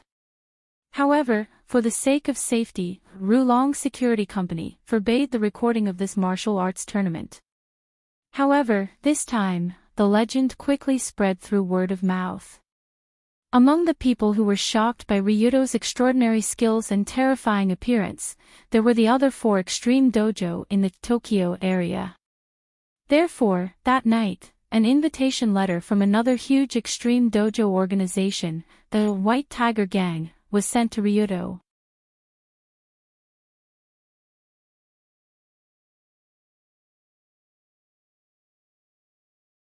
Chapter 182. Speaking of the extreme Dao organizations in the Tokyo area, the Ryukyu Group was not the only one. Although the Dragon Group, founded by Tongshin Kazuma, was a rather powerful extreme Dao group, there were also 4 other extreme Dao groups that were not inferior to the Dragon Group in all aspects. Psychedelic Saburo was headquartered in the Shibuya area. They mainly operated nightclubs and video cassettes. Big Dipper Alliance was headquartered in the Senma area. They mainly sold guns, ammunition, and all kinds of dangerous weapons. Black Snake Alliance was headquartered in the Shinjuku area. They mainly sold all kinds of anesthetics and illegal drugs. White Tiger Gang was also headquartered in the port area. They mainly sold money and collected protection fees. They were all powerful gangs in the Tokyo area. They all had their own strengths. They didn't have too many conflicts in their business. Therefore, they could coexist harmoniously. However, when Ryuto received the invitation from the White Tiger Gang's president, Karakawa Kaori, he looked at the letter in his hand and was confused. Tonight, your humble servant will be hosting a banquet in room 408 of the Star Python Apartments. I hope that your Highness Tong Xing Ryuto can come and have a drink with you. What the hell is this? After reading the letter from the White Tiger Gang's president, Ryuto handed it to Advisor Fujiki. Advisor Fujiki, who had been in this industry for his whole life, was more familiar with the extreme Dao. Ryuto didn't even know what kind of bird the White Tiger Gang was. Advisor Fujiki looked at the letter carefully and frowned. The White Tiger Gang's president has the same title as our team leader. He shouldn't have any bad ideas. It's just that the place of the banquet is a bit, Star Python Apartments. Who would treat people to a meal in an apartment? If not, it would be a banquet in a hotel. How shabby. No, no, no. Young master, this Star Python apartment isn't an ordinary apartment. I forgot to tell you this. Immediately, Consultant Fujiki scratched his head and explained the situation of this Star Python apartment one by one. This was because Kazuma and Fujiki didn't want Ryuto to enter this extreme Dao world. He had never told Ryuto a lot of things related to the gangs. This included this Star Python apartment and related matters. If one had to describe it in the simplest terms, this apartment would be a typical, Extreme Dao apartment. Everyone who lived here was a member of Extreme Dao. Because of the uniqueness of this apartment, it had been used as a meeting place for Extreme Dao cultivators since a long time ago. If there were any disputes between the two gangs, or if there was something that needed to be discussed, they would come to this Star Python apartment. Every gang also had their own rooms here. The management of this apartment was also managed and maintained by members from various gangs. Naturally, the Rulon group, as a member of the Tokyo Okichi organization, also had its own room in the Star Python apartment, as well as its own management. I see, there's such a special place in Tokyo. After hearing Fujiki's explanation, Ryuto felt like he had seen a new world. That's right. The reason why Akuragawa invited you to the banquet is because he has something to discuss. You're not the only one that he invited. Oh. The other Extreme Dao organizations are also invited. As far as I know, Psychedelic Saburo, Big Dipper Alliance, and Black Snake Alliance, these three large Extreme Dao organizations in Tokyo, all received similar letters today. In other words, the president of the White Tiger Gang didn't just invite Ryuto, but also the other four Extreme Dao leaders in Tokyo. The president of the White Tiger Gang, the hero Akuragawa. I think I've heard of his name before. He seems to be a person that is respected by his brothers. Of course, if our leader Kazuma isn't here, he would be the #1 hero in Tokyo. He's a very simple and loyal Extreme Dao. Speaking until here, Fujiki handed over the information he had on Akuragawa. Ryuto took the information and looked at it. This guy was already more than 70 years old. He was like a living fossil in Extreme Dao. Since the 60s and 70s, Akuragawa started to make a living at the docks, helping the Americans to move goods. At that time, due to the tension between labor and management, it was difficult to transport goods. Japanese gangsters took the opportunity to fill the gap and helped the Americans to transport goods. At the same time, the government also used Extreme Dao to suppress dissidents, which gave Extreme Dao organizations the best soil to take root. After many years of development, the group of Extreme Dao people formed many famous Extreme Dao organizations, including the hero Akuragawa. With his seniority in Extreme Dao, Akuragawa's White Tiger Gang became more and more prosperous. However, they usually followed the rules and never bullied the weak. They also didn't involve themselves in some terrible industries. It could be said that they had their own principles. Therefore, it proved that the president of the White Tiger Gang was respected by all parties in the underworld. It could be said that hundreds of people responded to his call. However, after Ryuto finished reading the information, he said with disdain, "TSK. Isn't he just a lackey of the government? How shameless of him to call himself a hero. It can't be helped. Extreme Dao in that era was like that." However, Akuragawa didn't get involved with the government anymore. Instead, he focused on helping the weak. Is it true? I feel like there's something wrong with this old man. Although Fujiki also respected the president of the White Tiger Gang, Ryuto looked at the information in his hand and felt that something was wrong. He knew that the earliest Extreme Dao was actually a lackey of the politicians. They helped the politicians do things that were inconvenient on the surface.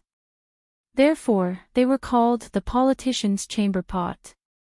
Although there were also Extreme Dao like Ikima who didn't rely on the politicians and were upright people, they were relatively few after all. Most of the Extreme Dao were always inseparable from the game of money and power. What made Ryuto puzzled was why the White Tiger Gang invited him to a banquet at this time. Just yesterday, the great search for young criminals had just been launched in Tokyo, which made most of the ghetto and similar organizations suffer greatly. Today, the White Tiger Gang sent someone to invite Ryuto. This made people feel that a storm was coming. In fact, it was indeed the case. The current situation was indeed a storm. When Ryuto decided to see what the president of the Akuragawa was doing, a meeting in the car also began. Around 6:00 in the afternoon, the hero Akuragawa came alone to a small shopping mall that looked inconspicuous. He was an old man wearing an old striped suit and a hat. He looked a little thin. Even from afar, one could feel the hardcore aura of the Showa era. After walking around the mall a few times, the old president passed by a boutique and left from the back door of the shop without saying a word. He followed a small path and walked directly into a deep alley. In the deepest part of the alley, there was a black car that looked inconspicuous. Before the old president walked in, the back door of the car opened by itself and welcomed him in. The car closed, started, and began to drive around the neighborhood. The driving speed wasn't too fast, just enough for the two people sitting in the back seat to talk easily. In addition to the president of the Akuragawa who just got in the car, there was also a woman in a black kimono sitting in the back. Her face was covered with a black veil. At first glance, her face couldn't be seen clearly, but from her figure, she should be very young. After the car drove away, the woman asked faintly, "President Akuragawa, how have you been?" Thanks to you, it's not bad." As the president of the Akuragawa answered, he lowered his head slightly and put on a very humble appearance. It was clear that he was at an absolute disadvantage in front of this woman. This woman's identity was obvious. "The invitations that I asked you to send out have been sent out, right? The other 4 have received them and have replied that they are willing to come." "Very good." The woman nodded and said with a cold smile, "As long as the Hero Alliance is 10% successful, the entire Tokyo's extreme Tao will be under your control, President Akuragawa." "I wouldn't dare. It should be under your control." Speaking to this point, the president of the Akuragawa hurriedly lowered his head, as if he felt that this woman was very terrifying. It was hard to imagine that an old man who was known as a hero in the extreme Tao would bow to such a young woman. None of the members of the White Tiger Gang had seen the president of the Akuragawa like this before, not even his own son. After the two of them talked about some more details, the president of the Akuragawa couldn't help but ask, "You asked me to help you find the criminals who robbed and beat up your nephew, but we still haven't found them. What do you think? That doesn't matter. If we can find them, then we'll find them. If we can't, then so be it. It's not that important anyway. After all, the Tokyo Extreme Tao have been stirred up. That's the key." "I see.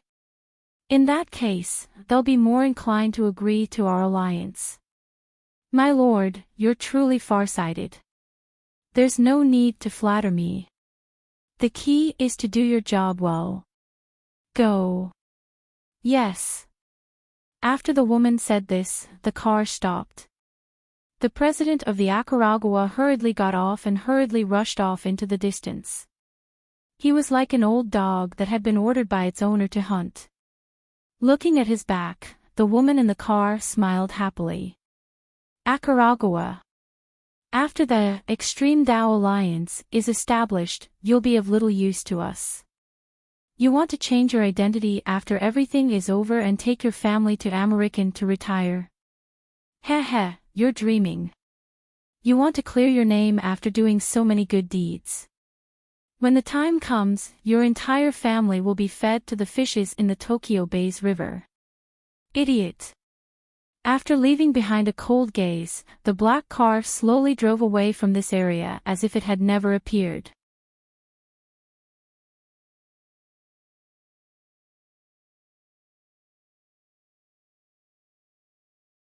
Chapter 183.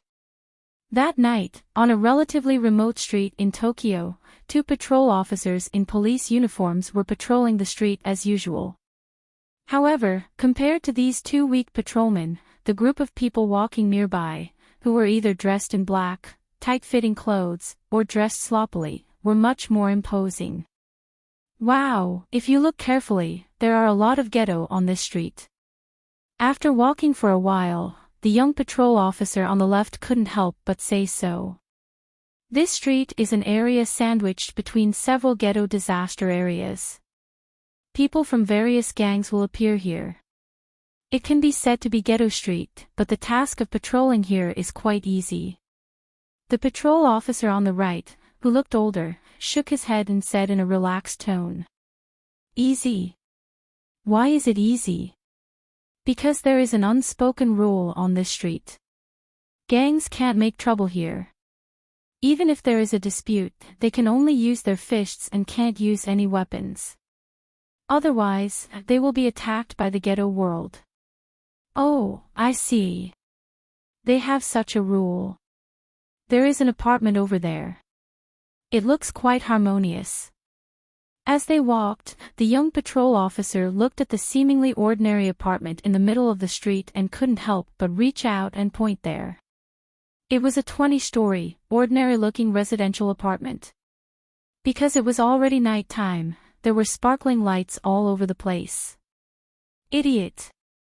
Don't point your finger. But at this moment, the older patrol officer reached out and pressed down the young man's hand, hurriedly pressing him down. What? What's wrong? That is the Star Python apartment. It is a place bought and managed by many ghetto leaders in Tokyo.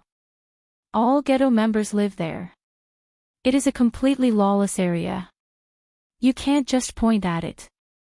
When the Star Python apartment was mentioned, a drop of cold sweat fell from the old patrol officer's forehead. Anyone who had stayed on this street would know how terrifying the Star Python apartment was. There were more than 4 digits of ghetto members living in this apartment all year round.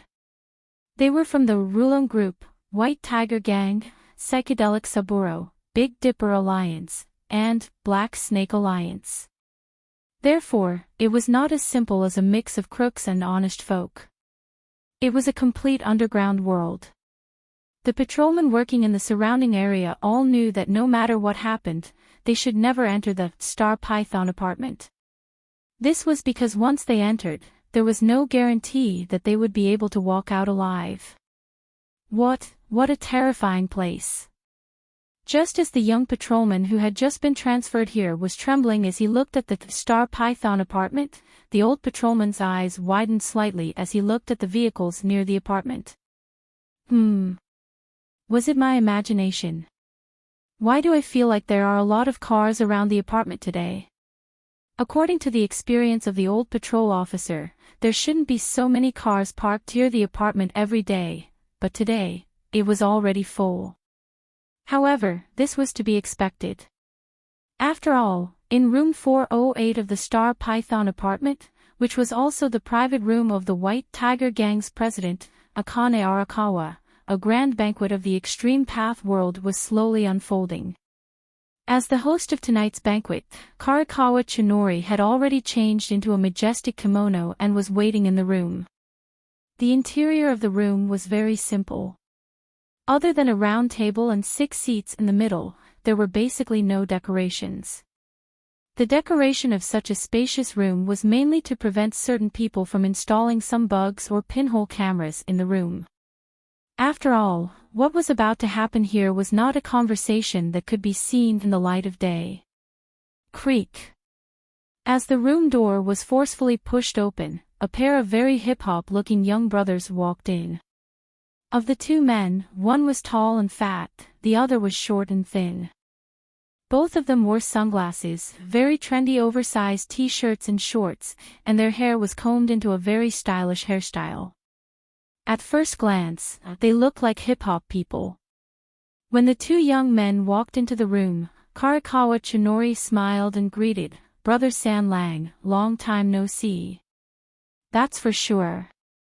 At the very least, it'll take half a year." "President Karikawa, you're old and healthy. You're not poked by needles, pft." Compared to Karikawa Chinori's formal greeting, the San Lang brothers replied with a very messy, rap-style speech. However, the 2 brothers' rap did not rhyme at all, and it sounded very bad. It felt like there was something wrong with their heads. In fact, that was indeed the case.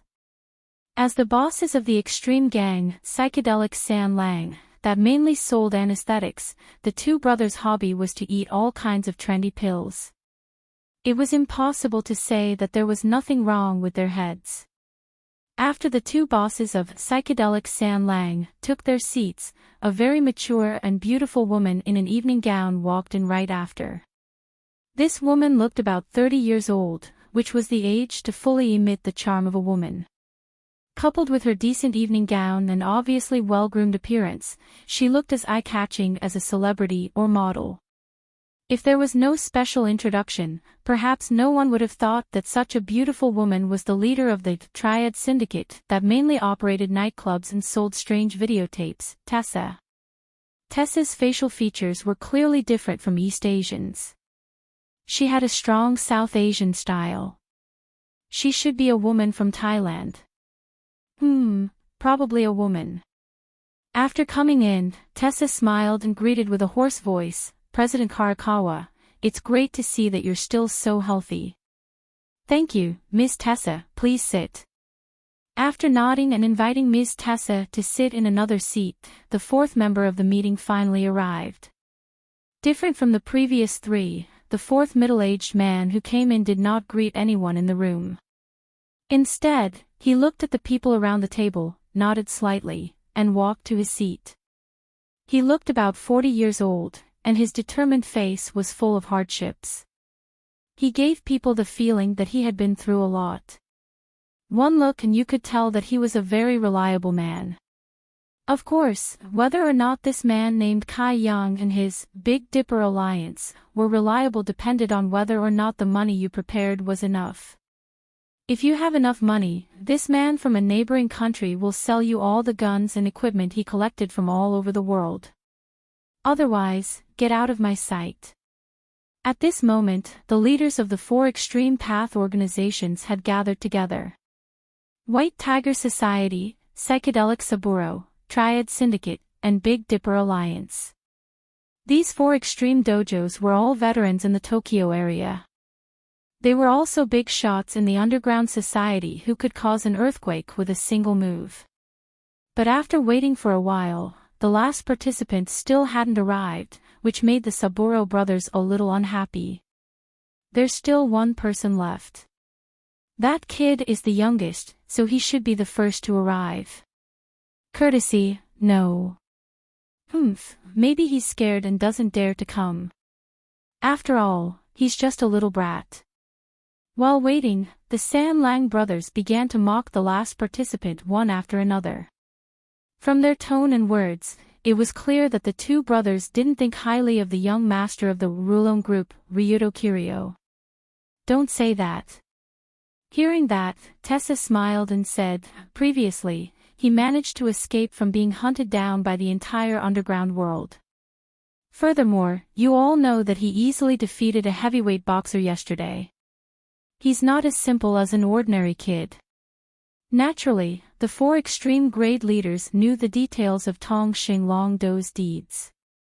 Not long ago, during the night of the pursuit, some of their subordinates also participated in the pursuit of Ryuto and Dunya.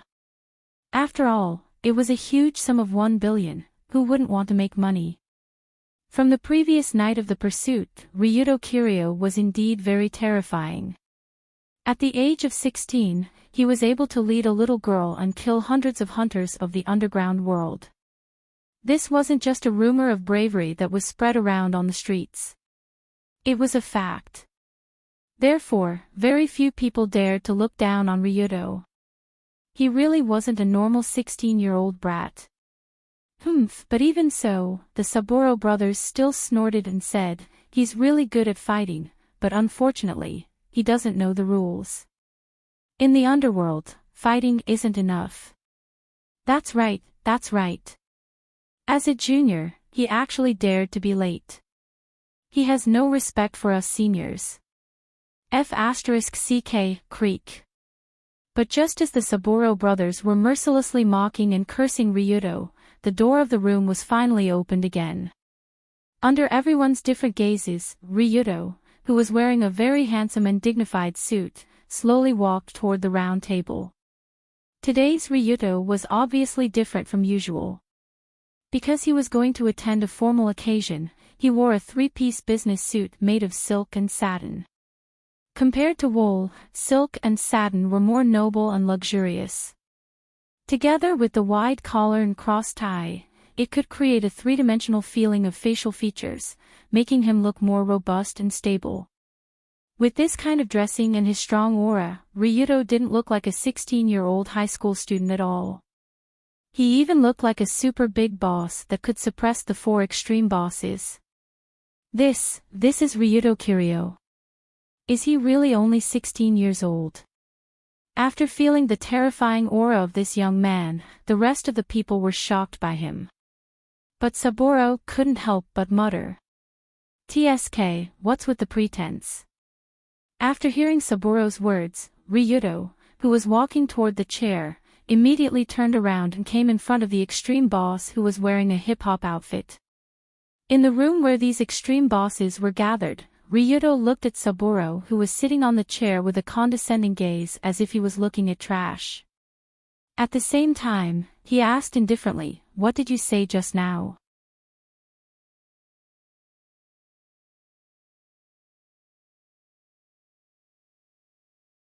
Chapter 184. In fact, Saburo was just casually saying that. He didn't think that Ryuto would actually directly look for him. And from this guy's expression and tone, this young master of the Rulon group seems to be looking for trouble. For a moment, the originally silent atmosphere in the room became even more austere. It was as if even the sound of a needle dropping could be heard clearly. Saburo was stared at by Ryuto's sharp eyes, and a drop of cold sweat fell from his forehead. He had to admit that this guy dressed like a godfather standing in front of him and looking at him with contempt. This feeling was quite intimidating. Especially when he knew that Ryuto Kiryu was a monster with at least hundreds of lives in his hands, this pressure was even more exaggerated. It was simply enough to make people pee their pants. Seeing that Saburo didn't dare to reply, Ryuto stretched out his hand and knocked on the table in front of him. He continued to ask, "I seem to have heard you say something about me. I didn't hear it clearly. Try saying it again." Although he was momentarily intimidated by Ryuto's imposing manner, Saburo was still the leader of the Extreme Tao organization, Psychedelic Saburo. He had more than 1,000 brothers under him. Naturally, he couldn't continue to be bullied like this. So he stood up and said with a fierce tone, "Stinky brat, you're looking for trouble, right? Who's the one looking for trouble, don't you know? Don't look for trouble first and then pretend to be innocent. You're late, so what if we say a few words to you?"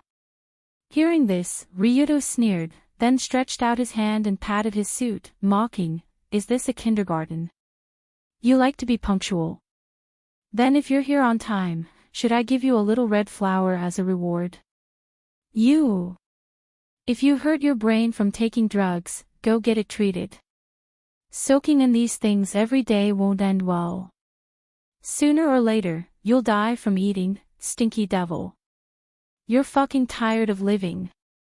When Fatty Subaru heard that it was not a sarcastic remark, but an insult directed at his brother's nose, he, who had never been ridiculed like this, suddenly jumped up from his seat. Unlike Pang Sanlang, although Pang Sanlang looked fat, his body was very strong. It could even be said that he was strong to the point of being unnatural. In Psychedelic Saburo, Skinny Saburo was in charge of making all kinds of plans and managing the gang. He was the leader of the Brain faction. Fat Saburo was in charge of killing the enemy. He was the leader of the Fighting faction. This combination of fat and thin was one of the main reasons why the organization had developed to its current state. At this moment, Pang Sanlang was like a leopard hunting its prey as he pounced towards Ryuto, who was not far away. His palms suddenly grabbed the little bastard's head. His widely open palm was like a huge fan, almost able to wrap an adult's head within it. Then, with just a little bit of force, he could crush the skull. Of course, Pang Sanlang's strength was not completely from his innate strength and training. It was also due to the effects of many forbidden drugs. Psychedelic Saburo was in the business of selling drugs. Naturally, he had the means to buy many high-grade steroid drugs and forbidden drugs that could release the human body's limits. Although the side effects of these drugs were huge, Pang Sanlang, who lived on the edge of a knife, naturally did not care about these small matters. Instead, he usually ate all kinds of forbidden drugs as if they were jelly beans. The result of taking medicine like this was that Pang Sanlang's physique, which was already different from ordinary people, became even stronger. He was as strong as an ox, and he once tried to stand after being shot by a pistol 7 or 8 times. He was even able to rush over and crush the gunman's skull. But no matter what, the fact that Do Long and Subaru Long had suddenly started fighting was completely out of line for President Arakawa, who had called for this meeting. Wait! You guys! Thus, Arakawa hurriedly stood up and wanted to stop the two, but it was all too late. Ryuto, who was attacked, flashed with an even faster speed. In the next moment, his figure appeared 2 meters high in the air. Immediately after, his left hand formed a claw and accurately landed on Pang Sanlang's hand. This scene, at first glance, looked like an eagle hunting its prey, but also like a fierce tiger brandishing its claws. In short, the two people's hands tightly clasped together with 5 fingers. This little bastard's speed is so fast. After Ryuto closed in on him, Pang Sanlang was shocked by his lightning-like movements. But he immediately showed a disdainful smile. But what's the use of being fast? This idiot actually wants to compete with me in grip strength. Who doesn't know that Pang Sanlang's strength is the strongest in Tokyo? Ah! So painful. Before Pang Sanlang could finish this confident thought in his heart, a voice suddenly rang out. He felt a heart-wrenching pain from his right hand. It was as if someone was using an iron clamp to clamp his bones. In terms of hand strength, how could Pang Sanlang compare with the demon child Saitu from Saitu Guildhall? Saitu was a genuine martial arts master. His kung fu was unparalleled in the world. His grip strength could crush steel. But even if Saitu had entered the Dao, he still couldn't gain the upper hand when he shook hands with Ryuto in the Tokyo Emperor Hotel not long ago, let alone a mere druggie. This wasn't the end. After squeezing Pang Sanlang's hand until the bones almost broke, Ryuto took the opportunity to flip his hand. Pang Sanlang's wrist was in pain, and he had no choice but to kneel on the ground. Plop! A muffled sound was heard. Under the stunned gaze of everyone in the room, Pang Sanlang's wrist was pressed to the ground.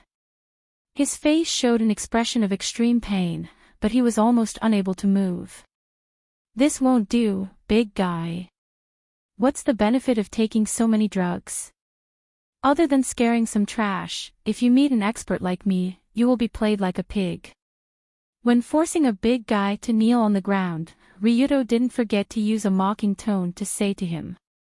Seeing that Pang Sanlang was pressed to the point that he couldn't breathe, and Pang Sanlang was shivering, President Arakawa hurriedly said, "Young Master Ryuto, even if you don't give them face, you have to give face to me, the host, right? What's the point of fighting and killing here?" That's right. What's the point of fighting and killing here? Remember next time, don't make a move on an enemy that you can't beat. Not everyone is as benevolent as me. After hearing President Arakawa's words, Ryuto let go of the big guy in his hand, and then said to the two brothers with a smile, "Beast! Beast!" After being taught a lesson by Ryuto, the Sanlang brothers could only dejectedly return to their original seats and didn't dare to provoke any more. I don't remember any grudges between the Rulong group and the psychedelic Sanlang. Although the two brothers' mouths are indeed a bit cheap, but young Master Ryuto doesn't need to be so angry. Just as Ryuto sat down, the leader of the Black Snake Alliance, Tessa, who was sitting next to him, asked with a smile. There is indeed no grudges, then I just look down on drug sellers. After glancing at the Sanlang brothers, Ryuto seriously said to them, in the future, if I see your drugs appear in my territory, I will stuff all the drugs and explosives into your nostrils. I will do what I say. Okay, the meeting officially begins. This time, I have something to say to everyone. When Baron Creek saw the Sanlang brothers' flushed faces, he hurriedly sighed and forcefully steered the conversation in the right direction. Really, why is this Ryuto Kiryu so difficult to deal with? He's simply a madman, he doesn't care about anyone. Originally, according to President Arakawa's idea, Ryuto Kiryu was the youngest among all the leaders here, so he should be the easiest to deal with. After all, the one who sat on the same level as the 4 leaders before was Hitomi Kazuma.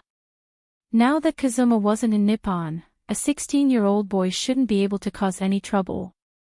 Who knew that from the way he looked for a fight as soon as he arrived, this guy was 100 times more arrogant than his father, and he clearly didn't have any respect for these seniors. Sigh. Difficult to deal with. Forget it, I hope he can understand human language. When all the leaders sat at the table, Arakawa said seriously, regarding the incident that happened in Nippon yesterday, everyone should know about it. Is President Arakawa referring to the incident where the Metropolitan Police Department forced us to hand over the information of our members? After hearing this, Tessa was the first to react, and the other members also understood. Just yesterday afternoon, the Metropolitan Police Department indiscriminately demanded that all the Jigikudo in Tokyo submit and hand over the information of all the young members of their organization. This information included name, age, height, appearance, physique, weight, fingerprints, and so on. It was all very important personal information. This was simply outrageous in the eyes of the extreme duo. After all, if so much information was handed over, wouldn't it be very troublesome for the brothers whose information was collected in the future? Would they come to find them if they did something? After all, they were in the side door. How could they hand over such important information to the police? It was simply suicide. But the problem was that the attitude of the Metropolitan Police Department was very strong this time. It was obvious that whoever didn't cooperate, they wouldn't be able to survive in Nippon in the future, even if they had the backing of the emperor. Under this tough attitude that completely ignored the law, the other extreme duo were like the Rulon group. They had no choice but to hand over the information of some of their members. Don't you have any thoughts about this situation? How could we not have any thoughts? Bastard police. Hearing President Arakawa's provocative question, the Saburo brothers couldn't help but slap the table. After slapping, Saburo glanced at Ryuto. After seeing that he didn't have any reaction, he said, "Those guys have become more and more excessive in recent years. They simply don't give us a way out. If this continues, no one will be able to survive. Yes, if this continues, the extreme duo in the Nippon area, which is us, will gradually be forced to the point of disbanding. President Arakawa, how do you plan to solve this?" "Ahem, if you trust me, I plan to form a hero alliance. Everyone will unite and fight against the Metropolitan Police Department's despicable methods." Under the conversation of the two, the president of the White Tiger Gang finally revealed his true purpose.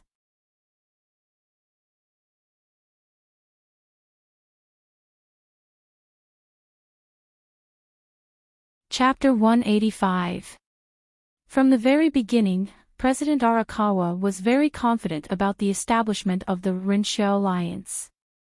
After all, at this critical juncture, all the extreme organizations in Tokyo were in a state of panic, and they urgently needed a stabilizing force to stabilize themselves and the mood of the organization.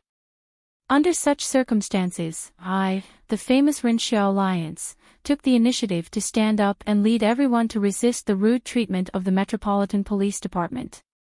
I was simply like a savior. In addition to this, there was another reason that made Arakawa feel very confident, and that was that psychedelic Saburo was originally one of them. Although most people didn't know this, even Saburo didn't know. In fact, psychedelic Saburo and White Tiger Gang were originally under the same boss. Both Arakawa and Saburo had been recruited by that lady long ago, and gradually reached their current position under her support. In other words, among the current 5 Kyoto organizations in Tokyo, 2/5 of the forces were originally one of them. As long as one of the other 3 agreed, the other 2 would be forced to follow. Otherwise, once the Rinshia alliance was formed, the organizations that were excluded would be subjected to all kinds of internal and external pressure. Under such circumstances, no organization could withstand it. However, if the Rinshia alliance was really formed according to Arakawa's idea, it would indeed reduce a lot of pressure for all the Kyoto organizations present. First of all, because of the formation of the alliance, the members of each Kyoto organization could all be added together, forming a huge force of tens of thousands of people. Under the unified management of this huge force, coupled with the unified allocation of the best team of lawyers, not only could they fight for the greatest right to speak in the dialogue with the Metropolitan Police Department, but they could also maximize the safety of their own industries to the greatest extent. Moreover, for example, the nightclub and videotape industry of the Black Snake Alliance, the anesthetic and forbidden drug industry of the psychedelic Saburo, the arms sales industry of the Big Dipper Alliance, and so on, were originally mutually beneficial. As long as everyone reached an agreement, these industries could also be interpenetrated. Under the care and support of the Rulon Group and the White Tiger Gang, they could even smoothly reach any corner of the country. At that time, the huge Kyoto alliance from Tokyo would annex the other Kyoto organizations in Japan one by one, and its territory would become bigger and bigger. In the end, it could even sell its own industries overseas. At that time, the monetary benefits that the 5 great extreme DAOs could obtain would probably be tens of times more than what they currently had. In other words, what Karakawa Genesis wanted to establish was not just a Rinshia alliance, but an underground empire. An empire ruled by the Extreme Dao, a powerful armed force that even the Metropolitan Police Department couldn't do anything to, and a world-class crocodile that was enough to leave their name in the annals of history. Therefore, when Akane Arakawa expressed his thoughts, there was an uproar around the table. It had to be said that Karakawa Chuang's eloquence was excellent. Moreover, the content of what he said had been carefully arranged. It was easy to listen to it and make one's blood boil. This level of verbal skill was a necessary basic skill for a politician, but there weren't many people who could hone it to this level. Therefore, it seemed that Karakawa Tsunori was particularly trustworthy. Thus, Saburo couldn't help but be so excited that his eyes lit up. He waved his hands and used his sharp voice to shout, "Great! This is exactly what we want. Ha ha ha ha." Indeed.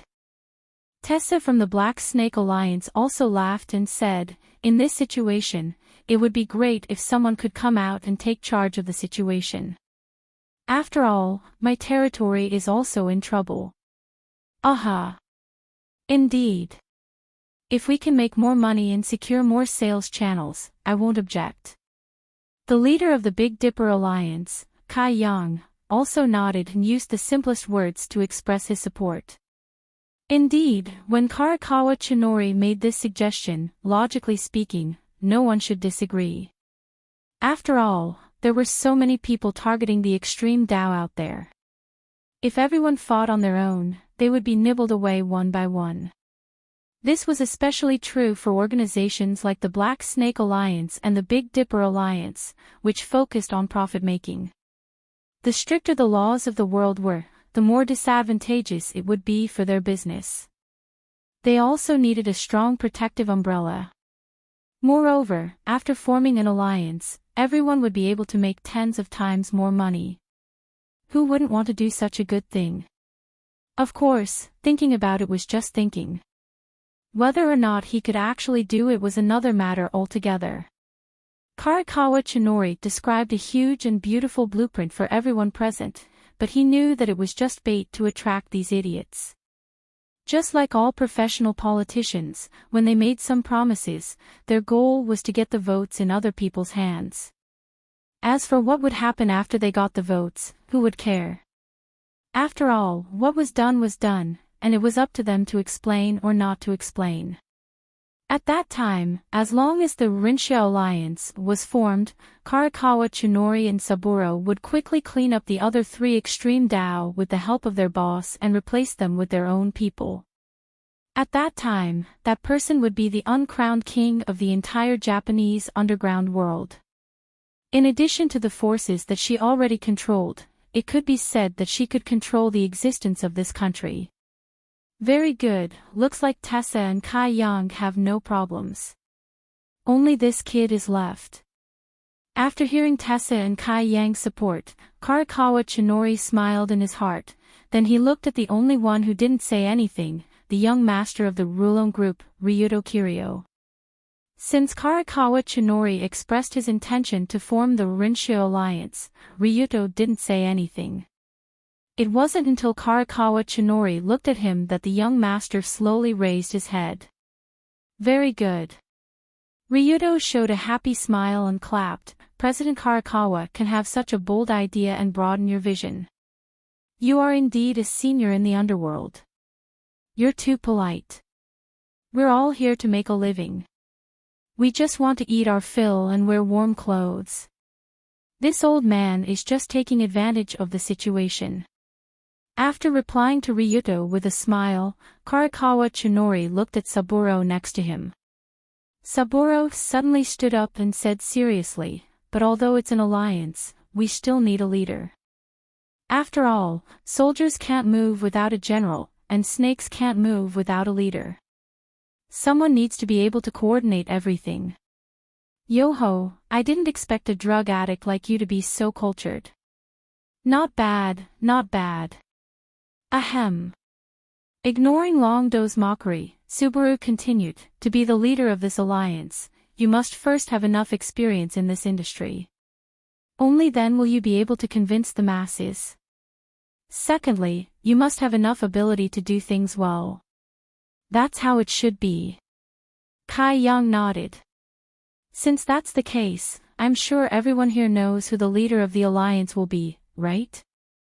At this point, Subaru cast his gaze towards President Arakawa, who was sitting upright and ready to stand up and speak at any moment. That's right, he is. Originally, Saburo stood up and was about to extend his hand to President Arakawa, who was next to him, and invite him out as if he was introducing an award-winning celebrity. But just as Saburo extended his hand, a figure quickly appeared between him and President Karakawa. Saburo, you're too polite. I know I'm very good, but there's no need to invite me out with such fanfare. Under everyone's shocked gazes, Ryuto suddenly appeared in front of Saburo and grabbed his hand. Then, he shook it up and down with a smile on his face. At first glance, it seemed like Saburo was going to recommend Ryuto as the leader of the Rinsha alliance. When this strange situation occurred, Saburo and Karakawa Chinori were instantly stunned. Was there a mistake? This kid was too shameless. How could he come out and cut him off? After coming to his senses, Saburo hurriedly shook off Ryuto's hand. He gulped and said with a smile, I'm sorry, young Master Ryuto. The person I'm talking about isn't you. I'm talking about President Karakawa. Not me. Hearing this, Ryuto squinted his eyes and asked in an unhappy tone, what were the two conditions you said to be the leader? Say it again. First, you have to have enough experience in this industry. Second, you have to have enough ability. You seem to, I don't have experience. I don't have ability. Suddenly, Ryuto seemed to have heard something unbelievable. He raised his hands and said in a serious tone, how many years have I been in this industry? At the very least, it should be a few months, right? That's not considered experience. I just beat up your brother. Isn't that ability? A few months. A few months. What the hell are you talking about? And beating up my brother counts as ability. If it wasn't for the fact that the person who said those words was the willful and overbearing Tongxing Ryudu, Xiao Saburo really wanted to go up and slap him away. After all, everyone present here was an extreme Dao leader who had been in this business for at least 10 years. There was even an extreme Dao living fossil like Arakawa Chuangzu here. How could someone like Arakawa Chuangzu, who had only been in the dragon battle for a few months, be shameless enough to talk about it? You're really shameless, right? That's right, Ryudo really wasn't shameless. After all, as long as he wasn't shameless, others would be the ones to be embarrassed. This kid, he seems to be trying to cause trouble. Don't tell me he really wants to steal my position as the leader. Seeing Ryudo Kiryu jump out and tease Saburo, who was in charge of being the supporting character, Karakawa Chinori felt something was amiss. Karakawa Chinori finally felt that something was amiss, as if the train was about to derail.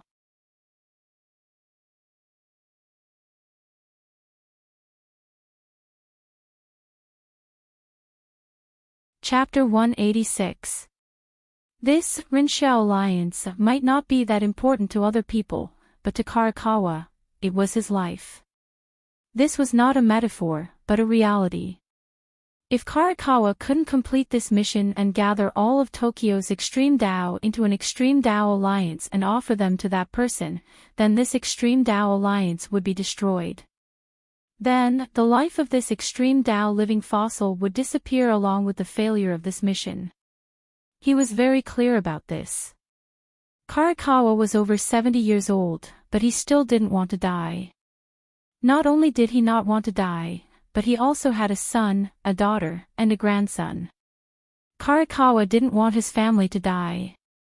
For this Rinshao alliance was willing to sacrifice all of Tokyo's extreme Dao without caring about other people's lives. Anyway, I'm doing this for my family, so they should forgive me. Arakawa Chinori had seen in some movies that no matter how many bad things the villain did in the movie did, as long as he did it for his father, mother, son, or daughter, he would be able to clear his name immediately. Humans were such simple creatures. In other words, sympathy was such a cheap and useful thing. However, compared to clearing his name, Karakawa cared more about his mission. First, he had to complete the Rinshao alliance and become the president. Hence, when Baron Chuan saw Long Do suddenly appear to steal the limelight, his gaze instantly sharpened. Sensing Karakawa's anger, Xiao Saburo hurriedly said, "Young Master Ryudo, I don't care if you want to make fun of me, but you can't joke about being the president." "What?" Ryudo sneered, "You think I'm joking? You think I don't deserve to be the president? You know what you're doing, right?" If Xiao Saburo had enough confidence, he would have shouted this out, but he didn't dare. Therefore, the leader of the psychedelic trio had no choice but to look at the other two leaders, Tessa of the Black Snake Alliance and Kai Yang of the Big Dipper Alliance, as if he wanted them to say something. In fact, from the very beginning, as long as the real chivalrous alliance was formed, there was nothing to discuss about the alliance leader. Everyone was well aware of this. Psychedelic San Lang and his brother looked sloppy, so it was hard for them to convince the crowd. Although Miss Tessa from the Black Snake Alliance was capable, she was in the nightclub business and didn't have enough presence. Although Kai Yang from the Big Dipper Alliance had a strong presence, he wasn't good with words and didn't like to communicate with others. As for the Rulon group, if Kazuma Kirishima was still around, he would be qualified to become the leader. However, it was not Kirishima who came, but his son, Ryudo. Please, a 16-year-old kid leading the entire Kyoto in Tokyo and becoming the leader of 10,000 people, no one would believe it. If he really did that, wouldn't the Rinshao alliance become a joke? Thus, Xiaosaburo felt that as long as Kai Yang and Tessa weren't stupid, they would definitely not push the position of leader to Ryudo. And if the two of them wanted to sit in this position, it would be impossible for them to do so under the joint efforts of Xiaosaburo and Shirakawa Chinori. It had to be said that Xiaosaburo's thinking made sense. After being glanced at by him, Tessa couldn't help but cover her mouth and laugh. Young Master Ryudo, choosing a leader is a serious matter. It doesn't seem good to make such a ruckus. Indeed. Also, you guys won't be able to come up with a result. Why don't we use the simplest method, an anonymous vote? Other than Tessa, Kai Yang, who was sitting at the side, was silent for a while, then he made a very constructive suggestion. Voting. Since there were 5 people here, whoever felt the most suitable to be the leader could directly write their answer on a piece of paper and vote anonymously. In the end, the person with the most votes would be the leader of the Rinshio Alliance. All the other members would have to respect him and listen to his orders. What, this guy Kai Yang still knows how to say something nice. After hearing Kai Yang's suggestion, Akaragawa Chinori quickly said, yes, this old man agrees. Not only is this efficient, but it can also avoid gossip. Voting. Are you sure you want to do this? Ryudo frowned when he heard this. He put on an unhappy face.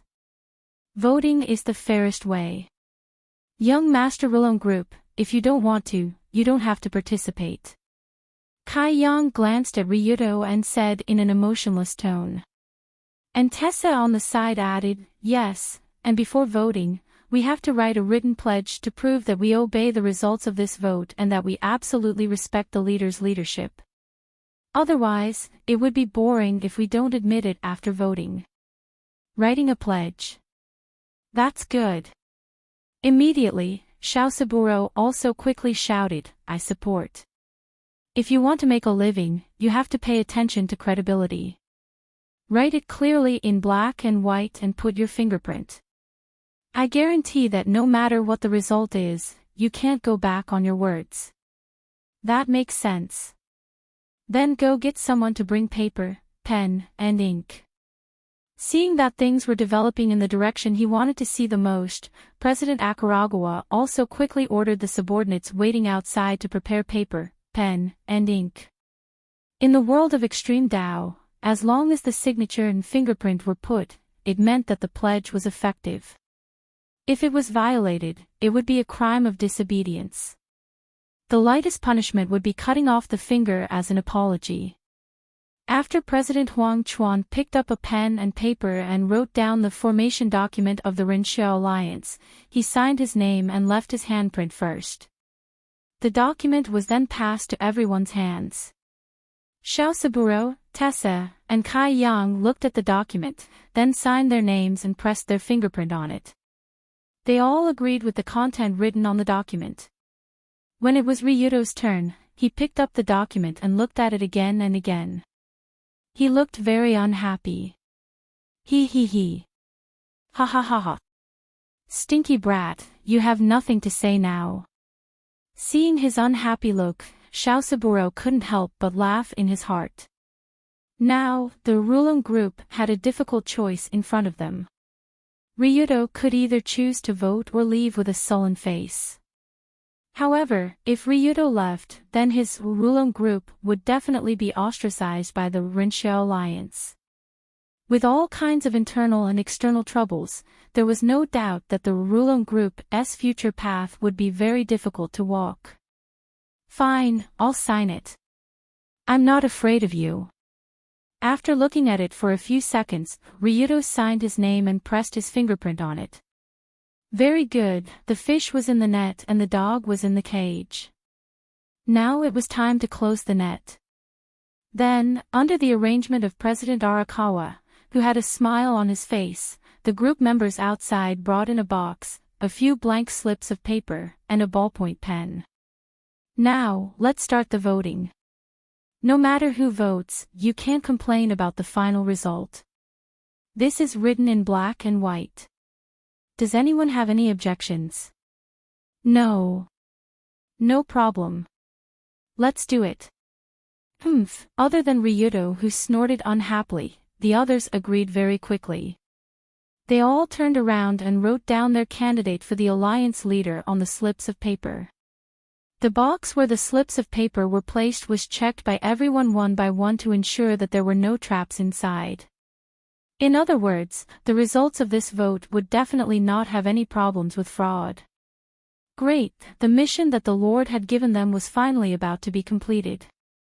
After watching everyone toss their slips of paper into the ballot box, Baron Chuan breathed out a sigh of relief as he tossed the slip of paper with his name into the box. God knew how much pressure he was under in today's meeting. After all, if the alliance failed this time, the result would be very ugly. Arakawa Chuang couldn't lose. He couldn't afford to lose. However, even though Ryudo Kiryu was involved in the process, the final result shouldn't be a problem. After everyone finished voting, Arakawa Chuang said with a smile, "Then let's not waste any more time. As the host, I will count the votes on the spot." Shaosaburo quickly said, "Of course, President Arakawa, please." So, Arakawa Chuang turned the box in the center of the table upside down and let the 5 slips of paper fall on the table. He reached out his hand that was so old that his skin was sticking to his bones. He gently picked up one of the slips of paper and opened it in front of the other 4 people. On the first slip of paper, the familiar name Arakawa Chuang was written. "It's me. Thank you for your support." After seeing his name, Arakawa Chuang pretended to be surprised and nodded to the other 4 people. Then, he continued to open the second slip of paper. However, the name that came out wasn't his. It was Ryudo Kiryu, in big letters. TSK, this brat actually wants to vote for me. He really doesn't know what he's doing. After putting aside the slip of paper with Ryudo's name, President Arakawa Chuang shook his head and continued to open the third slip of paper. The third slip of paper was very normal. The name Arakawa Chuang was still written on it. That's right. Other than that brat himself, who else would vote for him? However, the president of the White Tiger Gang relaxed and opened the 4th and 5th slips of paper. The names that came out of the 2 slips of paper made this extreme-grade living fossil who had been in extreme grade for decades almost pop his eyes out. This was because the last 2 slips of paper had the name Ryudo Kiryu neatly written on them. In other words, it was 3-2. This time, the candidate for the leader of the Rinxia Alliance was Ryu Tongsheng.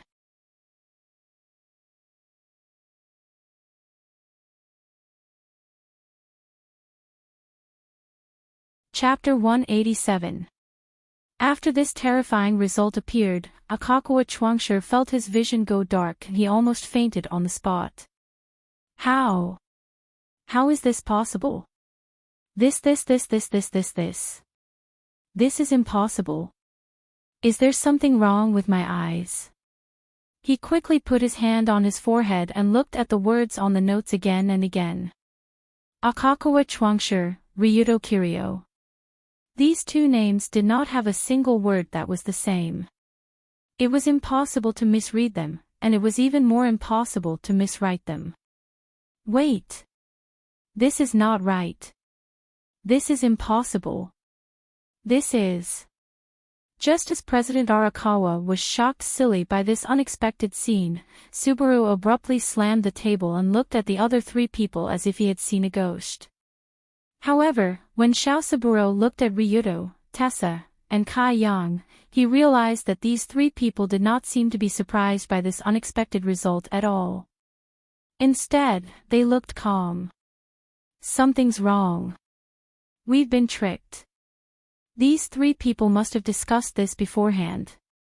Shaosaburo was an old fox who had been in the underworld for more than 10 years. When he saw the expressions of these 3 people, he already knew what was going on. There were a total of 5 votes. Shaosaburo and Akakawa Chuangshi naturally voted for the latter. Therefore, only when Ryudo, Tessa, and Kai Yang voted for Ryuto, would there be such an unbelievable result? However, from the attitude of the two leaders of the Black Snake Alliance and Big Dipper Alliance towards Ryuto, it was impossible for them to vote for Ryuto. Instead, they had been leaning towards President Akakua's side. However, the truth was better than guessing. From the final voting results, Tessa and Kai Yang's actions of leaning towards President Akakua's side were 100% just a performance to fool people. And most importantly, it was actually Kai Yang who proposed the secret vote, and Tessa who proposed the written agreement in advance.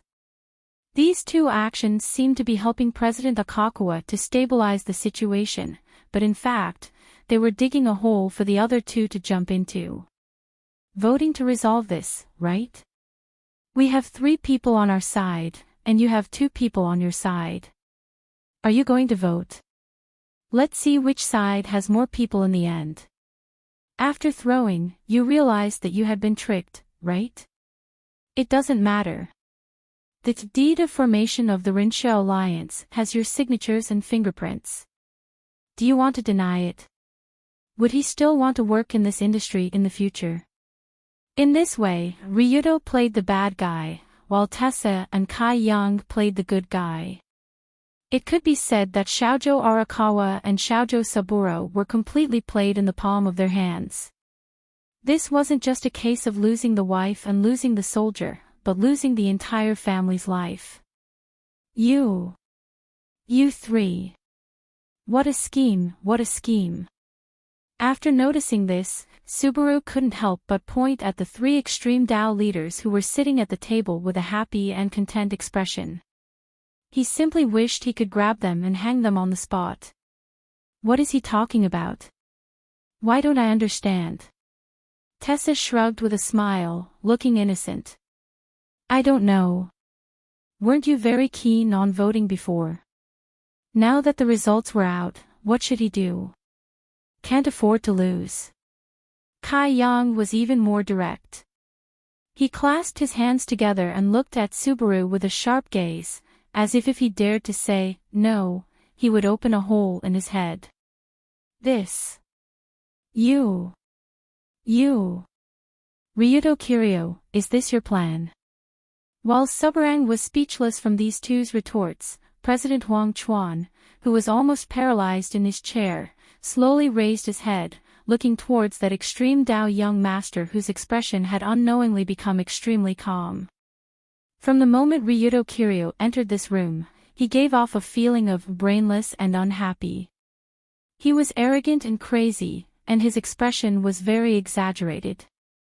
One look and one could tell that he was a stinky brat without any foundation. But after everything was settled, Ryuto returned to his usual calm expression, making people feel that this guy was even a bit unfathomable. If you don't want people to know, don't do it in the first place. This old saying is very reasonable, right, President Arakawa? At this point, the corners of Long Do's mouth curled up, revealing an expression of, the plan has worked. Indeed, if you don't want people to know, don't do it in the first place. In this information age, a lot of things couldn't be hidden just because you wanted to. Especially when Ryuto Kiryu had a group of very powerful companions. 1.5 hours ago, Ryuto received a letter from the White Tiger Society. There's definitely something wrong with that guy called Arakawa Soyu. There's probably some conspiracy behind this invitation. After explaining the situation to Colored Glaze said firmly on the phone. Ryuto heard this and asked with some confusion, why do you say that? I've seen the president of the White Tiger Society at an event before. He's a piece of trash that talks about benevolence and righteousness, but in fact, he's a piece of trash with a belly full of evil tricks. What kind of hero is he?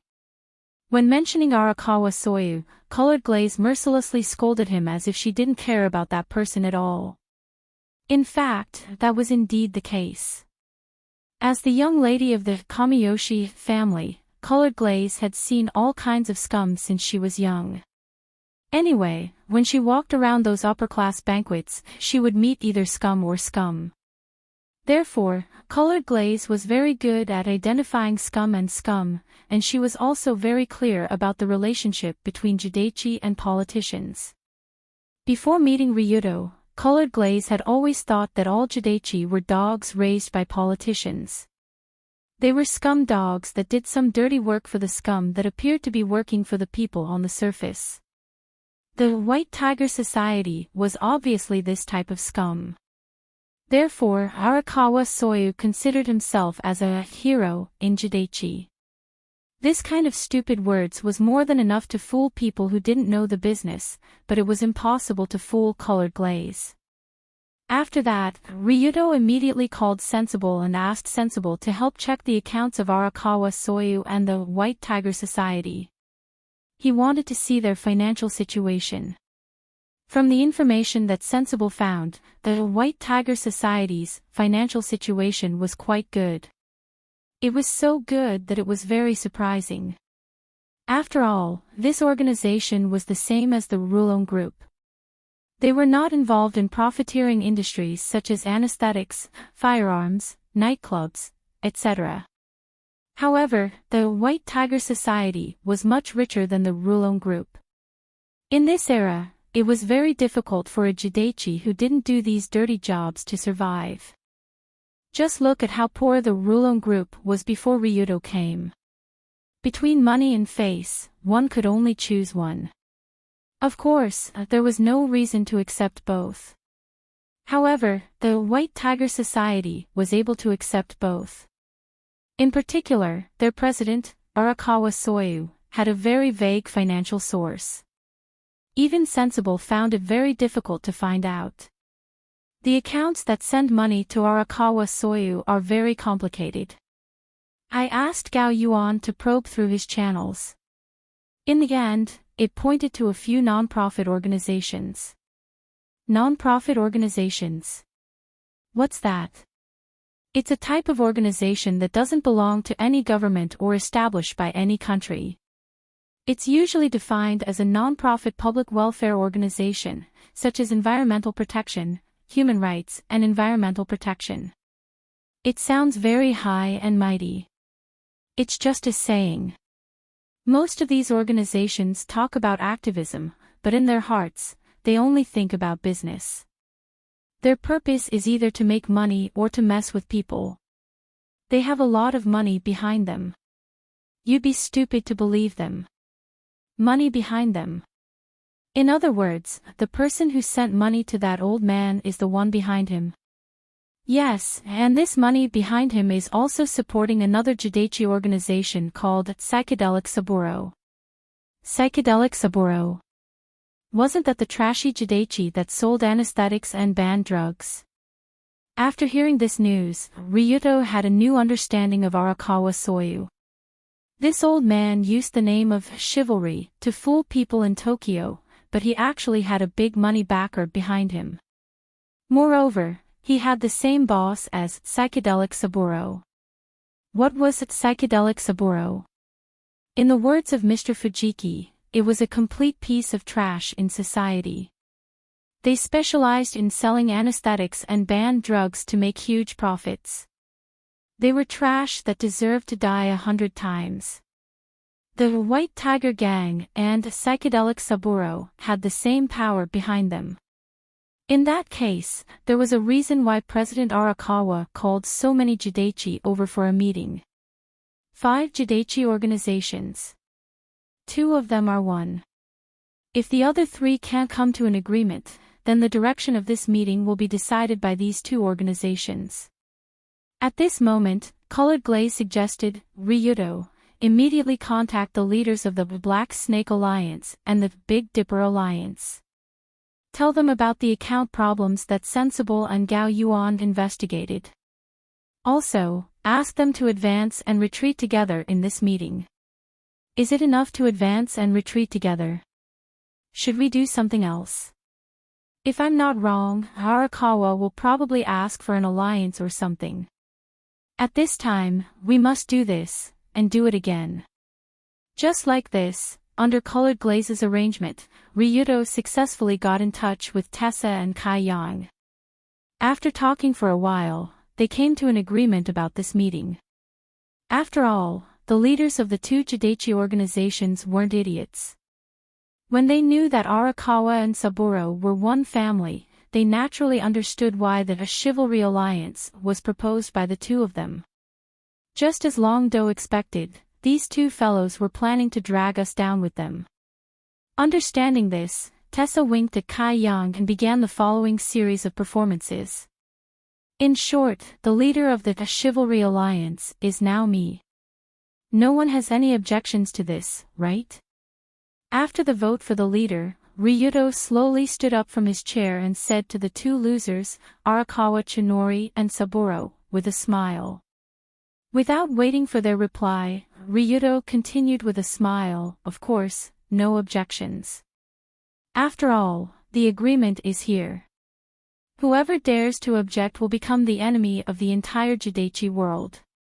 I guarantee in the name of the Chivalry Alliance that they will die a horrible death.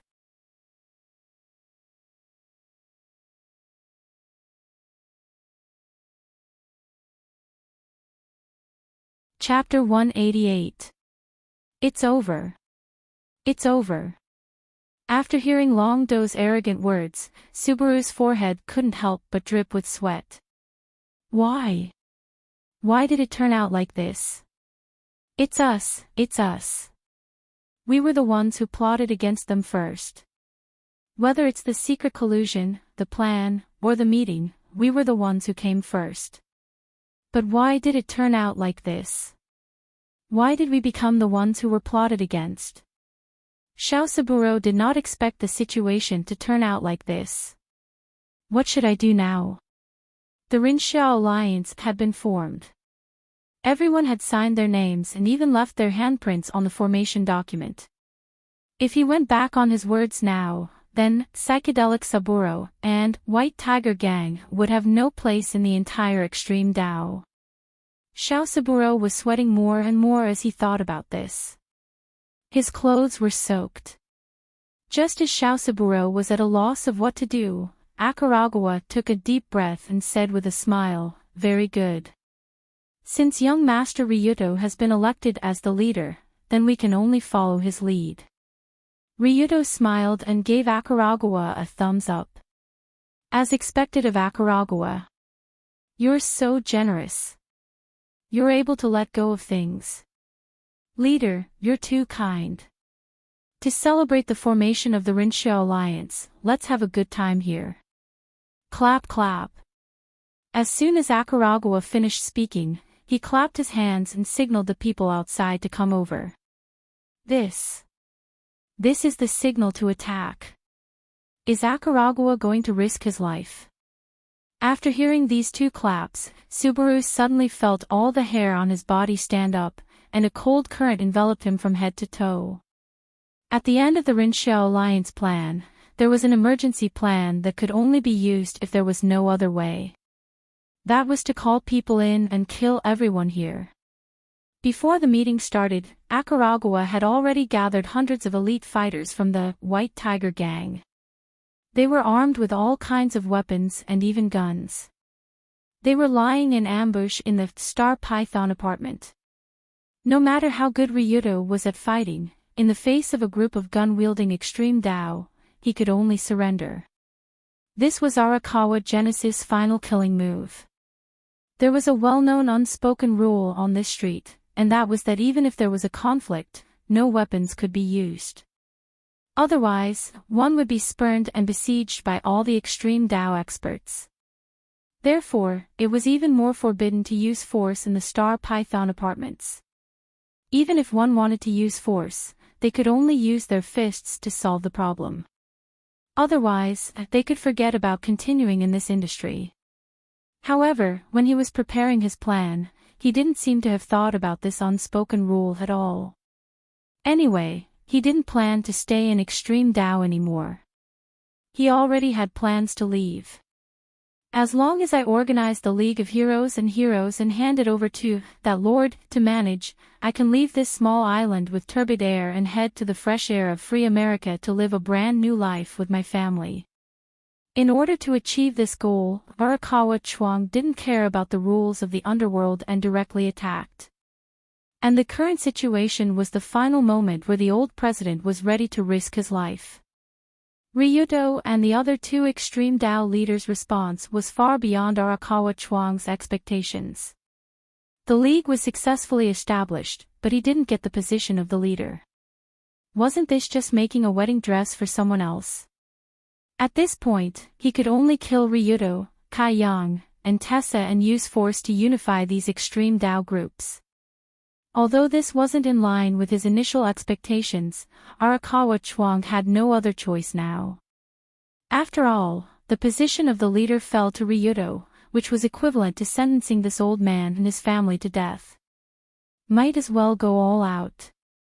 If it really didn't work, then everyone would die together. Who's afraid of who? Clap clap. With this thought, Arakawa Chuang clapped his hands and signaled the group of people lying in ambush outside to rush in and kill the three extreme Dao leaders. A second passed, and there was no response from outside. 5 seconds passed, and there was no response from outside. 10 seconds passed, and there was still no response from outside. What? What's going on? Why did the people I arranged, what's wrong? President Arakawa, didn't you say that you wanted us to have fun here and drink together? At this moment, Ryudo stood up slowly and walked to Arakawa Chuang's side. When Ryudo came close to him, a hint of panic flashed in the old president's eyes, and his body shrunk slightly. But even so, he still forced himself to say, maybe my people are distracted. I'll go out and urge them. No need to go. I know where they are.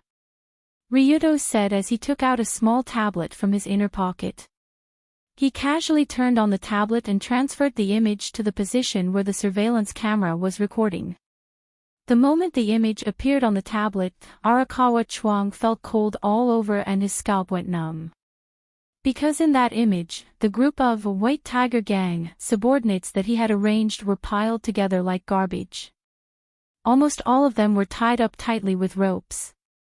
When the old hero was dumbfounded, Ryudo reached out and patted his face and smiled. How about it?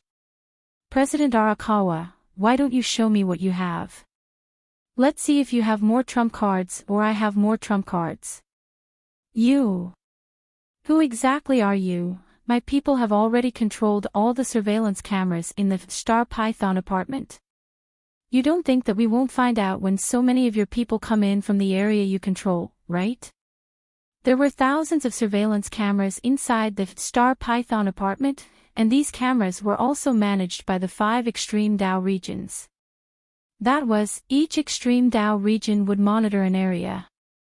Before the meeting began, Arakawa Chuang asked his people to sneak up from the surveillance area controlled by Psychedelic Saburo and the White Tiger Gang. He thought that he had done it very discreetly, but in fact, he had already hacked all the cameras in the apartment. There was nothing that the current Rulong group could not see. Therefore, after cutting off the vision of Psychedelic Saburo and the White Tiger Gang, the Rulong group cooperated with the Big Dipper Alliance and the Black Snake Alliance to wipe out all the enemies in the apartment. It was 3 against 2, not to mention that one side had come prepared, while the other side had been attacked passively. All kinds of cameras, radios, and cell phone communications had been cut off. In an instant, they had turned from an organized army into a group of scattered soldiers. With such a huge gap, the conflict between the two sides naturally started and ended quickly. Boom! The next moment, the door of the room was kicked open from the outside. Many apex cultivators dressed in black rushed in with guns and blades in their hands. They pointed their guns at Arakawa Chuang, Skinny Saburo, and Fat Saburo. Obviously, when the voting was still going on in the room, the battle outside had already ended, and it ended with Ryudo, Kai Yang, and Tessa winning. After a while, we will take over your territories and assets. From today onwards, Psychedelic Saburo, and the White Tiger Gang will no longer exist, and only 3 of the 5 extreme Dao in Tokyo are left. After leaving Arakawa Chuang, who was scared out of his wits, Ryuto, Kai Yang, and Tessa came to the front of the group of subordinates and looked at the few bastards who were forced to the corner and trembling. It's over, it's all over. When Arakawa Chuang realized this, he couldn't help but kneel on the ground, and at the same time, a strange smile appeared on his face. He. Ha ha ha. Ha ha ha. He was laughing, crying, and drooling.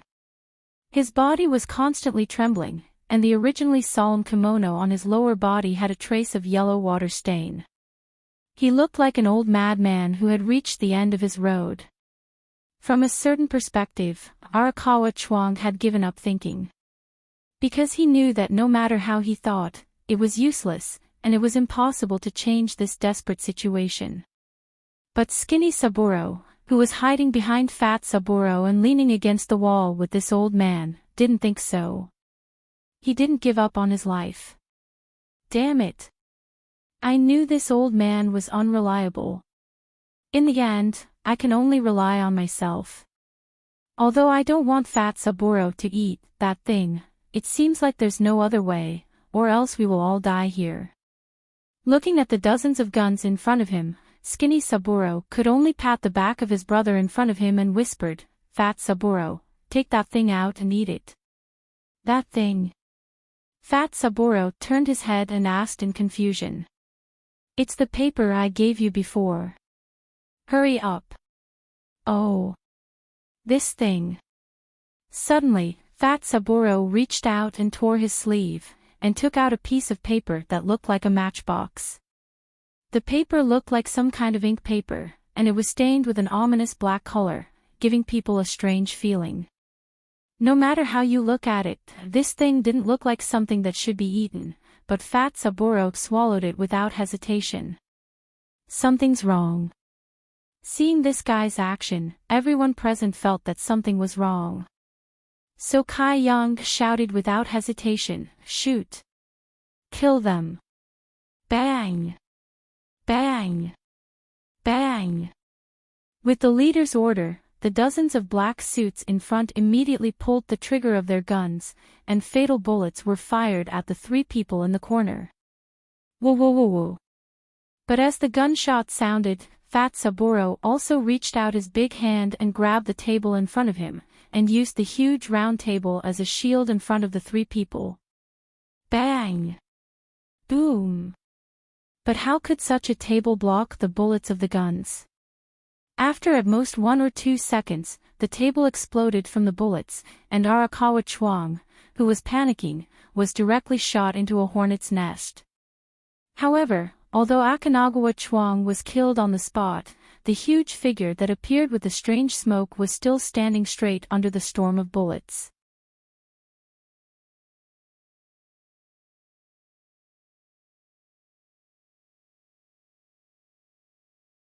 Chapter 189. Smoke. Why is there smoke? Moreover, this strange smoke seemed to be coming from that big guy's body. Just when the round table was smashed, and the body of Arakawa Chuang fell to the ground, everyone looked at the burly figure standing in the same place.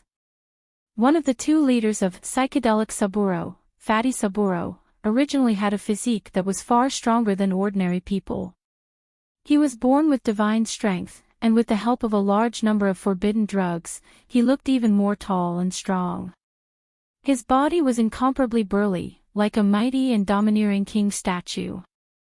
However, when the dozens of bullets smashed the round table and bombarded the huge body, a strange scene appeared. Huff! Huff! Huff! Huff! At this time, Fatty Saburo's hands were in front of his body, using his thick arms to cover the weakness of his face, and his lower body was standing very steadily, slowly exhaling. The dozens of bullets that were fired at him just now almost all hit his body, and no less than 20 bullets were hit. Even if most of these bullets only hit the arms, body, and legs, it was already a state that ordinary people could not withstand. However, after being hit by so many bullets, Fatty Subaru's body emitted a dense fog. It was as if a strange heat was rising from every pore of his body, causing the fatty's skin to turn red. Thump. Thump. Thump. At the same time, his heart also issued a terrifying beating sound like a drum. The sound could be heard clearly even from more than 10 meters away, and it was not like the heartbeat of a normal human. Ding. Ding-ling-ling-ling. Just when everyone was dumbfounded looking at the huge body that suddenly changed, a strange crisp sound came from the ground. It was bullets, dozens of bullets that just hit Fatty Subaru's body. These bullets that hit his body that suddenly became several times stronger did not go too deep, but only stopped outside the skin and muscles, and were immediately pushed out by the continuously expanding muscles. Unknowingly, many parts of the man's body quietly underwent a terrifying change. His height had increased from 1.8 meters to about 2 meters. His arms, neck, legs, and even his torso had obviously become thicker. His muscles had also begun to bulge out of his clothes. He did not look like a body of flesh and blood at all. Instead, he looked more like bricks. What monster? What's wrong with this person? Seeing the sudden changes on Fatty Subaru's body, everyone in the room was stunned. Even the experienced Kai Yang and Tessa could not help but widen their eyes, with a look of disbelief. Indeed, what's wrong with this person? Or to ask a more direct question, is this guy really a human? To be able to withstand a handgun bullet, completely unnatural heartbeat, breathing, and the steam from the pores. All of this made Subaru look like a monster like the Hulk on TV. Moreover, it was accompanied by a strong sense of unreality as if a monster on TV had come to the real world. As for this series of sudden changes, Long Do was definitely the one who understood what had happened the most out of everyone present. Before Pang Saburo ate the black paper, his personal attributes in the Hooligan Analyzer were as follows: Name, Inada Saburo. Age, 32 years old. Attribute, Wisdom LVL 1, Physique LVL 4, Courage LVL 3, Insight LVL 2, Charm LVL 1. After eating that black paper, and after his entire body underwent a complete transformation, his personal attributes became like this: Name, Inada Saburo. Age, 32 years old. Attribute, Wisdom LVL 1, Physique LVL 5, Courage LVL 5, Insight LVL 1, Charm LVL 1. How should he describe it? This guy had literally become a monster. Not only did this guy's physical ability increase from LVL 4 to LVL 5, reaching the highest level of superhuman realm. Furthermore, Fatty Subaru's courage directly jumped 2 times, from LVL 3 to LVL 5. What is the concept of LVL 5 courage? This is the true meaning: not fearing the heavens or the earth. Even if the heavenly emperor came, I would still dare to ride on top of his head and shit. Judging from Fatty Subaru's situation, it is impossible for him to have such terrifying courage, unless he is in a state of extreme excitement, which is also the state of forbidden drug enhancement. Therefore, the root of all these changes is undoubtedly the black paper that this guy just ate. His current rapid breathing, rapid heartbeat, abnormal muscle strength and other conditions are obviously caused by some kind of forbidden drug or super forbidden drug. Forbidden drug, in fact, this term is not just a simple drug, but a general term for all forbidden drugs that can cause abnormalities in the human body. At first, the place where humans use forbidden drugs is mostly on the battlefield where flesh and blood splatters everywhere. Soldiers will take a series of synthetic drugs that have a significant central nervous system stimulating effect, to reduce their fear of the battlefield. And with the continuous advancement of science, the place where forbidden drugs are used has become a sports field, but this does not prevent some people from secretly researching some drugs that can make people become superhuman in a short time. Clearly, the forbidden drug that Subaru was using right now wasn't something as simple as strengthening his muscles. Instead, it was an even more tyrannical Superman drug. This drug had directly increased his physique from international warrior to extreme Superman. After consuming this drug, it will bring about an extraordinary monster state. Of course, such an overbearing forbidden drug, the after effects of consuming it are also quite serious. But now Fatty Saburo is too lazy to care so much. Very good, Hell Butterfly has already shown its effect. After seeing the huge change in Fatty Saburo's body, Skinny Saburo, who is hiding behind him, nodded, laughed, and said, "Fatty, let's go first." "Ugh. Let's go." After hearing his boss's words, Fatty Saburo, who is gasping for breath, obviously somewhat delirious, suddenly widened his bloodshot eyes, and swung his thick right arm towards the wall beside him. Boom! Following a loud bang, the concrete wall, which was at least 30 centimeters thick, was smashed into smithereens by the terrifying monster's fist. Dust and gravel powder filled the room. After punching a hole in the wall, Fatty Saburo reached out and grabbed his boss, and jumped out of the hole in the wall. Jumping out of the room. The direction of the wall is the direction of the window, there is nothing outside, only the vertical courtyard of Star Python apartment, which is hundreds of meters high. Although Ryuto and the rest are currently staying in room 408, this room 408 is actually a code word for Star Python apartment. The actual location is not on the 4th floor, but on the 18th floor. With such a high vertical distance like the 18th floor, if a normal creature falls, it will definitely be smashed to pieces. Ha! But right after Fatty Subaru jumped out with his big brother, his gorilla-like thick arms directly grabbed onto the outer wall of the apartment building. Creak! The 5 fingers that can almost crush steel penetrated the outer wall of the apartment, as if the wall is soft like bubbles under this guy's hand. Relying on the cushioning force of the wall with one hand, Fatty Saburo brought Skinny Saburo all the way down from the 18th floor like a monster in a movie, leaving behind 5 deep claw marks on the outer wall of the apartment. No. No way. Is this guy really a human? Suddenly, Tessa, who came to the window and watched the 2 guys slide down, swallowed her saliva. At the same time, she couldn't help but reach out and pinch her slender and smooth thighs, wondering if she is dreaming.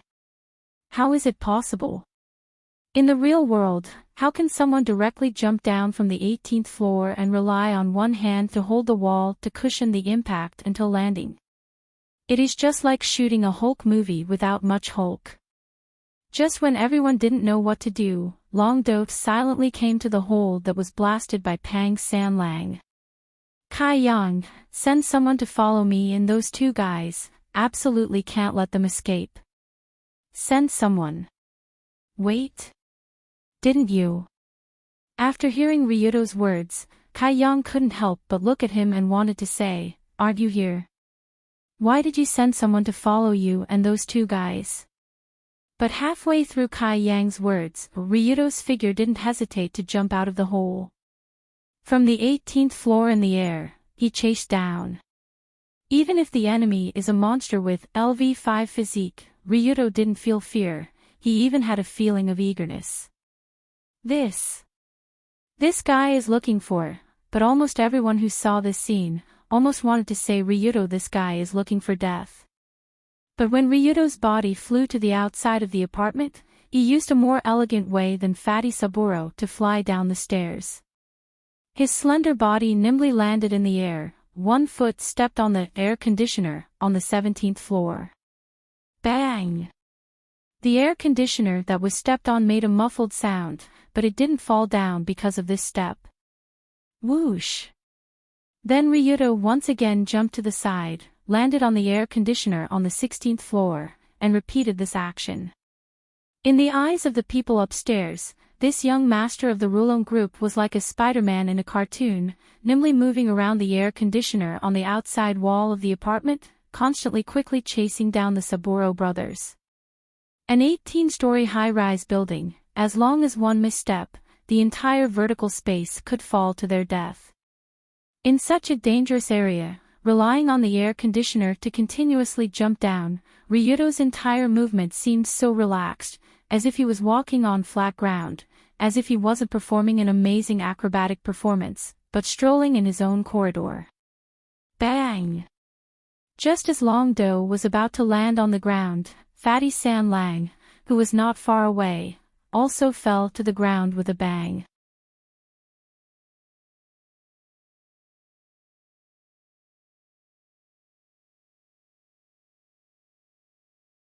Chapter 190. Boom! Accompanied by a loud noise, the Star Python apartment at night seemed to tremble.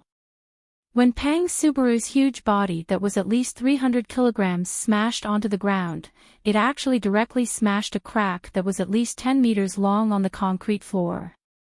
It could be seen how strong the impact was. But even so, Pang Subaru's unnaturally muscular legs seemed to be completely fine. There was neither fracture nor pain. Or it could be said that he already couldn't feel pain. After landing, looking at Ryuto who was chasing behind like a ghost, Pang Subaru who was grabbed by Pang Subaru quickly shouted, "Go! Go quickly! Run as fast as you can!" Oh! Okay! Although Pang Subaru was currently in a berserk state, he could still barely understand his big brother's words. Therefore, his huge body immediately took a step forward, like a wild rhinoceros. He rushed out of the Star Python apartment. Pang Subaru rushed out of a wall in front of him, but he didn't care about it. Boom! Following a burst of explosive sound, Pang Subaru's shoulder hit the inside of the wall, completely smashing the thick wall into pieces. Moreover, his figure also quickly rushed out to the street outside. This guy's speed is so fast, this kind of physical ability is simply not something that a normal creature can have. If he rushed into the crowd, it would be troublesome. Although there weren't many people on the street outside the apartment, but at this time, there were still some people scattered around. Ah! What is that thing? Seeing the huge body break through the wall and rush into the street, the surrounding pedestrians suddenly let out a cry of surprise. At the same time, not far away, the two patrolling policemen also saw this guy's rampage and quickly rushed over. This. What is this? Did the gorilla run out of the zoo? Seeing Pang Subaru rushing in this direction, the young patrolling policeman immediately shouted, "Stop, who are you? Quickly stop."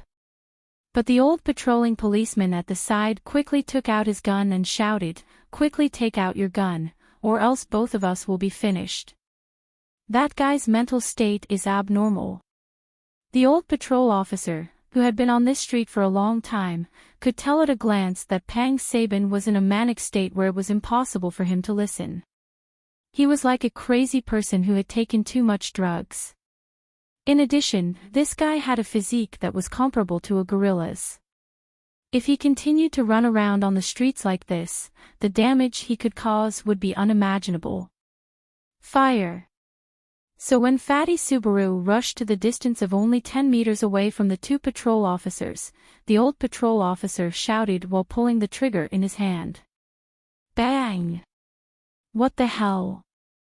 The two pistols opened fire at the same time, and the street was flooded with deafening explosions and sparks. But even so, the behemoth that was hit by the bullet didn't stop charging. Instead, it continued to charge towards the two men like an enraged beast. Clearly, with the support of LV-5 physique, ordinary handgun bullets had no effect on the current Pang San Lang.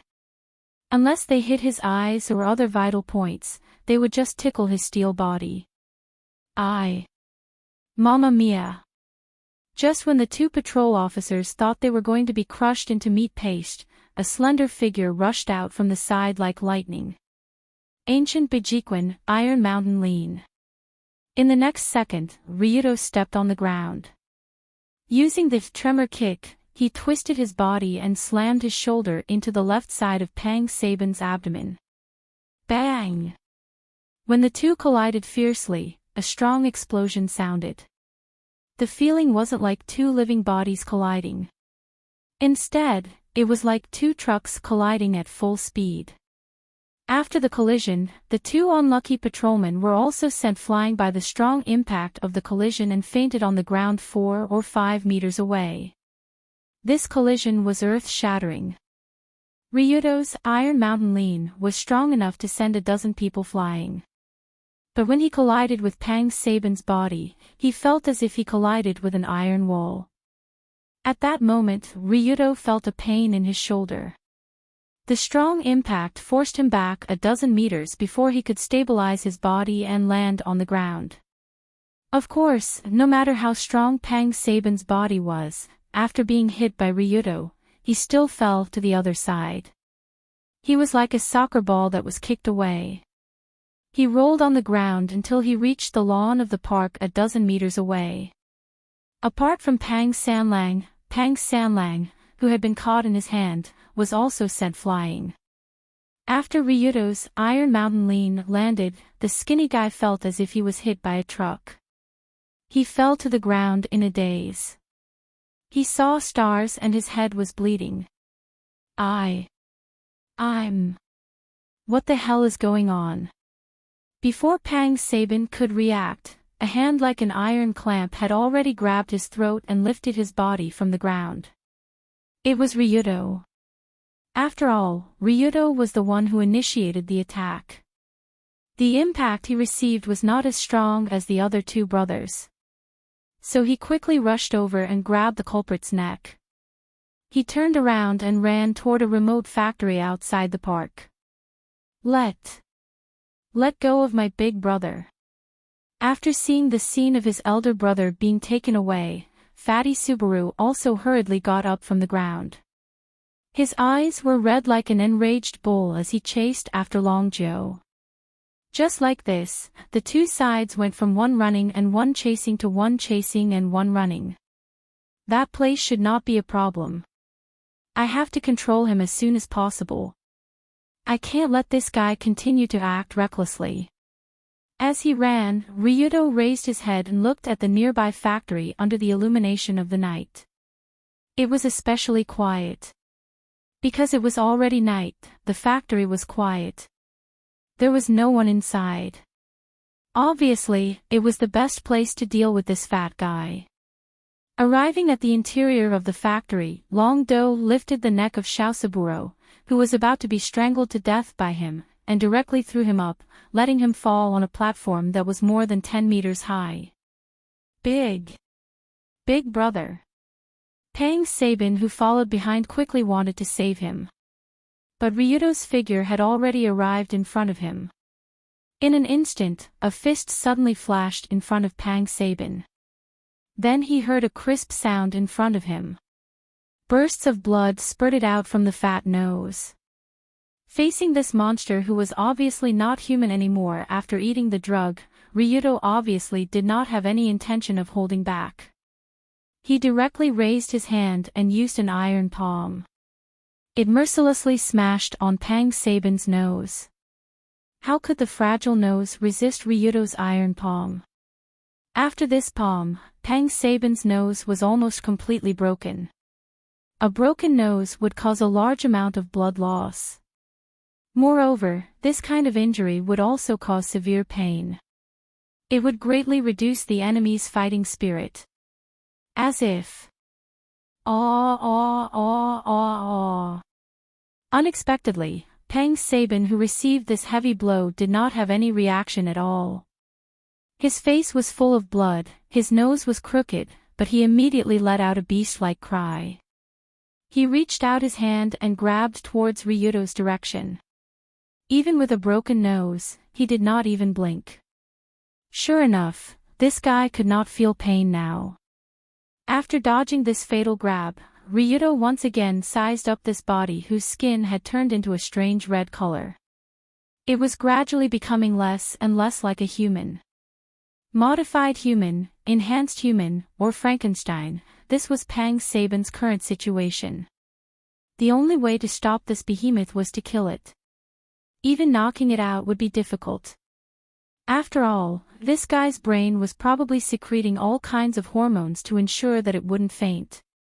Even so, Ryuto did not feel that he would lose. After all, although Pang Sabin's physical strength was heaven-defying, he still did not know how to use martial arts. If a martial arts master like Saito Ryuto had LV5 physique, he could almost instantly kill the current Ryuto. Or it could be said that he could instantly kill anyone. However, Pang Sabin was still far from it. Kill. I will kill you. After a series of beast-like roars, Pang Sabin rushed over with a posture that gave people a sense of great pressure. Because of his super strong physical strength, this rushing momentum was like a human tank. Even Ryuto did not dare to face it head-on. Thus, he dodged to the side. At the same time, he bent his body and used all his strength to kick the inner side of Pang Sabin's thick knee. This kick could be said to be extremely tricky. No matter what kind of monster it was, after being kicked from the inner side of the knee, it could only kneel forward. Bang!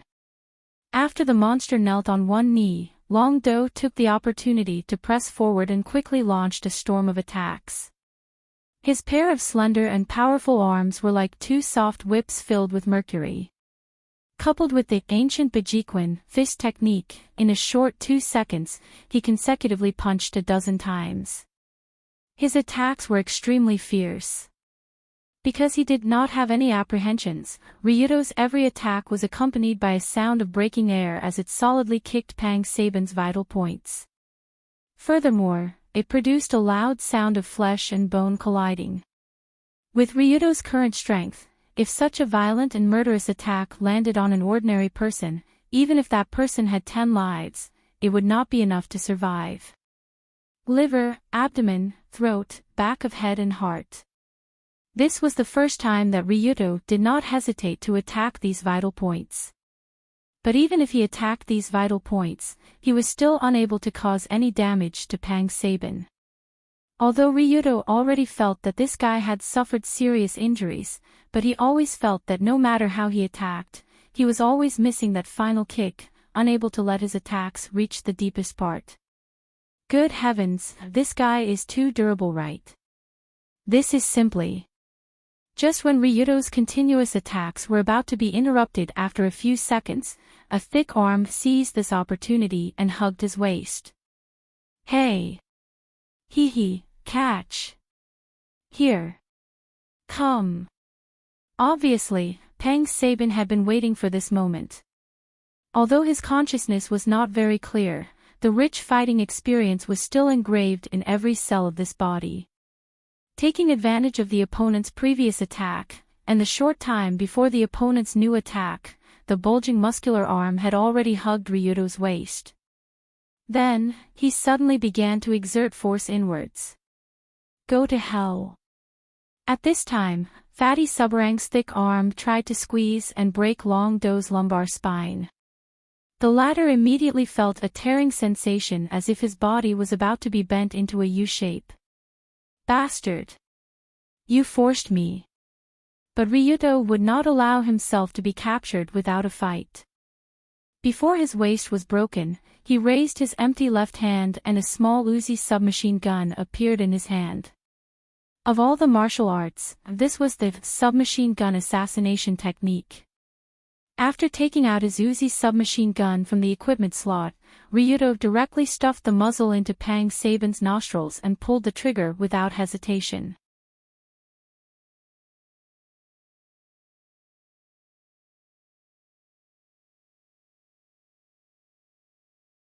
Chapter 191. Tut tut tut. Tut tut tut tut tut. The 9mm bullet directly exploded in Subaru's nostrils. The explosive force spread upward along the nasal bone, the frontal process of the maxilla, the frontal nasal process, and other parts of the body, all the way to the frontal bone and even the brain. No matter how hard Subaru's body was now covered with steel-like muscles, the internal bones and organs would not change. Bang! As the bullet exploded in his head, the huge body finally fell backward. At the same time, the arm that was holding Long Do also lost the huge force that should have been attached to it. Hey! He he he. While falling, the man's face still had a strange smile. Coupled with his face full of blood and bones, the scene was particularly horrifying. But no matter how horrifying it was, Subaru was still a human. The bullet directly went through the nose and into the brain. This kind of injury was not something a Frankenstein could withstand. It was a real fatal injury. Therefore, after this big guy fell to the ground, his eyes rolled back, and his breathing and heartbeat stopped. He had completely seen a ghost. Finally. It's finally over. Just when Subaru's terrifying body fell to the ground and didn't get up again, Ryuto couldn't help but breathe a sigh of relief. He relaxed his mind and sat down. It had to be said that the battle just now could be said to be the most difficult battle Ryuto had experienced so far. Although the battle with Saito was actually more dangerous, it didn't mean that it was difficult. After all, the battle ended quickly and didn't bring too much torture. But the battle with Subaru was completely different. The battle with this monster could be said to be enjoyable for Ryuto from both the physical and mental aspects. He was forced to the limit in both aspects. The strange body that seemed to have no effect no matter how he attacked, and the terrifying murderous aura that was more ferocious than a beast, made Ryuto feel a lot of pressure. Strictly speaking, the current Subaru was simply not a human, but a monster that couldn't be defeated and wasn't afraid of death. These strange creatures were not something that could be dealt with by fists and feet. It was something that demon hunters or zombie Taoists should do. If Long Do hadn't used the unethical submachine gun assassination technique to shoot out his nostrils, he might have been the one lying on the ground right now. It hurts. My waist almost broke. Phew. Suddenly, Ryuto lifted his shirt and looked at his waist. There was a deep purple mark on the back of his waist. It was like a huge python was deeply imprinted on his skin. However, this was still considered good. If Subaru had been strangled for a while longer, Long Do's waist and spine would have been completely broken. At that time, he would have to pay another 1 million yuan. Da-da-da. Da-da-da-da-da-da. It's here. Come here quickly. Just as Ryuto was sitting on the ground to rest, Kai Yang rushed into the factory with his men. Because they planned to fight the monster that couldn't be penetrated by handguns, the members of the Big Dipper Alliance had already brought a lot of heavy firepower weapons. From shotguns to fully automatic rifles, to howitzers and even rocket launchers, these were the real weapons that the Big Dipper Alliance had. They looked very powerful. After all, this extreme do specialized in firearms. The firearms in their hands could be said to be the best on the island. If a fight really broke out, it would not be a joke. But now, no matter how powerful the heavy firepower was, it was useless because the monster that Kai Yang and his men were going to kill was now lying on the ground and turned into a huge monster corpse. What? It was already done. Relying on him alone. The moment he rushed into the factory, Kai Yang looked at Subaru who was lying on the ground and Ryuto who was sitting next to him rubbing his waist. He couldn't help but have a look of disbelief. God, this was a monster that couldn't be penetrated by handguns. Ryuto Kiryu actually killed it by himself. This combat power was simply... Should he consider joining the Avengers or something? After seeing this ally, Ryuto also extended his hand and smiled. Brother Kai Yang, can you give me a hand? Amazing, I'm impressed. Kai Yang walked over and helped Ryuto up and praised him with a tone of admiration. As everyone knew, the leader of the Big Dipper Alliance, Kai Yang, was a very taciturn tough guy. He rarely praised people, and he used this kind of tone to praise people. This was simply unbelievable to his men. After Kai Yang brought people over, the next thing was simple. Fatty Subaru had caused such a huge ruckus just now. The Metropolitan Police Department would definitely be frantically sending people over here. But before they arrived, Ryuto and Kai-young had already taken away all the bodies of Subaru and Subaru. Not a single hair was left, so the police didn't find anything. Then, on the night of the same day, the entire underground world of Tokyo ushered in a wave of unprecedented perilous waves. The story of the White Tiger Gang and Psychedelic Subaru attempting to use the name of an alliance to murder the other 3 gang leaders was spread all over the internet. Almost the entire underground world knew about the dirty deeds of these people. The name of chivalry collapsed overnight. Karakawa Soyuki went from a well-regarded big shot to a scum that was despised overnight. It seemed like his name would go down in history. At the same time, the Rulon Group, Big Dipper Alliance, and the Black Snake Alliance led the 3 gangs to attack the headquarters of the White Tiger Gang and Psychedelic Subaru. With the death or capture of Arakawa Genso and the Saburo brothers, the 2 extreme Dao organizations were like a group of dragons without a leader. Moreover, they were despised in name, causing them to be utterly defeated in the blink of an eye. When the sun rose the next day, the situation of the 5 gangs in Tokyo had completely changed. Most of the members of the White Tiger Gang, who didn't know the truth, were taken in by Ryuto and became non-staff members of the Rulon Group. The members of the Psychedelic Subaru were either killed or expelled. They were banned from entering the Tokyo area. From Ryuto's point of view, most of the members of the White Tiger Gang were still men. They weren't hopeless. They were only confused by Karakawa Soyuki's chivalry before. That was why they followed this boss for so long. Moreover, they didn't do too many evil things before. They were the same as the Rulon Group. However, the group of drug addicts in the Psychedelic San Lang were different. This organization was originally focused on selling all kinds of drugs.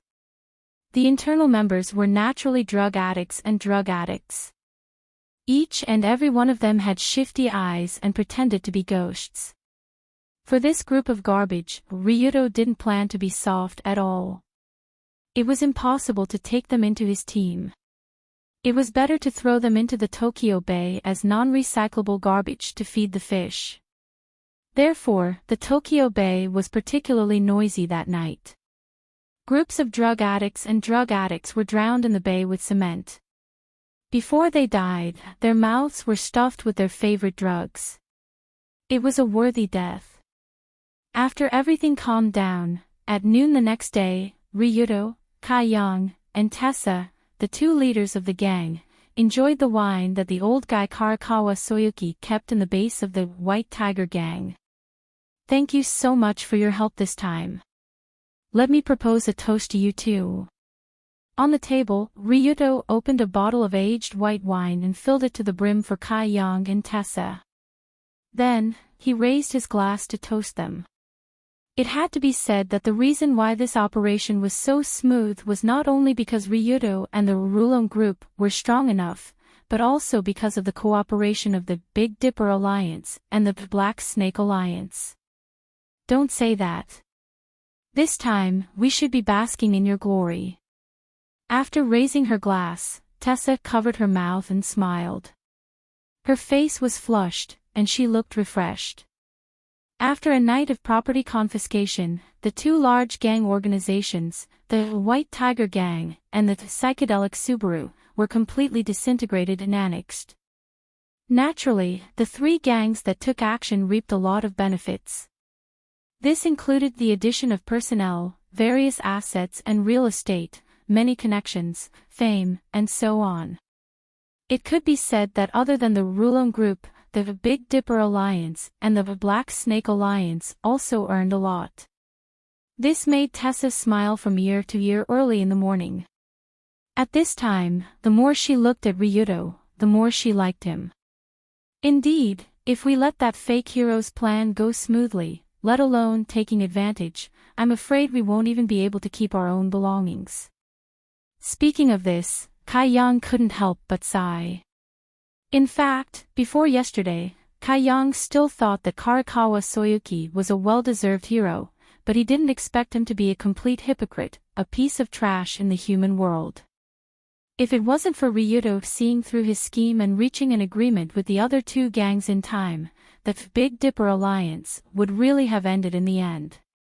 Then, this Rinshia alliance would really become a game where Shozo Arakawa and the Saburo brothers work together to harvest the leeks. The Dragon Group, Big Dipper Alliance, and Black Snake Alliance would definitely lose everything. Just like this, because everyone reaped a lot of benefits, the meal could be said to be enjoyable. Ryuto, Kaiyang, and Tessa drank one cup after another, and the topics of conversation became more and more open. Especially when he found out that Ryuto, a Japanese devil, could actually speak his native language, Kaiyang was even more delighted. He couldn't wait to become sworn brothers with him on the spot. At the table, Ryuto also told the two allies the identity of the boss behind the White Tiger Gang and the psychedelic Subaru. After a full day of investigation, Sensible and Gao Yuan finally found out who the boss behind Karakawa Soyuki and the Subaru brothers were. Although the identity of the boss was hidden very well, as long as he moved in broad daylight, he would be exposed sooner or later. And the identity that was finally investigated shocked Ryuto and the others, because the boss behind the two gangs was actually the wife of the current Wude Emperor, the current Empress, Kohishenya. You're tuning into the LoveLore Library YouTube channel. We're so grateful for your support, and don't forget to subscribe to join us on this incredible journey through captivating stories. Your generosity through donations truly makes a world of difference, as it's the primary source of revenue that allows me to expand and enhance this channel for you. Thank you from the bottom of my heart for being a part of this adventure.